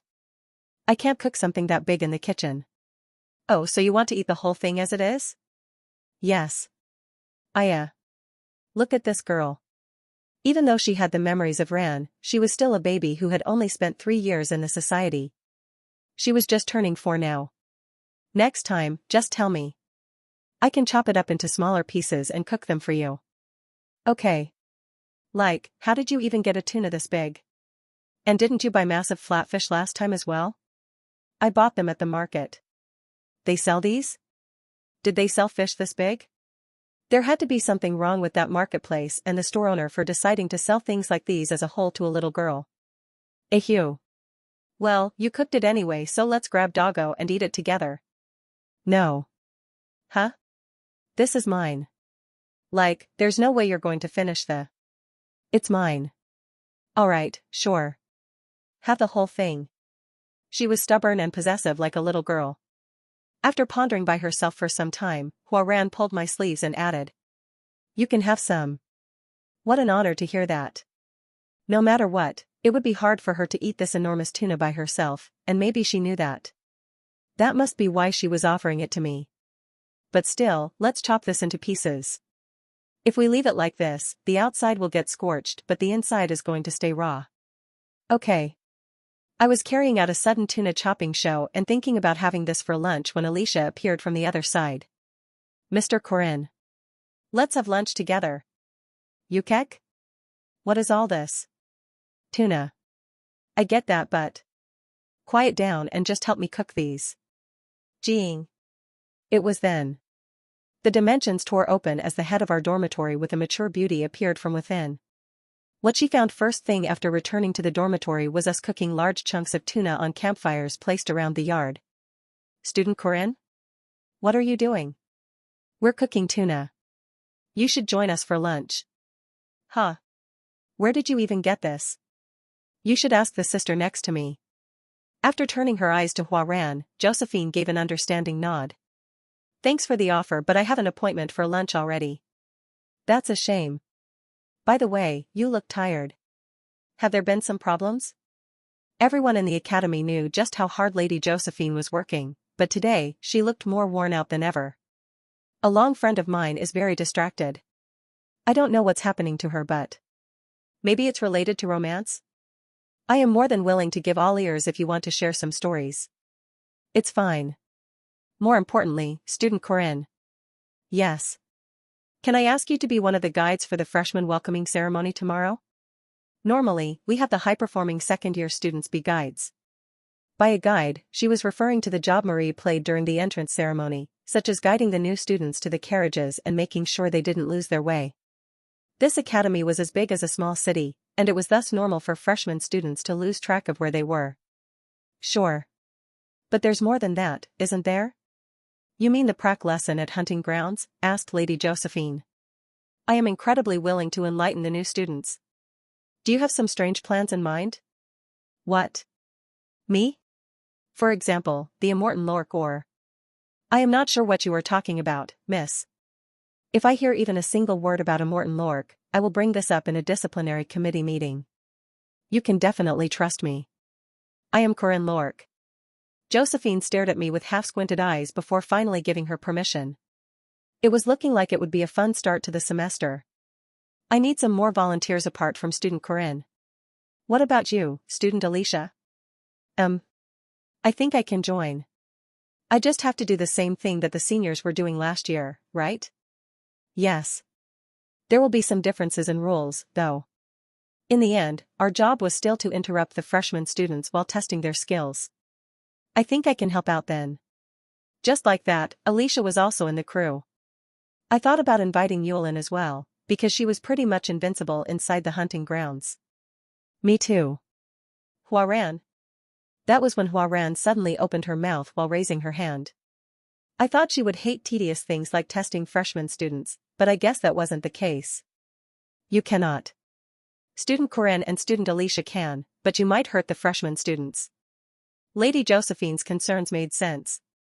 We were like pistols and miniguns, whereas Huaran was an anti-tank missile. Having her attack the new students with nothing but bulletproof vests would be too inhumane. I can hold back. Josephine hesitated after seeing her persist. Normally she would have said no with no questions asked, but I had a feeling that she was a lot nicer to Huaran after the festival. Fine. But is Ran listening right now? Yeah. Ran. If you think it's dangerous, you must step in and stop her. Do you understand what I'm saying? She said yes.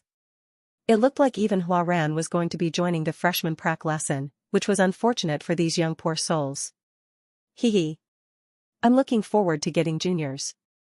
Alicia seemed incredibly excited to have juniors that would be treating her with respect and had a full smile on her face.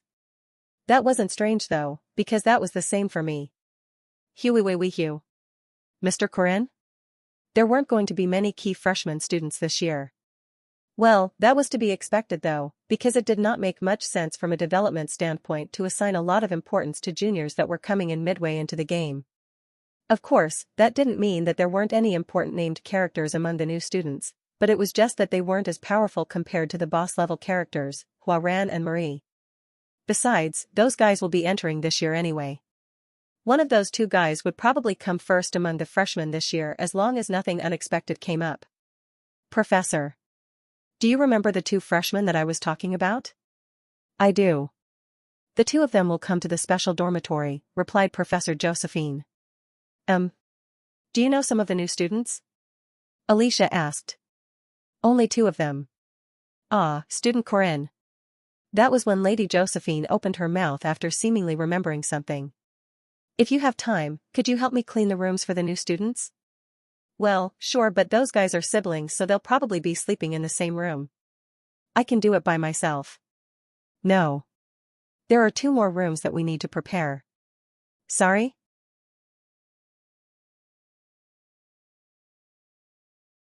That is part of the reason why we've ordered new furniture through Student Marie. It was only on the day of the entrance ceremony of the first semester that I understood what she meant. Now. All of you, come this way. The next day, I waited at the south gate of the academy to guide the new freshman students entering the academy for the first time. The clueless new students gathered in front of me after hearing my words. Huaran. Make the poster straight so they can see better. I wasn't by myself and next to me was Huaran. She was wearing a long poster that read, "Welcome to the Academy," on her neck. While I was in the middle of welcoming the new students, I spotted a professor coming to work from her home. It was Professor Lalara Mars of Alchemic Studies. Oh wow. You were here already. She, who had the same voluptuous body as always, greeted with her usual stretchy voice. Student Corinne? You are dressed up today, aren't you? It is the entrance ceremony for the new students, after all. Although I usually preferred wearing a t-shirt with leather pants, I was a bit more mindful of my outfit today and was thus wearing a suit and a dress shirt. It looked neat in my opinion, although I wasn't wearing branded clothes all over like Doggo. Well, that was not a good idea in the first place. His mother, Marie, was spoiling him too much. Foo-foo. The girls are going to be very happy today. You are going to be very popular. Haha. Really? Professor Lalara got on the carriage that went straight to her building, while we decided to wait for a few more students to arrive. You. Huaran, who had been silent the whole time, suddenly opened her mouth. That doesn't suit you. Huh? It doesn't? It's bad. Really? Everyone was saying it was okay though. Is it really that bad? Well, preference in clothes was a subjective matter anyway, so I let that go. I threw a glance at Huaran, who was looking straight forward with the poster hanging on her neck, and realized that her lips were in a slight pout. Why was she in a bad mood all of a sudden? Louder. Yeah. Inside the carriage with a bunch of freshman students, I screamed through the microphone as the students responded with a shout. Nino, Maximus, Kaiser Soze, Sonador, and Spartaea. They don't die. I don't die. You're doing great. I have no idea what he's saying though. The second-year student senior singing a song in the carriage was like an annual event that helped the freshman students forget their nervousness. Appa. You're cool. Cool? Anything else? You're handsome. Okay, you over there. I'll remember ya. You are a part of my crew now. Thank you. Now, thanks for listening to my song, and let's start getting off. Okay. Huaran and I got off first, with the freshman students following behind us. Seeing them reminded me of last year. So, there are going to be professors inside. Go in, and good luck. Most of the students seemed to have no idea why I was wishing them good luck. Towards the back of the group were the siblings, Ren and Ron. Bro. I mean, big brother. We will see you later. Alrighty. Good luck to you, and you too, Ren. We don't need luck. Patting them on their extra soft honey blonde colored hair, I sent the two of them into the Liberty Hall. Inside, the first-year students will be undertaking their first grading test, just like I did last year. Even though Ren and Ron appeared like primary school kids, there were probably going to be less than a handful of students this year that could have a meaningful fight against them. I have to go, said Huaran. Okay, sure. You said there's something to do at the church, right? There's that too. That too? Someone annoying wants to see me. Who? Just someone. A visitor for Huaran? Who could it be? There were only a few people even back in the game that interacted with Huaran, so that was a bit of a surprise. She disappeared after kicking off the ground. Even though I told her multiple times to not fly across the academy, she was still the same. There was a time when she crashed into a bird and had us eat a whole bird for dinner. It was very tedious to pluck the feathers and wash the guts out, so I really hoped she would stop doing that. Kugung. Another carriage arrived as soon as Huaran left. Who? This way please. And everyone, be careful on your way down. It was Alicia's voice, which meant they were coming from the western gate. Naturally, I turned my eyes to the freshman students that were getting off the carriage, and... be careful. A girl stepped down on the ground with a walking stick with the help of Alicia. She had such a memorable appearance, one that no one could forget upon seeing once. And I happened to know who that was. Shit. The girl had blazing and fiery red hair. She had matching ruby-colored eyes, but those were clearly different from the red and different eyes of Huaran. Her cold and cruel eyes had a vertical slit in them. Huaran was a lofty beast, whereas she was more like a venomous snake. Her body was smaller than the other girls and boys of her age, but there was an undisguisable sense of pressure in her atmosphere that did not allow anyone to look down on her. Even though the students were allowed to wear anything, one could say it was as expected of her to come to the entrance ceremony wearing a luxurious dress. Clump. Clump. The girl walked straight towards me and stopped right before me. Knight Corinne, yes? Nice to meet you. My name is Miriam Elizabeth L. Raff. Hup. I could hear Alicia gasping for breath at the back. Right, it might be possible to not know her first or her second name. There was no way anyone in this kingdom wouldn't be aware of her last name. Without even caring about Alicia gasping behind her, the girl who called herself El Rath raised her hand that was covered with an opera glove. When in front of an attractive lady, it is the courtesy of a gentleman to give her a kiss and ask for a dance. Knight Corinne. Knight Corinne. Look. This is our child. Beautiful, right? Her face overlapped with the one I saw in the past. She was one whom I had a stronger impression of in the last iteration than the game. The one who. An honor to see the princess. Kissing her on the back of her hand, I demonstrated the required etiquette of a knight. She was Miriam Elizabeth L. Rath, the second princess of this kingdom. Lady Miru? Why are you here? The second princess was well ornamented with a scorching flame of passion, but anyone seeing her would evaluate her using the following words. A venomous serpent. She had the personality of a slithering snake and an appearance that reflected it. Although Marie and Huaran were the final boss characters of each episode, most of the gamers would tilt their heads if they were asked whether they were villains or not. On the other hand, when it came to Princess Miriam, everyone would agree that she was the perfect example of a villain. The villainess of the century in heroic legends of Arhan.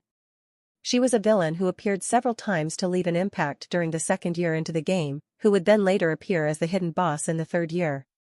Carefully holding onto her hand, I kissed her on the back of her hand. My knees were slightly bent and the angle of my back was perfect, which seemed to have satisfied the princess. What magnificent etiquette. Who did you learn it from? It was from a book. Well, it was actually you who taught me though. May I ask what brought the princess of our kingdom to the academy? You don't need to be so polite, senior. I am just one of the new students here. This was the worst. Why was Princess Miru here in the academy as a new student? Besides, what would a royal princess even learn here? I couldn't help but feel flustered from a scene that I had never seen in any of the gameplay routes.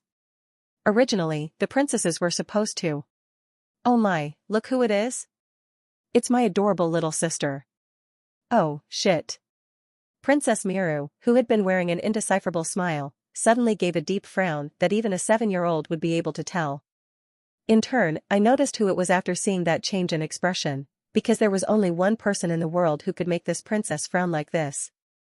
Estelle. Walking towards us with leisure and an amicable smile was Princess Estelle, a beauty of bright colors. Unlike Miriam's crimson blood-colored hair, Estelle had innocent-looking pinkish hair, and unlike Miriam's reddish-black dress, she was wearing a white gown. Most importantly, there was a difference in abundance around their chest. You forgot the sister part, Miru. I told you not to shorten my name as you wish. Her unique and coquettish voice tickled my ears and shivered my body. Alicia, who had been guiding the princess with the assumption that she was just a slightly unique freshman, had the same look on her face as mine. Wow.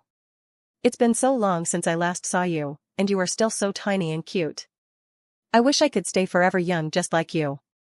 Estelle gave a mischievous comment, but Princess Miru reacted with a venomous expression. Even 1 pound of your uselessly big chunk of flesh won't serve as anything useful apart from fish bait, but if you want, I can use it to brew some potions. Why? Why are they? After sharing a frightening greeting with her sister, Estelle started walking towards me. Hello. I'm Estelle Hadassah El Raff. Knight Corinne, right? Would you be fine with a handshake? She said while reaching her hand out, so I grabbed it subconsciously. It was just a light handshake, but the power behind her grip was stronger than most knights. An honor to meet. Saintess Estelle Hadassah El Raff. No need to be so polite. We are all students of the same academy. I'm not talking politely to you either, am I? Same. Academy? Yes. I came back this year. Right, I did remember that being the case. Even in the game and the last iteration, Estelle used to be very amicable and tended to refer to us as her juniors. If I recall correctly, it had already been 2 years since she had practically left the academy, so, why was she returning now all of a sudden? After looking at the two of us, Miru clicked her tongue before turning away from us. Senior Alicia. I will now head into the Liberty Hall. Thank you very much for your kind guidance. Huh? Yeah. I mean, utmost honor to hear that, why, your highness? Foo-foo. Princess Miru gave a wily smile after seeing Alicia's sloppy reply, and turned to head to the Liberty Hall. She was limping her way across with a walking stick, but there was still an undisguisable hint of dignity. Still the same as always, I suppose. After saying that to herself, Estelle tapped me on my shoulder. I'll see you again later, Junior. Left behind with the passing of the storm were Alicia with her back bent at a right angle and me with my eyes on the sky. Estelle Hadassah El Rath. Miriam Elizabeth El Rath. They were the main characters of the latter half of the game, heroic legends of Arhan, who should have only appeared with the Kingdom arc.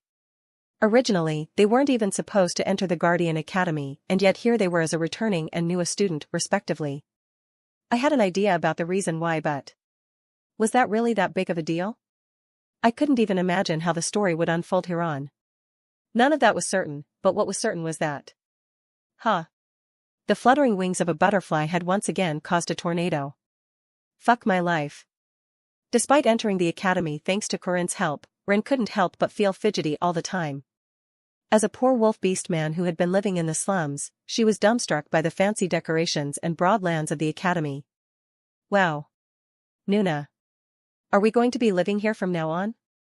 Ron cheered out loud like a little kid, so Ren rebuked him while holding tightly onto his hand. Stop acting like a kid. But, it's so big. It's like a palace. You've never even seen a palace though. That sentence was at the top of her tongue, but Ren swallowed it in. Beastmen tended to grow physically with the development of the mind. And as one might be able to tell from their physical appearance, they still had the mindset of a 9-year-old, and Ren did not feel like trampling on Ron's innocence. Wow. It's so big. It's my first time seeing a building this. It was then. Ron, who had been restlessly wandering around the area, bumped into someone. Actually, he bumped into someone's walking stick. Sorry. Take your feet off. They were met with the cold gaze of a venomous serpent as Ron immediately froze on the spot. Ren hurriedly ran forward, providing a refuge for him. Ren was about to apologize, but was soon lost for words. The lady had such a coquettish voice that she could even seduce those of the same gender.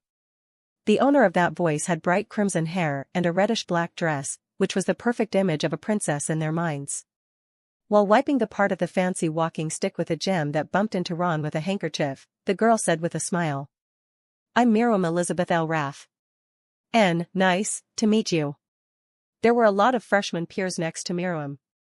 They were calling out, Your Highness, and were seemingly very attached to her to the point that they would be wagging their tails if they had one. We are hiding it for now, but as long as it wasn't the full moon, the siblings were able to hide their ears and tails. Of course, the only reason they were allowed into the Guardian Academy was because they were strong werewolves from birth, so the news was bound to spread any time soon. We are all friends. Shall we do a handshake? Miriam reached her hand out. After some slight hesitation, Ren grabbed onto her gloves, but that was when she was suddenly pulled all the way towards her face. Why, Your Highness? Princess Miru gazed down at her. Her snake-like eyes had not a hint of goodwill or affection and instead flinch. Her eyes were like a deep pit full of hostility and killing intent. It was so intense that Ren's bestial instincts were setting off alarms in her head. Smells uncultured. A disgusting scent of fur. Ren flinched and took a step back, but she did not let go of her. It was hard to understand how she had so much power as someone who limped even with the help of a walking stick. The eyes of a venomous serpent gazed down at the wolf girl. Slowly, like a snake closing in on its prey, she brought her lips closer to her ears and... Interesting. I killed each and every one of your kind, and yet, looks like some bitches still managed to survive. Like an anaconda strangling its prey by the heart, she looked at them and induced into them a strong sense of fear. Those venomous fangs that did not bother trying to hide its murderous objective appeared ready to penetrate through their throats any time. If you touch my stick one more time, I will bury you alive. Understand? Shivering without an end, Ren couldn't help but nod on repeat. She understood instinctively that this woman was her nemesis and a natural enemy. I forced my dizzy brain to work and organized everything that was going on. Estelle and Princess Miriam, why were the two of them here in the academy, even though this was the last place they would have appeared in during the game? There was only one reason that I could think of. The sun, Clayum Solace. That divine miracle that had cleansed Nazria was probably what pulled the two of them in. Both Estelle and Princess Miriam had their own group of spies located throughout the continent, but I wasn't expecting them to find me so quickly.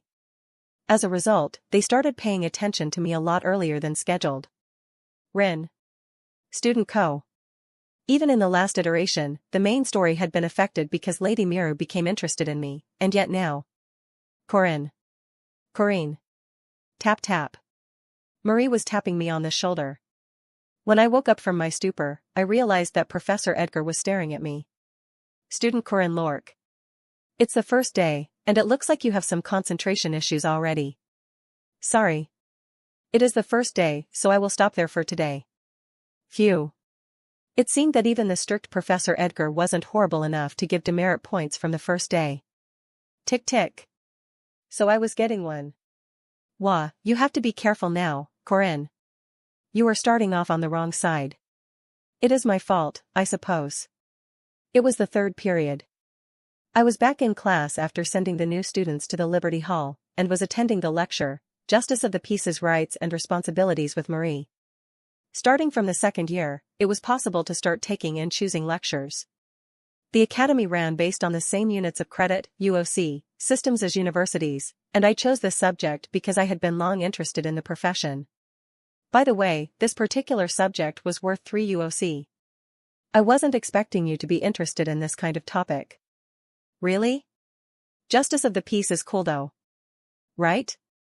The general duty of guardians was to hunt demonic beasts and spirits like mercenaries, but they were also able to work in other professions that required their abilities. For example, mages could work as alchemists who dealt with all sorts of magic ingredients and metals, or as an astrologist who explored weather and the origin of outer space.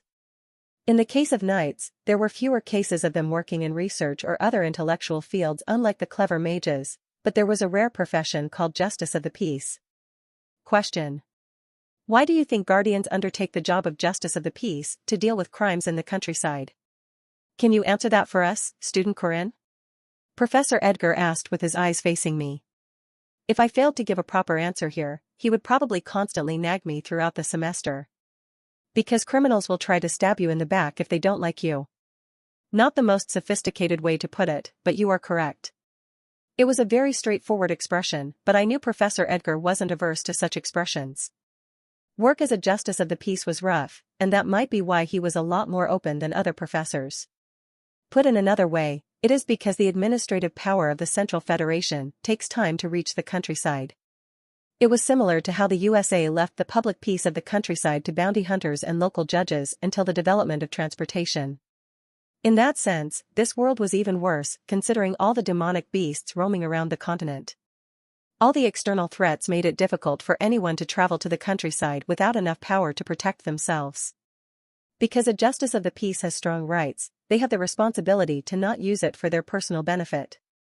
Justice of the Peace was like a combined profession of police, prosecutor, and judge that went to the lands far beyond the reach of the royal court to enact justice.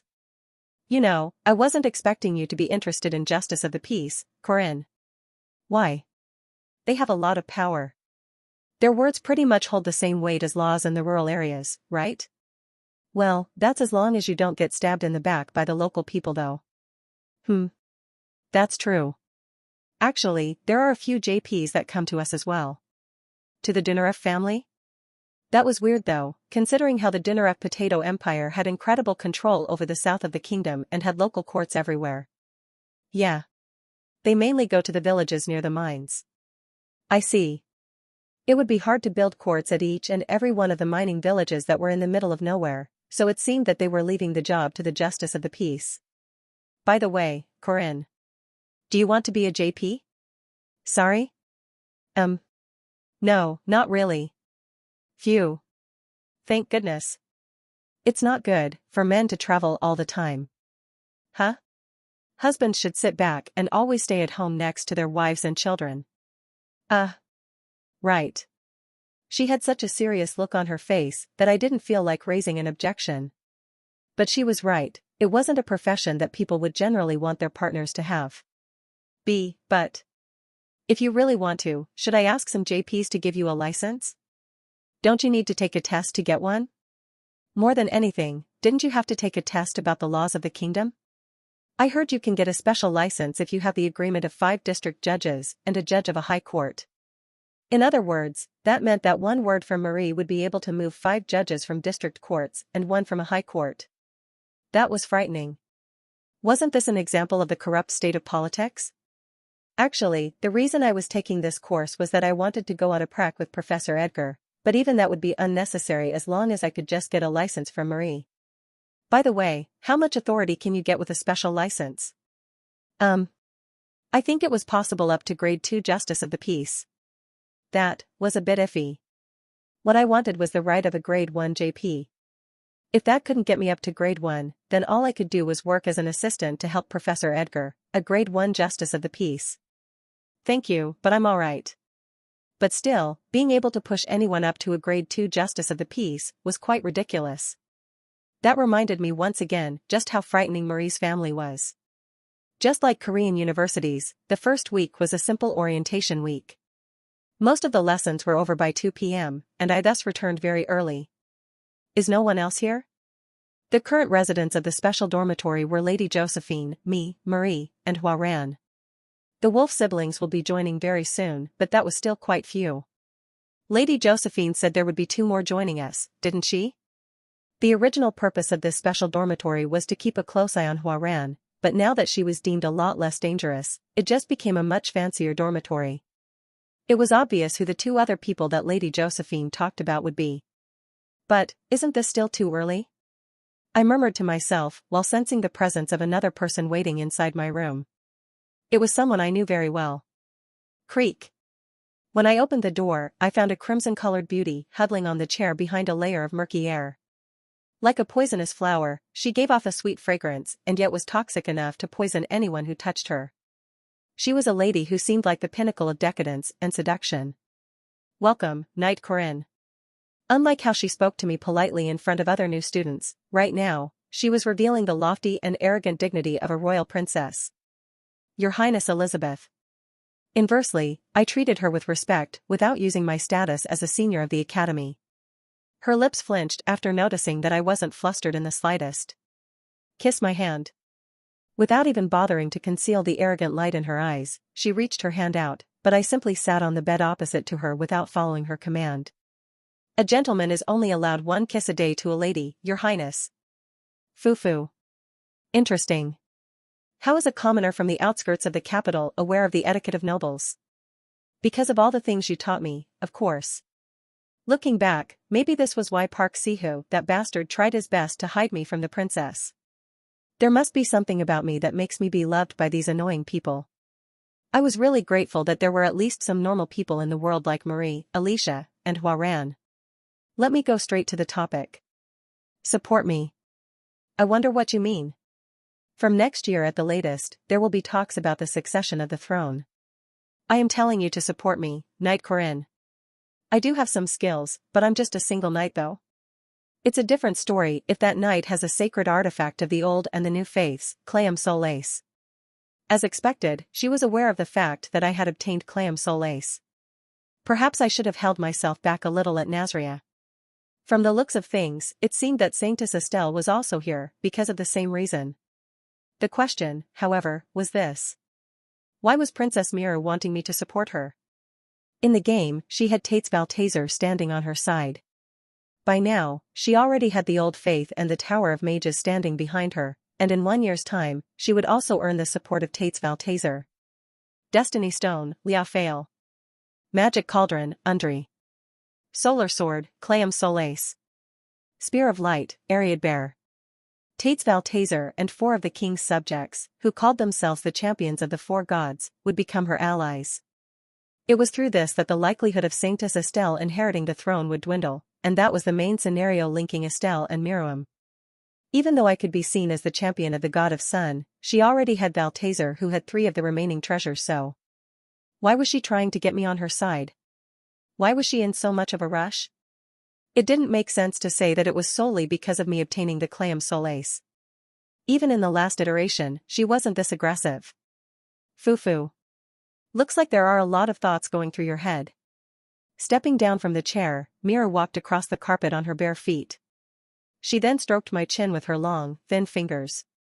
If you still have doubts, I can pay the price up front. Embrace me. Breach through the royal lady who has never known man before in her life and indulge yourself in pleasure. I shall accompany you no matter what kind of pleasure and entertainment you are after. She grabbed onto my tie and pulled me closer towards her. Her red eyes looked into mine and sent chills down my spine. You can do me however you want. A sensuous gesture, a coquettish voice, sweet fragrance, and a passionate gaze. Each and every part of her was that of a femme fatale. The term originates from the French phrase femme fatale, which means deadly woman or lethal woman. A femme fatale tries to achieve her hidden purpose by using feminine wiles such as beauty, charm, or sexual allure, leading men down the pits of ruin. Grip. Grabbing her by the arm, I pushed her onto the bed. I pressed down from above and yet she showed no signs of fighting back. Foo-foo. Her dress and ornaments had gold and silver along with every type of jewelry. Her breasts, belly button, waist and thighs. Every part of her body gave off a seductive luster that pulled men into her. She was a woman whose existence itself was made up of the shapeless fog of seduction. Despite knowing all too well that hiding within that fog were the venomous fangs of a serpent, I couldn't help but feel urged. Did you want to tempt me so bad that you even had to rely on an infatuation incense? I don't think that's something a royal lady should do. Oh my. How did you find out? There was a dense layer of scent in the room. This sweet fragrance was detrimental to the rational thinking of men, and I might have done something already if not for the cleansing effect of the sun. Is it okay for a princess to do this? There might be problems with the succession if you bear a child. Then I can simply marry you, Knight Corinne. A marriage with the champion of the god of sun, don't you think that will be an incredible political move? First, you might get rumors that you have indecent relationships left and right. I am not interested in the worthless complaints of senile old men. I believe more in the old and fundamental truth. Truth? From time immemorial, it has been a contract between men and women for a man to pour a woman with affection and impregnate her. After all, after possessing a female, the male has the responsibility to protect the female and the child. And of course, the female also has some responsibilities. Pinned on the bed, Princess Mira wrapped her thin arms around my neck. I will use everything in my possession to please the male, Senior. Like a siren in a wave, pulling a sailor into the depths of the ocean, she slowly pulled me in towards her embrace. My knight. Dominate me, ravage me, and swallow me alive. Make everything that is mine yours and whisper love into my ears. Slowly but surely. I was being pulled deeper into the deep ocean, into the depths that devoured even the brightest of lights. My knight. Dominate me, ravage me, and swallow me alive. Make everything that is mine yours and whisper love into my ears. She was like an anaconda binding its prey and the prey, me, was being drawn closer in. This was the poison apple, eating this was bound to kill me. Despite being fully aware of that, her sensuous appearance was appealing to the eyes, her voice tickling the ears and the sweet scent arousing the nose, every one of those was threatening to deceive and lead a man into ruin. Yes. Come closer. Closer. My hero, my prince. My destiny. Knight Corinne. You were my destiny. Now it's already too late though. Hup. Forcing my eyes wide open, I immediately stood up from the bed. Knight Corinne? Phew. That was close. Despite knowing very well what type of person she was still very close to devouring me whole. I quickly opened the curtains that were covering the window and shed some sunlight into the room. The aura of the infatuation incense encroaching my body was quickly washed away. I then walked up to Princess Mira who was blankly watching me on the bed. TCH. What a shame. Even though her vicious tricks had just been rendered meaningless, she didn't seem embarrassed in the slightest. This person. For some reason, she was always like this in front of me. What do you mean by destiny anyway? I wonder what you mean by that. Sure, let's just say that.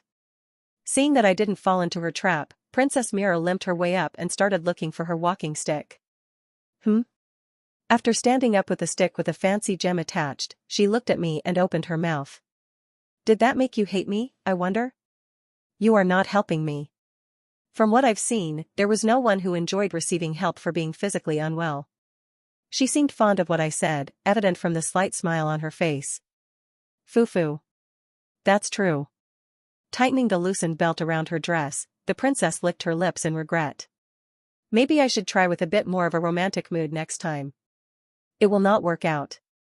It's not a good habit to be conclusive with anything. Your mind might change after hearing all of my conditions, right? It won't. Never. How can you be so sure of that? Pride. With how she was right now, she was never going to change my mind. It was because I knew about her revenge and massacre plans. Foo-foo. Looks like I have a long road ahead of me. Wearing a bewitching smile on her face, Princess Miru walked out of my room. Exhausted, I collapsed on the bed. Since she had been on the bed until just then, it was still warm and had a sweet fragrance to it. That was close. Both before and now, she was a princess I had to be very careful with. It wasn't that hard for Jaeger, who became a second-year student this year, to notice that the atmosphere surrounding his friend had changed quite a lot. Corinne Lork. He was the ace of their grade who entered as a grade 5 and quickly became a grade 1 knight. Although he wasn't at the top of the grade because of Hua Ran, no one in the school would deny that he was one of the peak students in their grade. Plus, he had an exceptional reputation in the academy. He was strong, well-mannered, and had an especially more positive reputation from their female peers. Right. That was the problem, that was why he was seen by his male peers as such an irritating person to be near despite being a nice guy. He was popular with the ladies. There were already 3 girls associated with this boy. In fact, there were quite a lot of girls in both their grade and the one above their grade that were interested in him, of which 3 were certain. Successor candidate of the renowned family of Arden, Alicia Arden, probationary sister of the new faith and a unique grade demi-human, heavenly Yiksha Hua Ran, and vampire Marie Dinarev, those were the 3 people that Jaeger was aware of. Corinne was a nice guy. Personally, Jaeger thought he had a great personality. But still. Seeing how he was always walking around the campus with different girls or groups of girls, people couldn't help but doubt the authenticity of his great personality. Maybe that's all just an act. Maybe he's 3-timing them? Jaeger had been holding such doubts for quite a while. It was only after a while that his questions were answered, and the person, who answered those questions of his, was in fact the person in question himself. On the first weekend after the start of the new semester, I was with the boys. We were at a cafe inside the campus and my 2 friends were drinking their black sugar latte and iced coffee, which I had bought for them. You know, I heard normal girls don't really like being too touchy with guys. Yeah. Nothing new, Jaeger replied. It's not even in the realm of not really liking it, said Lark. When I bump into them on the road, they have a disgusted look on their face. Right? That's what I heard was normal too, especially for girls our age. It wasn't easy for me to know about the mental state of girls because I was a pure man who had gone through an all-boys middle school and an all-boys high school, all the way to a physical education college. I was pulled into this world before I even graduated and was shoved around for 3+1 years. In the last iteration, Park Siha, that bastard, was such a bother that I didn't even have the time to hang out with any girls. Princess Miru was pretty much the only one I had a relationship with, and even that didn't end well. So. What about girls? Asked Jaeger after chugging his latte and crunching through the pearls. I replied. They're, a bit too touchy. This fucking bitch? Huh? What's wrong? Jaeger suddenly swore while munching through the pearls. He looked a lot more violent now that he got another tattoo on his body over the holidays. Lark, who was a lot more nerdy in comparison, carefully raised a question. Did you say the girls are being touchy? Yeah. Can you explain what you mean? He asked while raising his glasses. Something I noticed just then was that he lifted his glasses with his palm.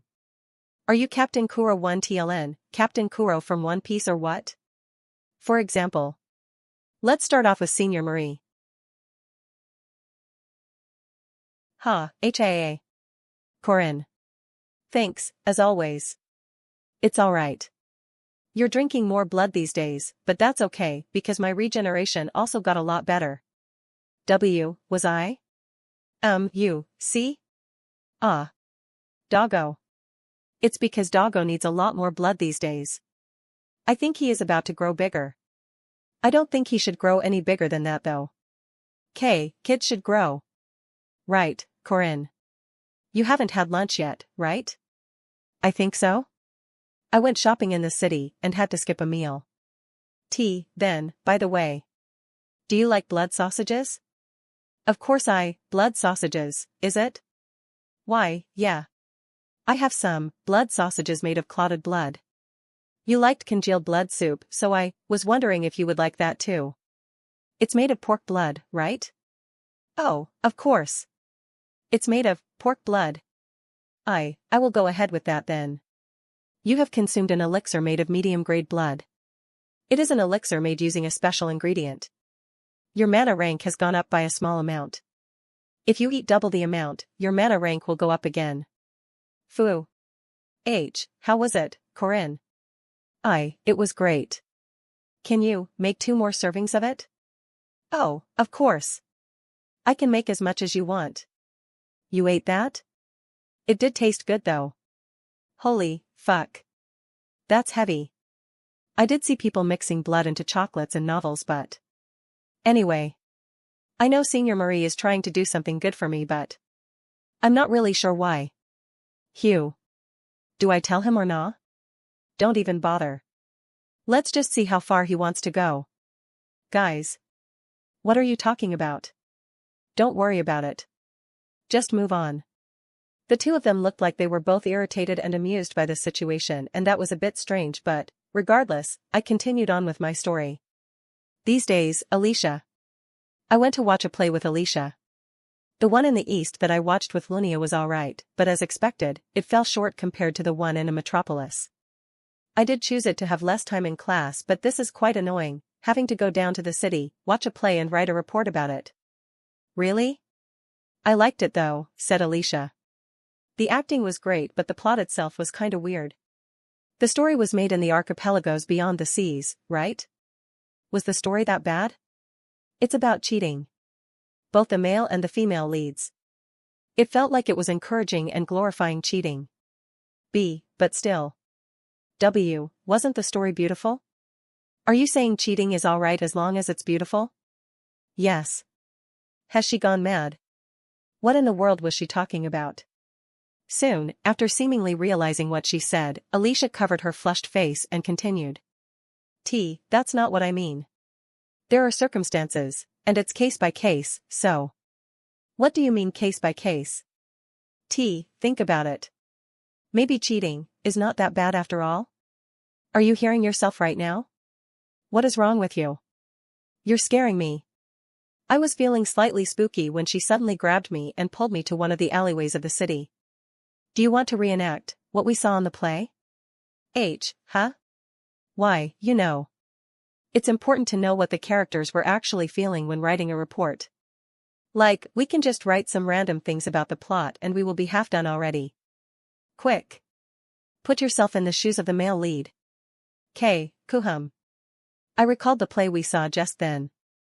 If I remember correctly, at the front door of the house they grip. There, at the entrance to the house, I held on to the sweating Alicia. Brother-in-law.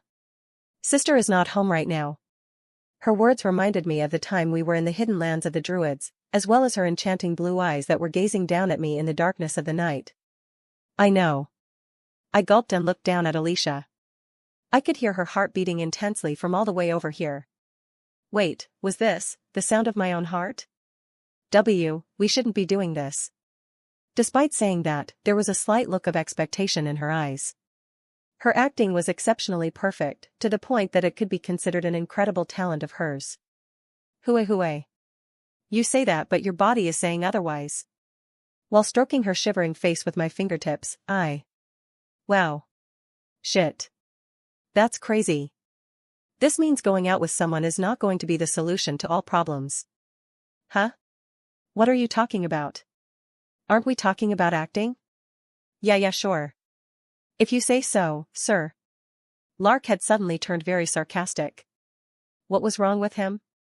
Anyway, you mean it's still an act, but she's still too touchy even while taking that into consideration? Kind of. Honestly, I was a bit nervous. I don't touch a girl's face like that very often, you see. Often, huh? So that wasn't your first time. Huh? Of course not. What do you mean? You fucking. Ignoring the frown on Jaeger's face, I moved on to Hua-Ran's story. Hand. During break, Hua-Ran asked for my hand as always. I don't mind giving you my hand, but doesn't your hand get sweaty when you do this? It feels good. Hua-Ran replied while locking her fingers with mine. She had been like this the whole time ever since I cleansed Nazria. Does it really feel that good? The reason Hua-Ran was being so touchy was because of the sun inside me. Clam Solace. After swallowing the sun, the yang energy inside me started to grow at a rapid speed and was flowing out of my body.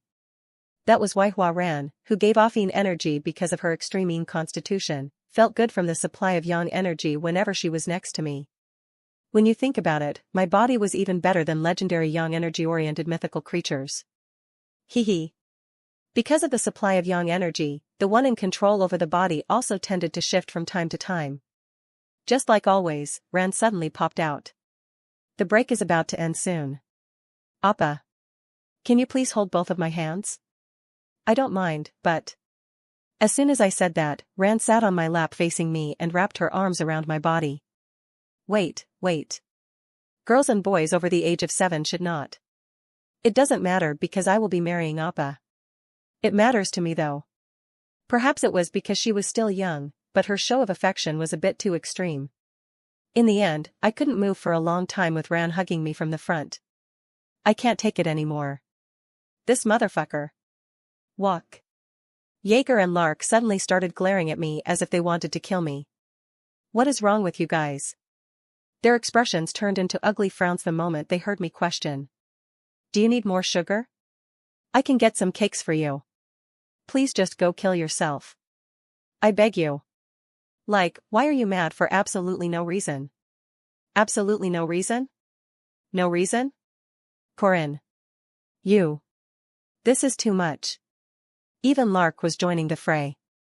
What was wrong with these guys? Why were these bastards getting mad at me for no reason? That made me upset as well. Give me my coffee back, you bastards. Your friend is out here asking you for some advice. Just freaking pick one. No. Picking one is not going to solve it at this point. They're not going to accept their defeat. Again, these guys were talking about things that only made sense to them. Can you just make it easier for me to understand?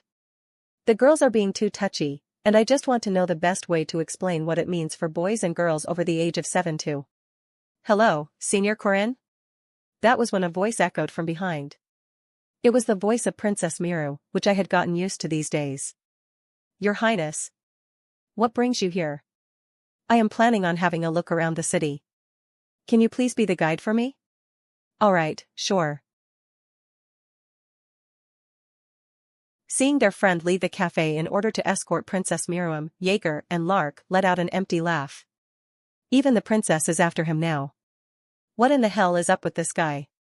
Did he do something amazing in his previous life or something? Maybe he saved the world? Actually, he must have saved the world quite a few times.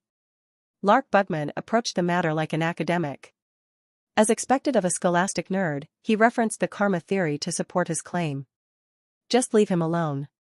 I'm telling you, this guy, he's going to be shredded apart into 5 pieces, if not more. From what they could tell right now, it was 4 girls, Marie, Alicia, Hua-Ran, and Miriam, but who knows? He might have a few more girls hiding elsewhere. Seeing his friend who was insanely popular with the ladies, Jaeger was jealous yet worried at the same time. Maybe Corinne wasn't in the wrong, he thought. Maybe it was just that he was being approached by some girls that weren't very normal in their minds.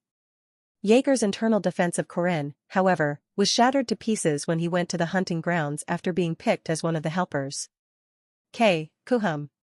Student Corinne. Thank you for applying to join the hunting grounds prac lesson this time around. Chairman Aryu Kazar. The male chairman of an unknown age was blushing while talking to Corinne. Dude, look at that. I can't believe it. There's no way. This can't be. Like, isn't this too? He's even seducing guys now? That guy's just an inborn player.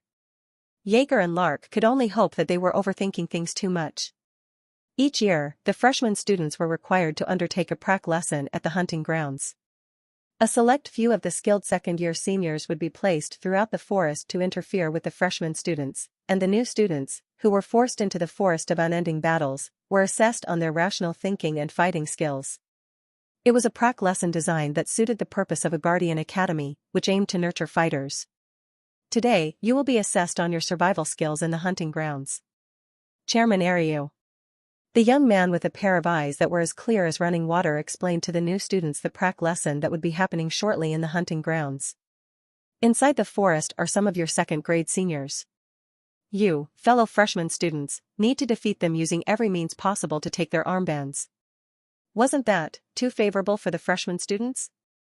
That was what the students were thinking to themselves. In a way, they weren't wrong because there were 400 of them, which far exceeded the number of second-grade students that were in the forest. However, what they weren't aware of was that there were monsters in the current second grade. There were many named characters who had already reached their final level of growth due to one boy. Kwong. Walk. A giant. It's a giant. The tree's moving. What is this? I'm losing my mind. One of them was Yule, who learned how to summon a Wicker Man, the secret hidden technique of druids. The swords are flying around. This can't be. Mommy. There was also Doron, the mercenary of flying swords, who was now wreaking havoc with more than 10 expensive magic swords that he was able to afford after a successful investment. A golem. It's a golem. Why are there so many of them? What is with that massive walking golem? In addition to that was the golem mage, Chrono Laden, who was able to create two-legged super golems thanks to the successful investment and a quick acquisition of golem creation techniques. Are you okay? She's smiling. That's scary. She's giving me goosebumps. I don't think I'm that scary though. She's still smiling. Successor candidate of the Arden family, Alicia Arden. As for Hua Ran, the heavenly Yiksha, there was no need to even bother talking about her. Her might was proven by the tens of unconscious people around her. And last of them all was him. Why so serious? Inside the forest was a clown with funny makeup. A freshman student this year, Jermaine Luther, gave a faint smile while looking at the words, Grade 2 Knight written on his ID card. He was a devout believer, who never strayed from the path of faith ever since he was born and raised at the St. Michaela Monastery of the Old Faith. The young man was quite proud of the title on his ID card. He wasn't at the top of the grade because of the Grade 1 mage, Princess Miriam, but that was by no means anything to be ashamed of, considering how Princess Miriam was another faithful believer of the Old Faith. However, one thing that didn't sit well with him was the fact that there was a dirty pair of furry siblings, who also entered the academy as Grade 2 Knights. It was incredibly unpleasant that he was attending the same academy as the pawns of the disgusting demons, but he couldn't do anything about it, because Germain had a noble matter to attend in the academy. Captain Laurent. Last semester, there was a noble battle in the academy, where the secret ops of the Old Faith that were trying their best to defeat several monsters had been captured by the evil hands of the academy. Sadly enough, Bishop Renaud Lusignan denied his relations with them, but that didn't mean that the Old Faith had discarded its devout followers. The reason Jermaine Luther entered the academy was exactly because he needed to identify their locations and look for ways to save them with the help of their collaborators. But first off, there was the need to conceal his identity and avoid the watchful eyes of the academy. Hiding his true identity of being a believer of the Old Faith, he pretended like a diligent student. This time around, Germain was also planning to stay diligent throughout the hunting grounds prac lesson. Rating a second-year senior. In order to fulfill that objective, Germain had formed a temporary party with a few other students. They were worthless second rates at either Grade 3 or Grade 4, but he believed that they should be able to serve as expendable baits that could create a gap in the second-year students. I found one. He's right there, Germain. They proved the effectiveness of large numbers, which was their only worth in the first place. They managed to find a second-year prey. It's over there. Inside the forest, the man was haughtily standing there by himself. He was standing there with his back towards them, while wearing a strange purple-colored suit and shoes that clearly did not suit the forest in any way. Germain and 33 other freshman students immediately encircled him. Ha! Hi! Ho! Hi! Ho! The new students all looked at the second-grade senior, who was slowly turning his head along with a strange laugh. In contrast to the pale makeup that was covering most of his face were his overly vivid crimson lips. Is he a clown or what? They wondered how there could be such a strange senior in their academy, but despite his appearance, they couldn't deny the fact that the silver spear in his hand was shining with an intimidating light. I don't know who he is, but there's no way he's going to be my opponent. It took less than 3 minutes for most of the students to lose their armbands. Germain couldn't comprehend what just occurred to him. Flames and a bright ray of light had suddenly filled the forest, which was then followed by a ferocious scrimmage. The clown carrying a spear immediately broke through their ranks and pushed the new students into confusion. He was exceptional at fighting, he was an experienced and capable veteran unlike what his appearance suggested. Little Junior. Are you still alive? Germain held his ground quite well, but in the end, he was helpless before the persistent stabs of the clown that aimed at his weak points. On his bum, he watched the clown walk up to him. Germain was extremely humiliated by the fact that he had lost to that ridiculous clown. Coot. Kill me. Who, hi, ha, hi, ha, ha, ha. The senior let out a bizarre laugh full of scorn. Why so serious? Sorry? Why? So serious? What are you even talking about? After saying that, the clown walked into the forest. Leaving behind Germain, who was the only one with his armband intact, he 1EE203EE.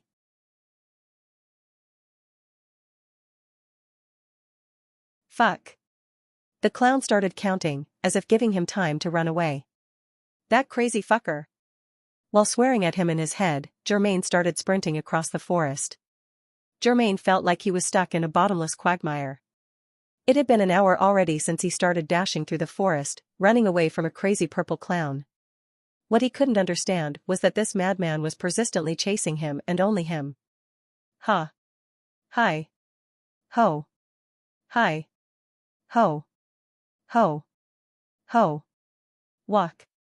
Stop. Please stop. I don't want to hear that stupid laugh anymore. Why is he laughing like that?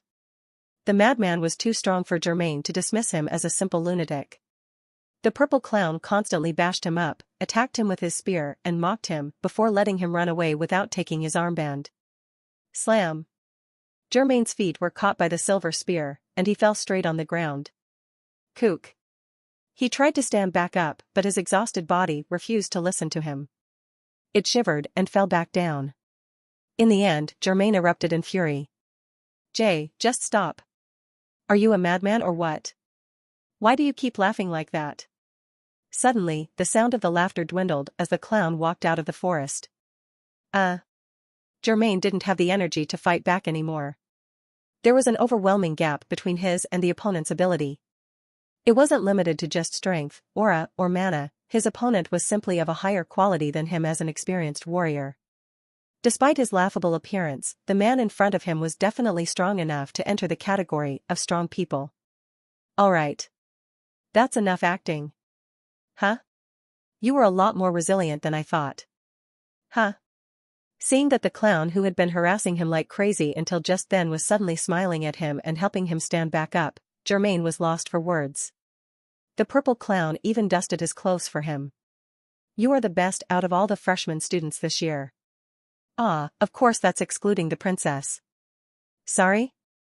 Wait, you mean? That was sort of a test. Great job. You passed. A test? Let me introduce myself first. I am the leader of Corinne Guardians, Corinne Lork. Corinne Lork. He wasn't that well known to the public, but he was famous among those that were interested in the industry. He was the one who went through an unconventional growth, going from grade 5 to grade 1 in just one semester, the skilled expert who had a head-to-head fight against Swordmaster Lunia Arden.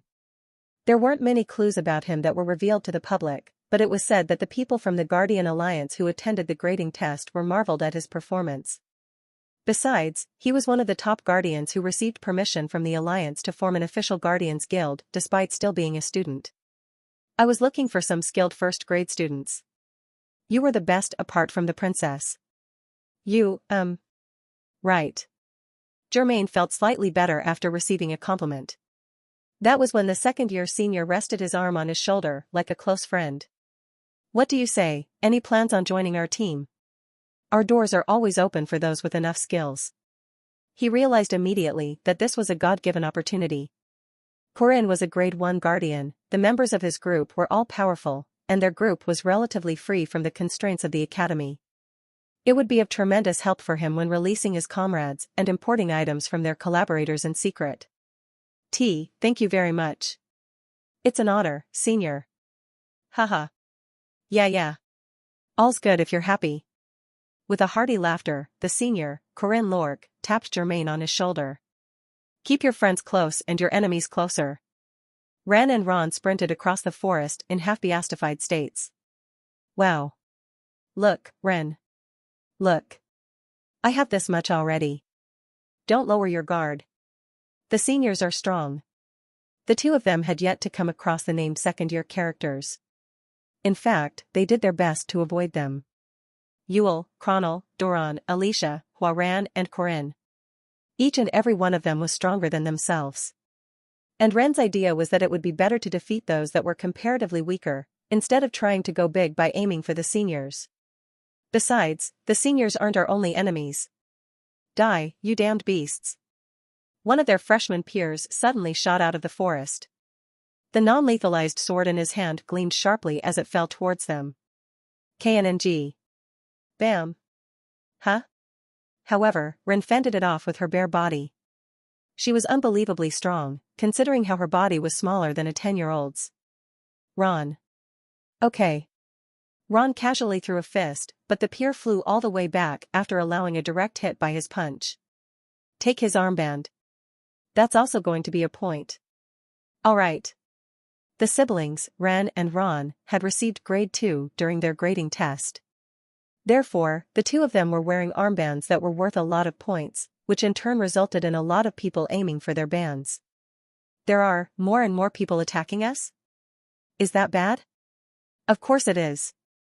At the start, it was pretty much all about raiding the second-year seniors. The freshmen had been confident with the sheer difference in numbers, and had gone up to attack their seniors in groups. However, everyone in the golden generation, that is the current second-year students, were monsters. A straightforward numbers advantage was not enough to beat them. After realizing that the second years will be hard to defeat, the freshmen started turning to their peers. Die you beast. And Ren and Ron were targeted the most because of the two of them being demi-humans. Despite everything positive going on, it was hard to get rid of the general vigilance and hostility against demons. We're about midway there. Most of the weaklings should be disqualified already. Doran Warsky, who recently got promoted to semi-grade 1, gathered the tens of magic swords that were rotating around his body. The one who was in charge of commanding the second-year students in this hunting grounds prac lesson was none other than that spearman. And that very spearman had told him at the start to gather north 1 hour after the start of the prac. FUA. They are all energetic. I gave up on most of the golems. Was that worth it? It seemed that Doran wasn't the only one who heard that. Everyone ranging from Alicia Arden to the golem mage Chronal Laden. I came because you told me to, but what is it?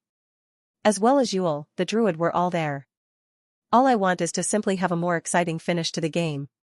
Waiting for them at the venue was Corinne in the bizarre outfit and makeup of a clown, and Huaran, who was yawning with her head resting on his lap. Practically every one of the second grade's golden generation had gathered before the shed, the final destination. By the way, Mr. Corinne, what's with that strange appearance? You want to know how I got these scars? That's just makeup, isn't it? Some men just want to watch the world burn. It was just one of the same old crazy things that Corinne did, so Yule and Doran ignored it, but Chronal commented because he just couldn't let it be. And people call that crazy. I'm not crazy. I'm just slightly ahead of the curve. Huh. This wasn't the first time he was doing things like that. It was a Morton Lorque last year, but there seemed to be something else that he was addicted to this year. So, boss. What are you going to do? Hearing Doran's straightforward question, Corinne gave a smirk. In his hand was a bottle of oil and a burning matchstick.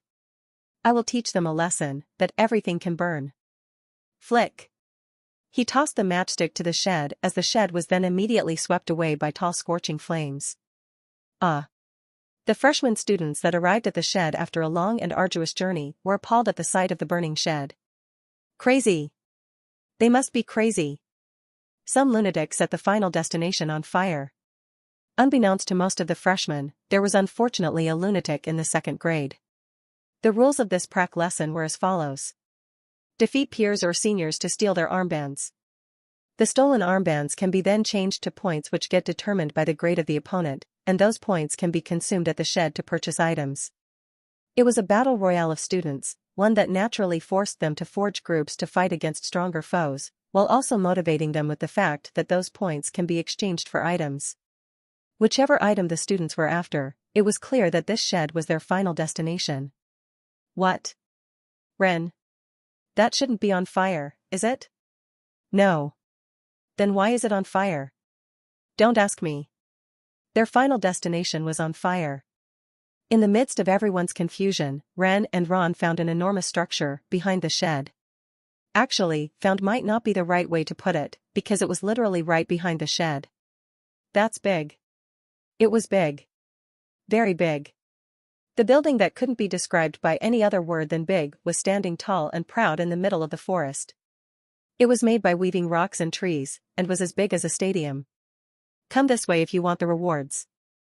There was a pamphlet there, which obviously meant that this was the replacement of the shed, and that meant that the second-year students had set the shed on fire. But when did they even build this? It was only possible thanks to the combined strength of a druid, who was loved by the forest, and a genius golem mage who knew everything from the creation to application of a golem core. Ren. Look at that. Ron said while pointing at 3 massive holes that were as big as the front gates of a mansion. They were so obvious that anyone could find them. Entrances. They were so obvious that Ren even wondered whether it was a trap or not. She was also disinclined to go with the correct method. I think the top of that building is where you buy items. On top of the mysterious fortress, Mr. Harris the forest keeper was waving his hand with a bright smile on his face. His shed was on fire, so how could he have such a bright smile on his face? The freshman students had no way of knowing about the shed reconstruction contract that was going on behind their backs. In any case, it meant that they wouldn't be getting anything out of this prac lesson if they failed to reach that far up. Let's climb the wall, suggested Ren. HNN? Can we? No one said we can't. Ren started off by morphing her body into that of a werewolf, and quickly began climbing the wall. Kung. Kicking off the ground, she jumped onto the outer wall and used her sharp claws to climb it. Kugung. Yut? Suddenly, a stone fist shot out of the outer wall and pounced on Ren, who was trying to climb the wall. With superhuman reflex skills, Ren quickly dodged the fist, but there were several more stone fists and branches popped out of the outer wall to attack her. Slam. In the end, Ren couldn't dodge all the attacks and fell down. Ren. Are you okay? Ugh. They suddenly turned weak in the middle, so I'm fine. That was a warning from the owner of the fortress that they will not allow any petty tricks to take place. Interesting. Except for the smell of beast fur, that is. A sarcastic voice echoed from behind. Ren and Ron both recognized who that was. Princess Miriam. You mean Your Highness? Why, Your Highness. Her crimson eyes cold-heartedly pierced through them and pressed down on them from above. Meanwhile, more and more freshman peers showed up behind Princess Miriam, and all of them were befuddled by the absurd and out-of-place fortress. Your Highness. What should we do? Behind the venomous serpent were freshman students with wagging tails. It had only been a week, but the princess already had a bunch of followers. It will be hard to meddle with it from outside. This was made by a druid in the middle of a forest and will therefore repair itself when broken. Then do we need to go through the entrances? That seems to be the only option. Leaving those words behind, Miriam unhesitatingly walked towards the entrance. It didn't matter if it was a trap or not, no one could stop her confident strides. "What are you doing?" "We will follow after Her Highness."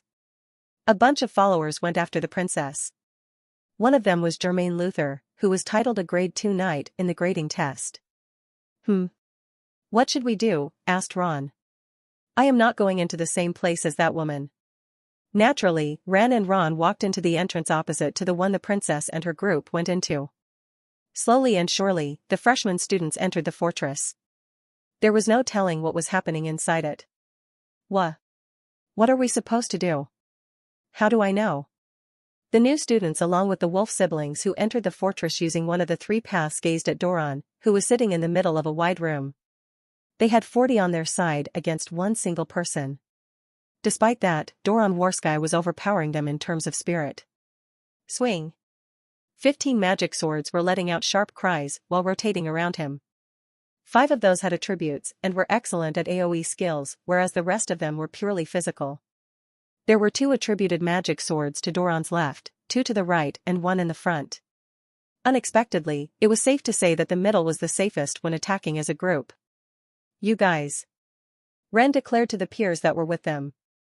"We siblings will march through the front. You guys attack from different directions all at once. Who do you think you are to? Say it if you have a better plan in mind. We are taking the brunt of the risk, okay?" Who, thought Doron. He was impressed. The mercenary with a lot of experience noticed that Ren was playing with them using preconceptions. Ugh. That's the future captain of Warsky mercenaries though. We don't need to defeat him. All we need to do is go past him and continue going up. There were 40 on their end, and the wolf beast men had volunteered to take the front, which seemed to be the most dangerous. Left with fewer concerns, the freshmen prepared themselves for a charge. "Let's go." After beastifying themselves, Ran and Ron marched forward. Ran's plan was simple. There was only one attributed magic sword in front of him. There were 20 to his left and 20 to his right, with only 2 people in the front. Logically speaking, it was very clear where Doron would be focusing his attacks on. "Ron. We're not going to fight him. We will jump over him." Huh? Is that okay?" "Yeah." In the middle of her dash forward, Ran and Doron looked at each other, and following that. "Huh? HNN?" Suddenly, more attributed magic swords were allocated to the center. Magic swords of lightning and flames fell at the wolf siblings. Walk. Hot. The 2 of them tried their best to dodge the attacks, but they were soon attacked by even more magic swords that slashed through the place they were at. Eek. Why? Her gaze appeared to be asking the question, why just us? In response, Doron returned a businesslike reply. "My employer told me to mercilessly bash the 2 of you up if you ever decide to trick your way through." What? There was no way that Doron Warsky the cheapskate would ever do something so tedious for free. He was adamant that he would not let the siblings go even if he had to let everyone else leave, and that intention of his was reflected by the bright magic swords. Ah. Seriously. Her shout was in vain. The structure of the fortress was very simple. 3 entrances, and 3 gatekeepers, Alicia, Doron, and Yule. The roads merged once they were past them, which connected to 2 more gatekeepers. In the second level were 2 rooms, which were being protected by Chrono Laden with dozens of golems, and the almighty heavenly Yiksha, Huaran. There was no need to defeat them. All the freshman students had to do was pass the rooms, and those that passed the first floor should be aware of that already. And after passing through the second floor, they would finally reach the third floor, where the culprit behind all this, Corinne Lork, was waiting for them. The original rule was for the students to be tested on their decision-making and adaptation skills, but there was one new student who was not bound by the constraints of those rules. This should be the last one. Corinne Lork was heaving a sigh while nonchalantly waiting for a visitor to arrive on the third floor. He was the final boss of this fortress, so to speak, but Rashid, who was currently in stealth mode, had no plans of fighting against him. Rashid was the master of stealth, and had arrived at the final floor while hiding from the eyes of Alicia and Huaran. A little further down to the south from the headquarters of the renowned Arden family was a desert, and living in that desert were the masters of assassination. Rashid's household had the unique characteristic of being able to erase their presence and become one with the background. It was because of this ability that they had become infamous in the society of assassins. Although Rashid had escaped from the family because he did not like those teachings, he still had the best talent as an assassin out of everyone in his family. There was no way that these so-called heroes who peacefully killed monsters would ever be able to notice his stealth. Looks like I finally have myself a visitor. The man who had been standing there nonchalantly was resting the spear on his shoulder by the time he noticed it. He still looked like he was going on a stroll in the town, but Rashid, who had gone through countless life and death situations, saw through it. That was the posture of a warrior preparing for a battle. It was the instinctive posture of an expert vigilantly looking around after noticing the presence of an assassin. There's no way you passed me already. But I gotta say, that is quite the skill you have in stealth. He was clearly talking to him, but Rashid did not reply to him. Even though Corinne had sensed his approach, he had yet to notice his exact location. Rashid quickly restructured his plan. He would crawl behind him and take the armband. Zah! It was then. Corinne's spear started emanating a dark mist of mana. UHT. The moment his body came in contact with that mist, Rashid felt like his soul was being muddied. He could stay there if he wanted to, but realized that nothing good will come out of staying there. He was quick at making the decision, but the silver spear was right in front of his face before he could even put that into action. Bang! The silver spear crushed apart the ceiling that Rashid was hanging off of. It wasn't that hard to dodge the spear, but with this, the opponent was now fully aware of his location. Rashid ad-Din Mustali. A notable grade 2 knight this year, right? It feels strange being called a knight. I guess a knight is not the best way to refer to a master of assassination. He was shocked upon hearing the opponent reveal his background. The family of assassins did their best to hide their names and identities. Only a few of the people in the underworld would barely know about their names, so how was a second-year student of the academy aware of his upbringing? You should not have said that just then. Now that he was aware of his identity, the only option was to make him into a speechless corpse, but Rashid did not want to take it that far.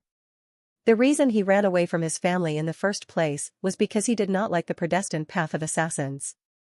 His plan was to bash Corinne up and threaten him, hoping that he would not share his background with others. Rashid immediately kicked off the ground. He was a master of stealth, but wasn't necessarily weaker than knights when it came to his potential as a warrior.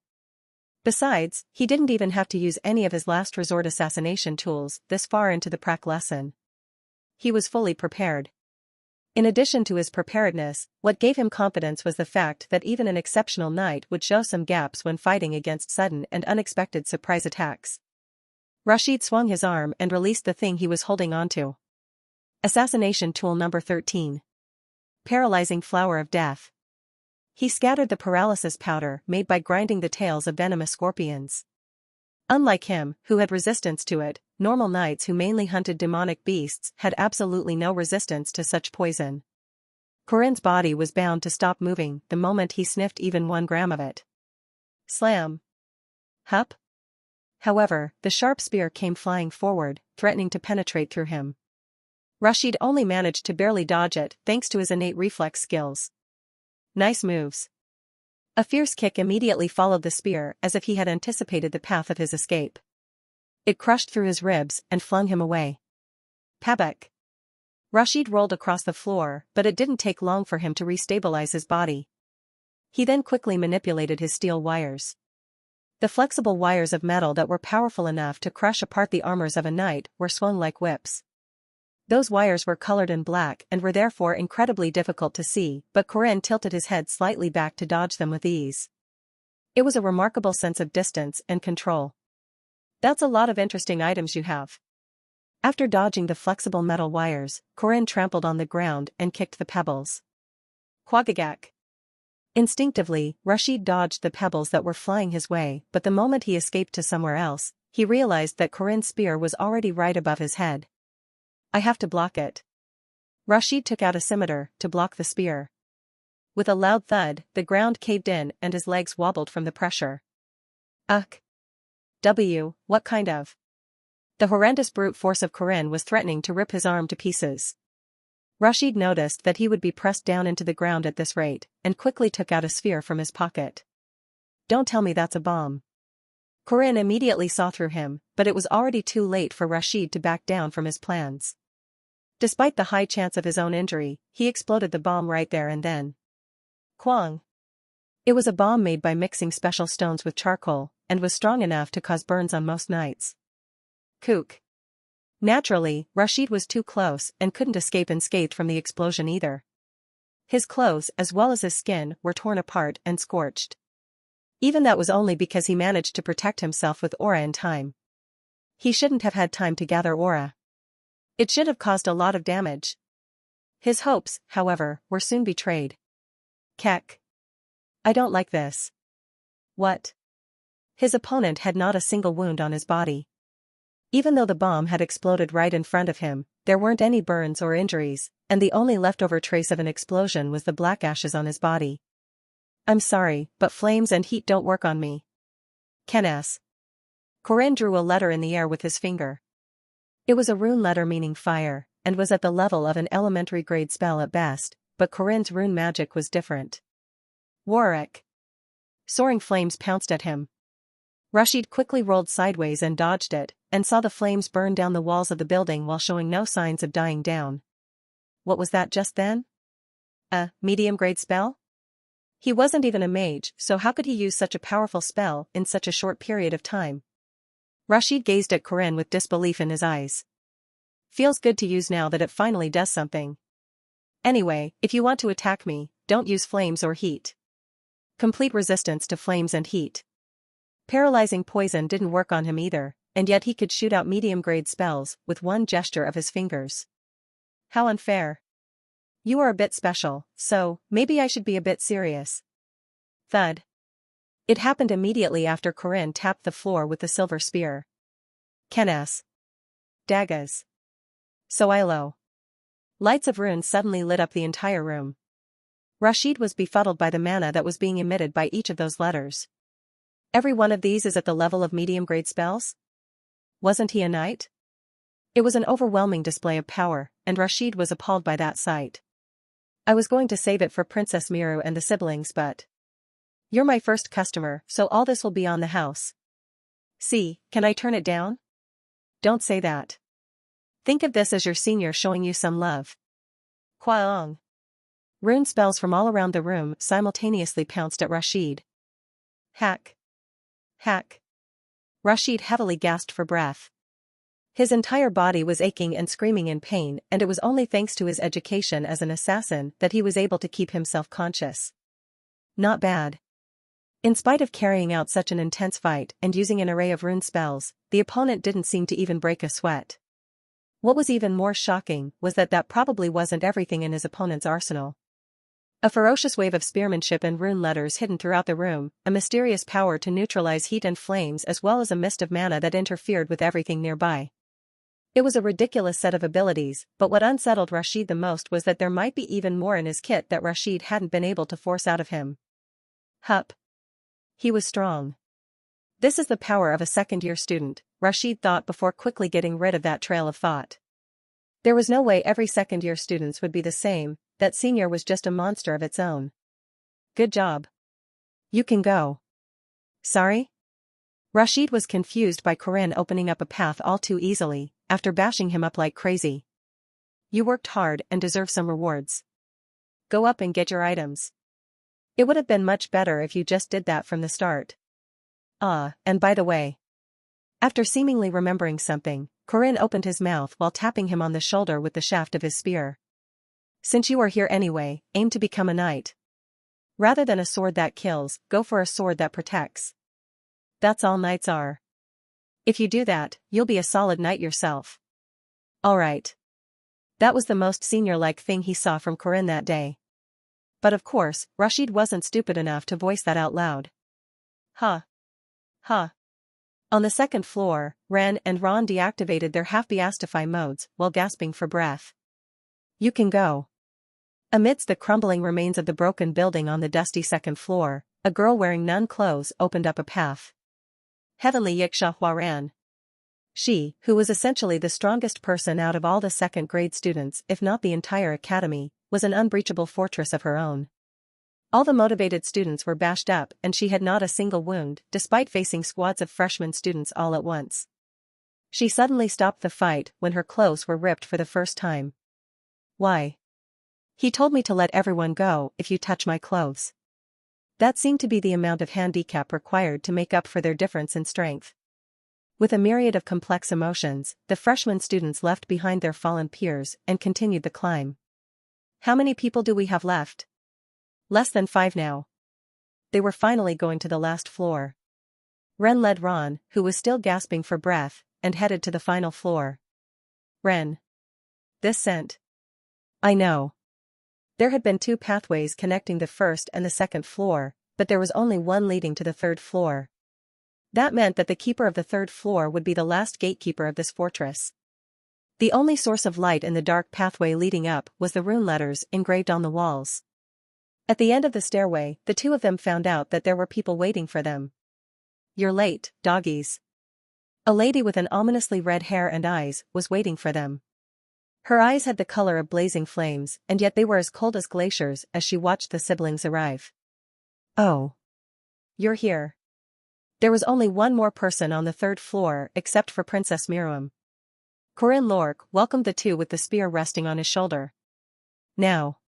This is your final stage. The eyes of the wild warrior, which were in complete contrast to the cold eyes of the princess, were looking straight through them. Ren and Ron were werewolves.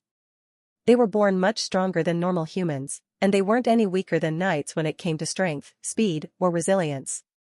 In fact, they were far superior to normal knights at everything.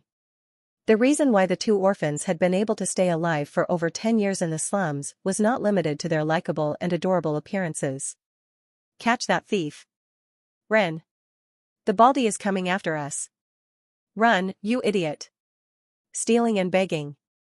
The orphans were used to it, but in the end, they were kidnapped by human traffickers for their likable looks. They couldn't withstand the power of the full moon and ended up transforming inside the cage, and after finding out that they were beast men, the slave dealers had them endure through an even worse treatment. But looking back now, they realized they were lucky, because it was because of that they could enter the fences of Corinne Lorque. It's okay. No one is going to hit you anymore. You guys are now safe. Corinne was a nice person. He was a thoroughly kind-hearted person who lied for the good of another person, and did his best to help them. It was after a while that he suggested they enter the academy. He told them he had a goal, he told them he needed their help and kindly asked for their cooperation.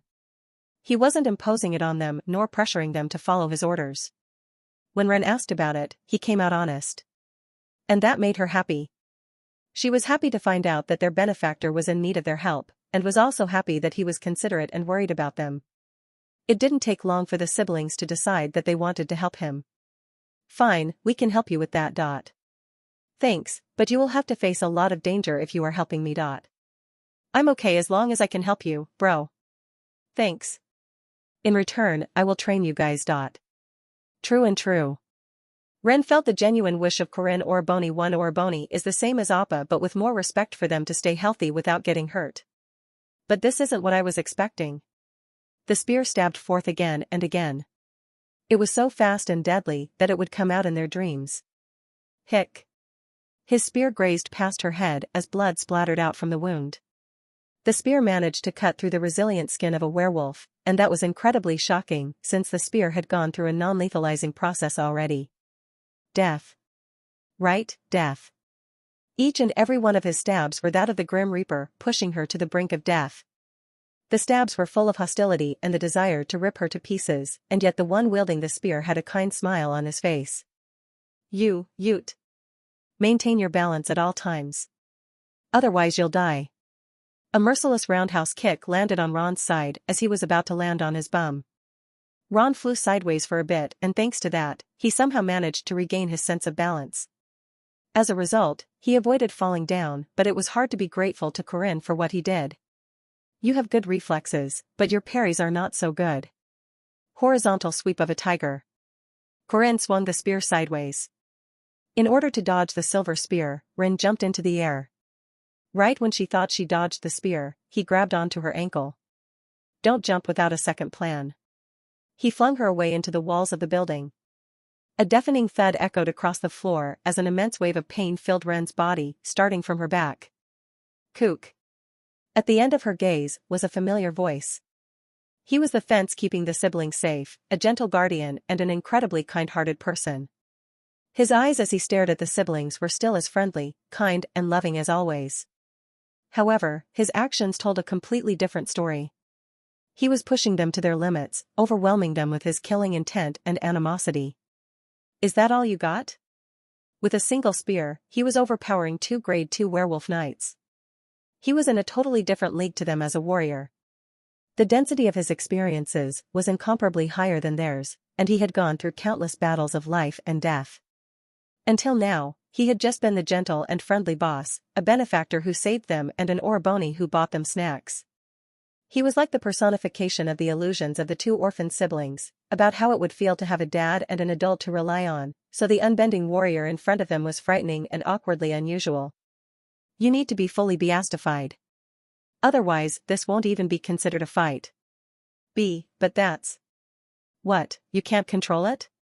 Or are you saying I might get injured? Stop being arrogant, you greenhorns. That was a haughty statement, a declaration that they won't be a match for him without using everything they had. Get used to it. Get used to killing intent, get used to strifes and battles. When you're in a fight, focus on what's ahead of you. He was teaching them as a leader giving guidance to newbies, not as the nice and gentle brother he usually was. Well, your body will get used to it by itself if you get bashed up till you're close to being dead. Humans are quite tough, you see, he added. Humph. Ren started off as the siblings finished morphing themselves into beasts. The young kids became starving dogs that were crazy for blood, with tendencies that they could not control as of yet. GRRHH. Werewolves. Simply put, were human figures with a wolf head and fur covering their body. However, the siblings looked slightly different. The beastifying process of demi-humans under the category of beast men went through several stages. Just like how their bodies grew fast in correlation with their mental growth, beastification also had different effects, depending on their growth as an individual. If it was just half beastification which would give them wolf claws, the siblings were able to maintain their human figures, but after a full beastification they... Seriously. Don't blame me even if you get hurt. KRRH. Be careful of my teeth. KRRHHH. They will hurt. They looked like beautiful beasts of gold, mythical creatures from legends that awed those who saw them. Golden wolves. They were the unique races above all wolves and were the so-called royal bloods. That was the reason why the siblings, Ren and Ron, were so special. The bloodline of the Wolf King, which had suddenly disappeared from the world, was back through atavism. Guess there's still a long way to go until you become full werewolves. The final stage of beastification was in maintaining a human figure. A beastification that made them look no different from a normal beast could only be evaluated as subpar. Ron, attack. Woof. In the blink of an eye, the golden beasts pounced at Corinne. Inexperienced beastmen usually had difficulty controlling themselves when using beastification. In that sense, Ren was better off than others at controlling her tendencies. However, there were times when even Ren would have difficulty keeping her beastly instincts at bay. One was when there was a full moon in the sky, and 2 was when she was in full beastification mode.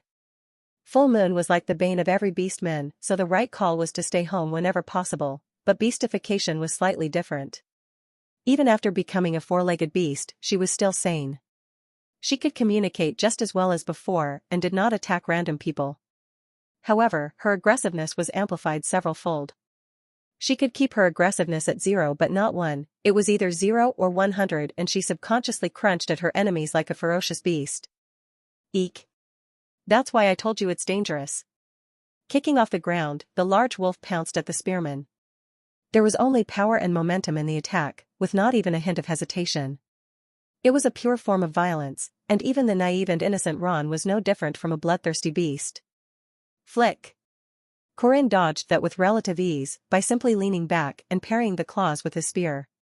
The wolf let out a furious howl, but Corinne stayed still, not taking a single step back.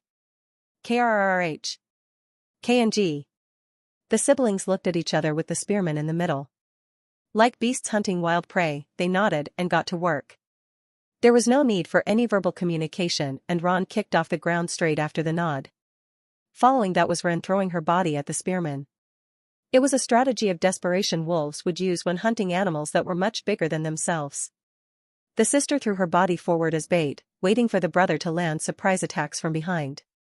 It was a strategy introduced by the sister, in hopes that her younger brother wouldn't have to do anything dangerous. Too obvious. Bam! The bladeless end of the spear poked into her neck. Ren had to gasp for breath due to that stab on the throat, but Corinne didn't give her the time to collect herself. He picked her up and tossed her at Ron. Woof! Ron supported his sister, who was suddenly sent flying her way. He became a cushion so that she wouldn't hurt her body. Kook, Ren. That was when a merciless kick landed on Ron's jaws. He couldn't dodge the kick due to his sister being on top of him. Kung. The ruthless kick made him lightheaded to the point he barely had to keep himself conscious. Don't waste the opportunity your team made for you just because of some stupid sense of sympathy. You should have gone through with the attack just then. Eek. It was incredibly irritating, but Ron carried his sister, who was still gasping for breath, with his mouth and jumped back up. His jaws were still in great pain and biting his sister was not easy, but he still decided to look after his sister first. He then sent a resentful gaze at Corinne for being so merciless and ruthless. It's great that you are now being serious towards your enemy, but... Woof.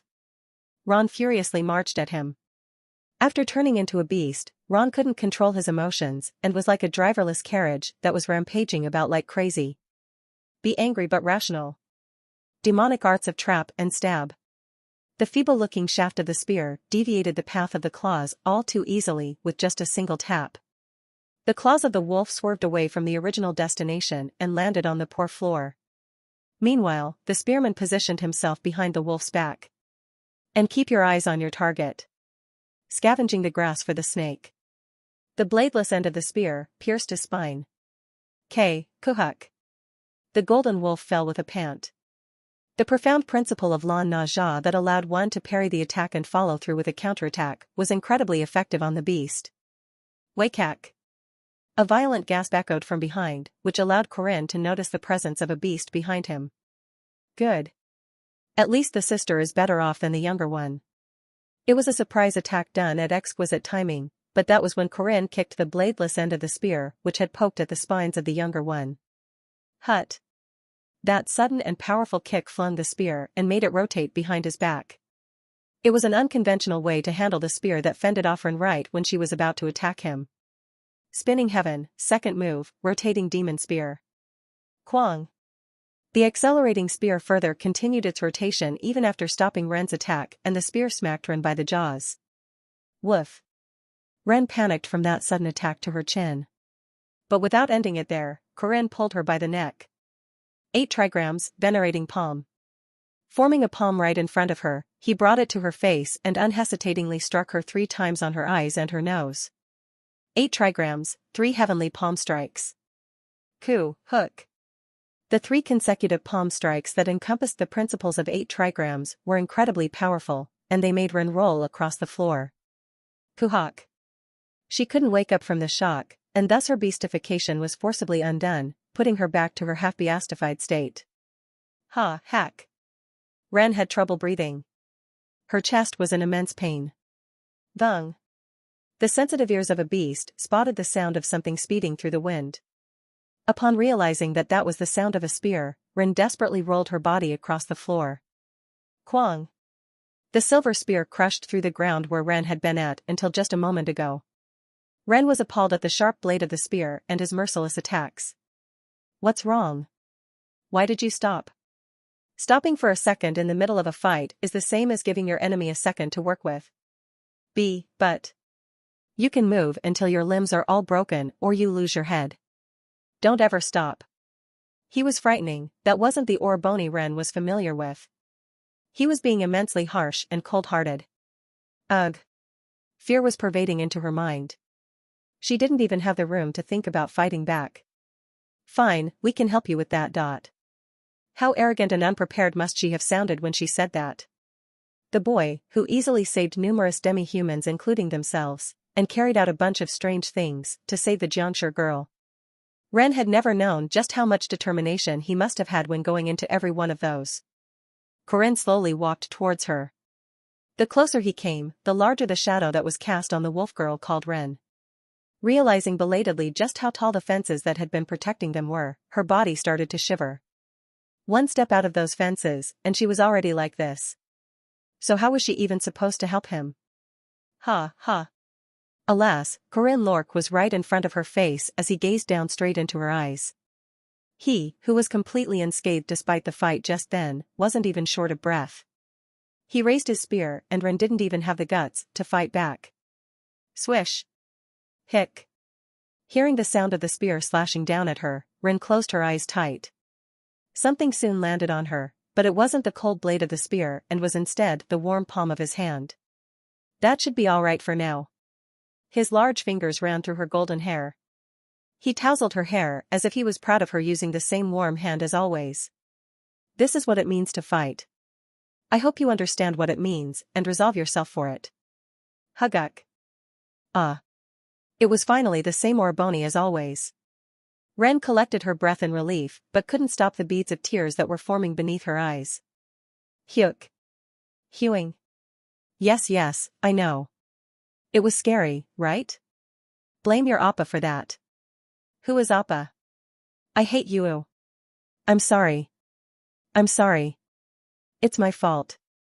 Like an adult soothing a child, Corinne carried her on his shoulder and tapped her on the back to relieve the girl.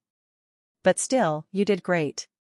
Ron, I loved how you tried to protect your sister, and Ren, you were very rational, which was also excellent. You guys were awesome. Let's just try to do a bit better every time. Hook. Here. Here you go. Here is a handkerchief. Blow your nose. Let's go. I'm not a kid. Ren wiped her tears with the back of her hands while thrashing her arms around in an attempt to leave his hug. Corinne carried her and put her down next to Ron. Both of you passed. Go up and grab your awesome rewards. Ren and Ron were frustrated. Despite being so harsh with them, in the end he was treating them like a kid. The two of them thought that it must be because they were far from being enough. While powerlessly climbing up the stairs, the siblings tightly held onto each other's hands and spitted out their feelings, which they would only share among themselves. I feel so upset. Me too. Next time. Next Timmy. I will not be treated like a kid. Children had to be protected by adults. However, kids couldn't stay kids forever. There would come a time when they would be forced to stand on their feet, away from the warm arms of adults. The siblings wanted that day to arrive as quickly as possible.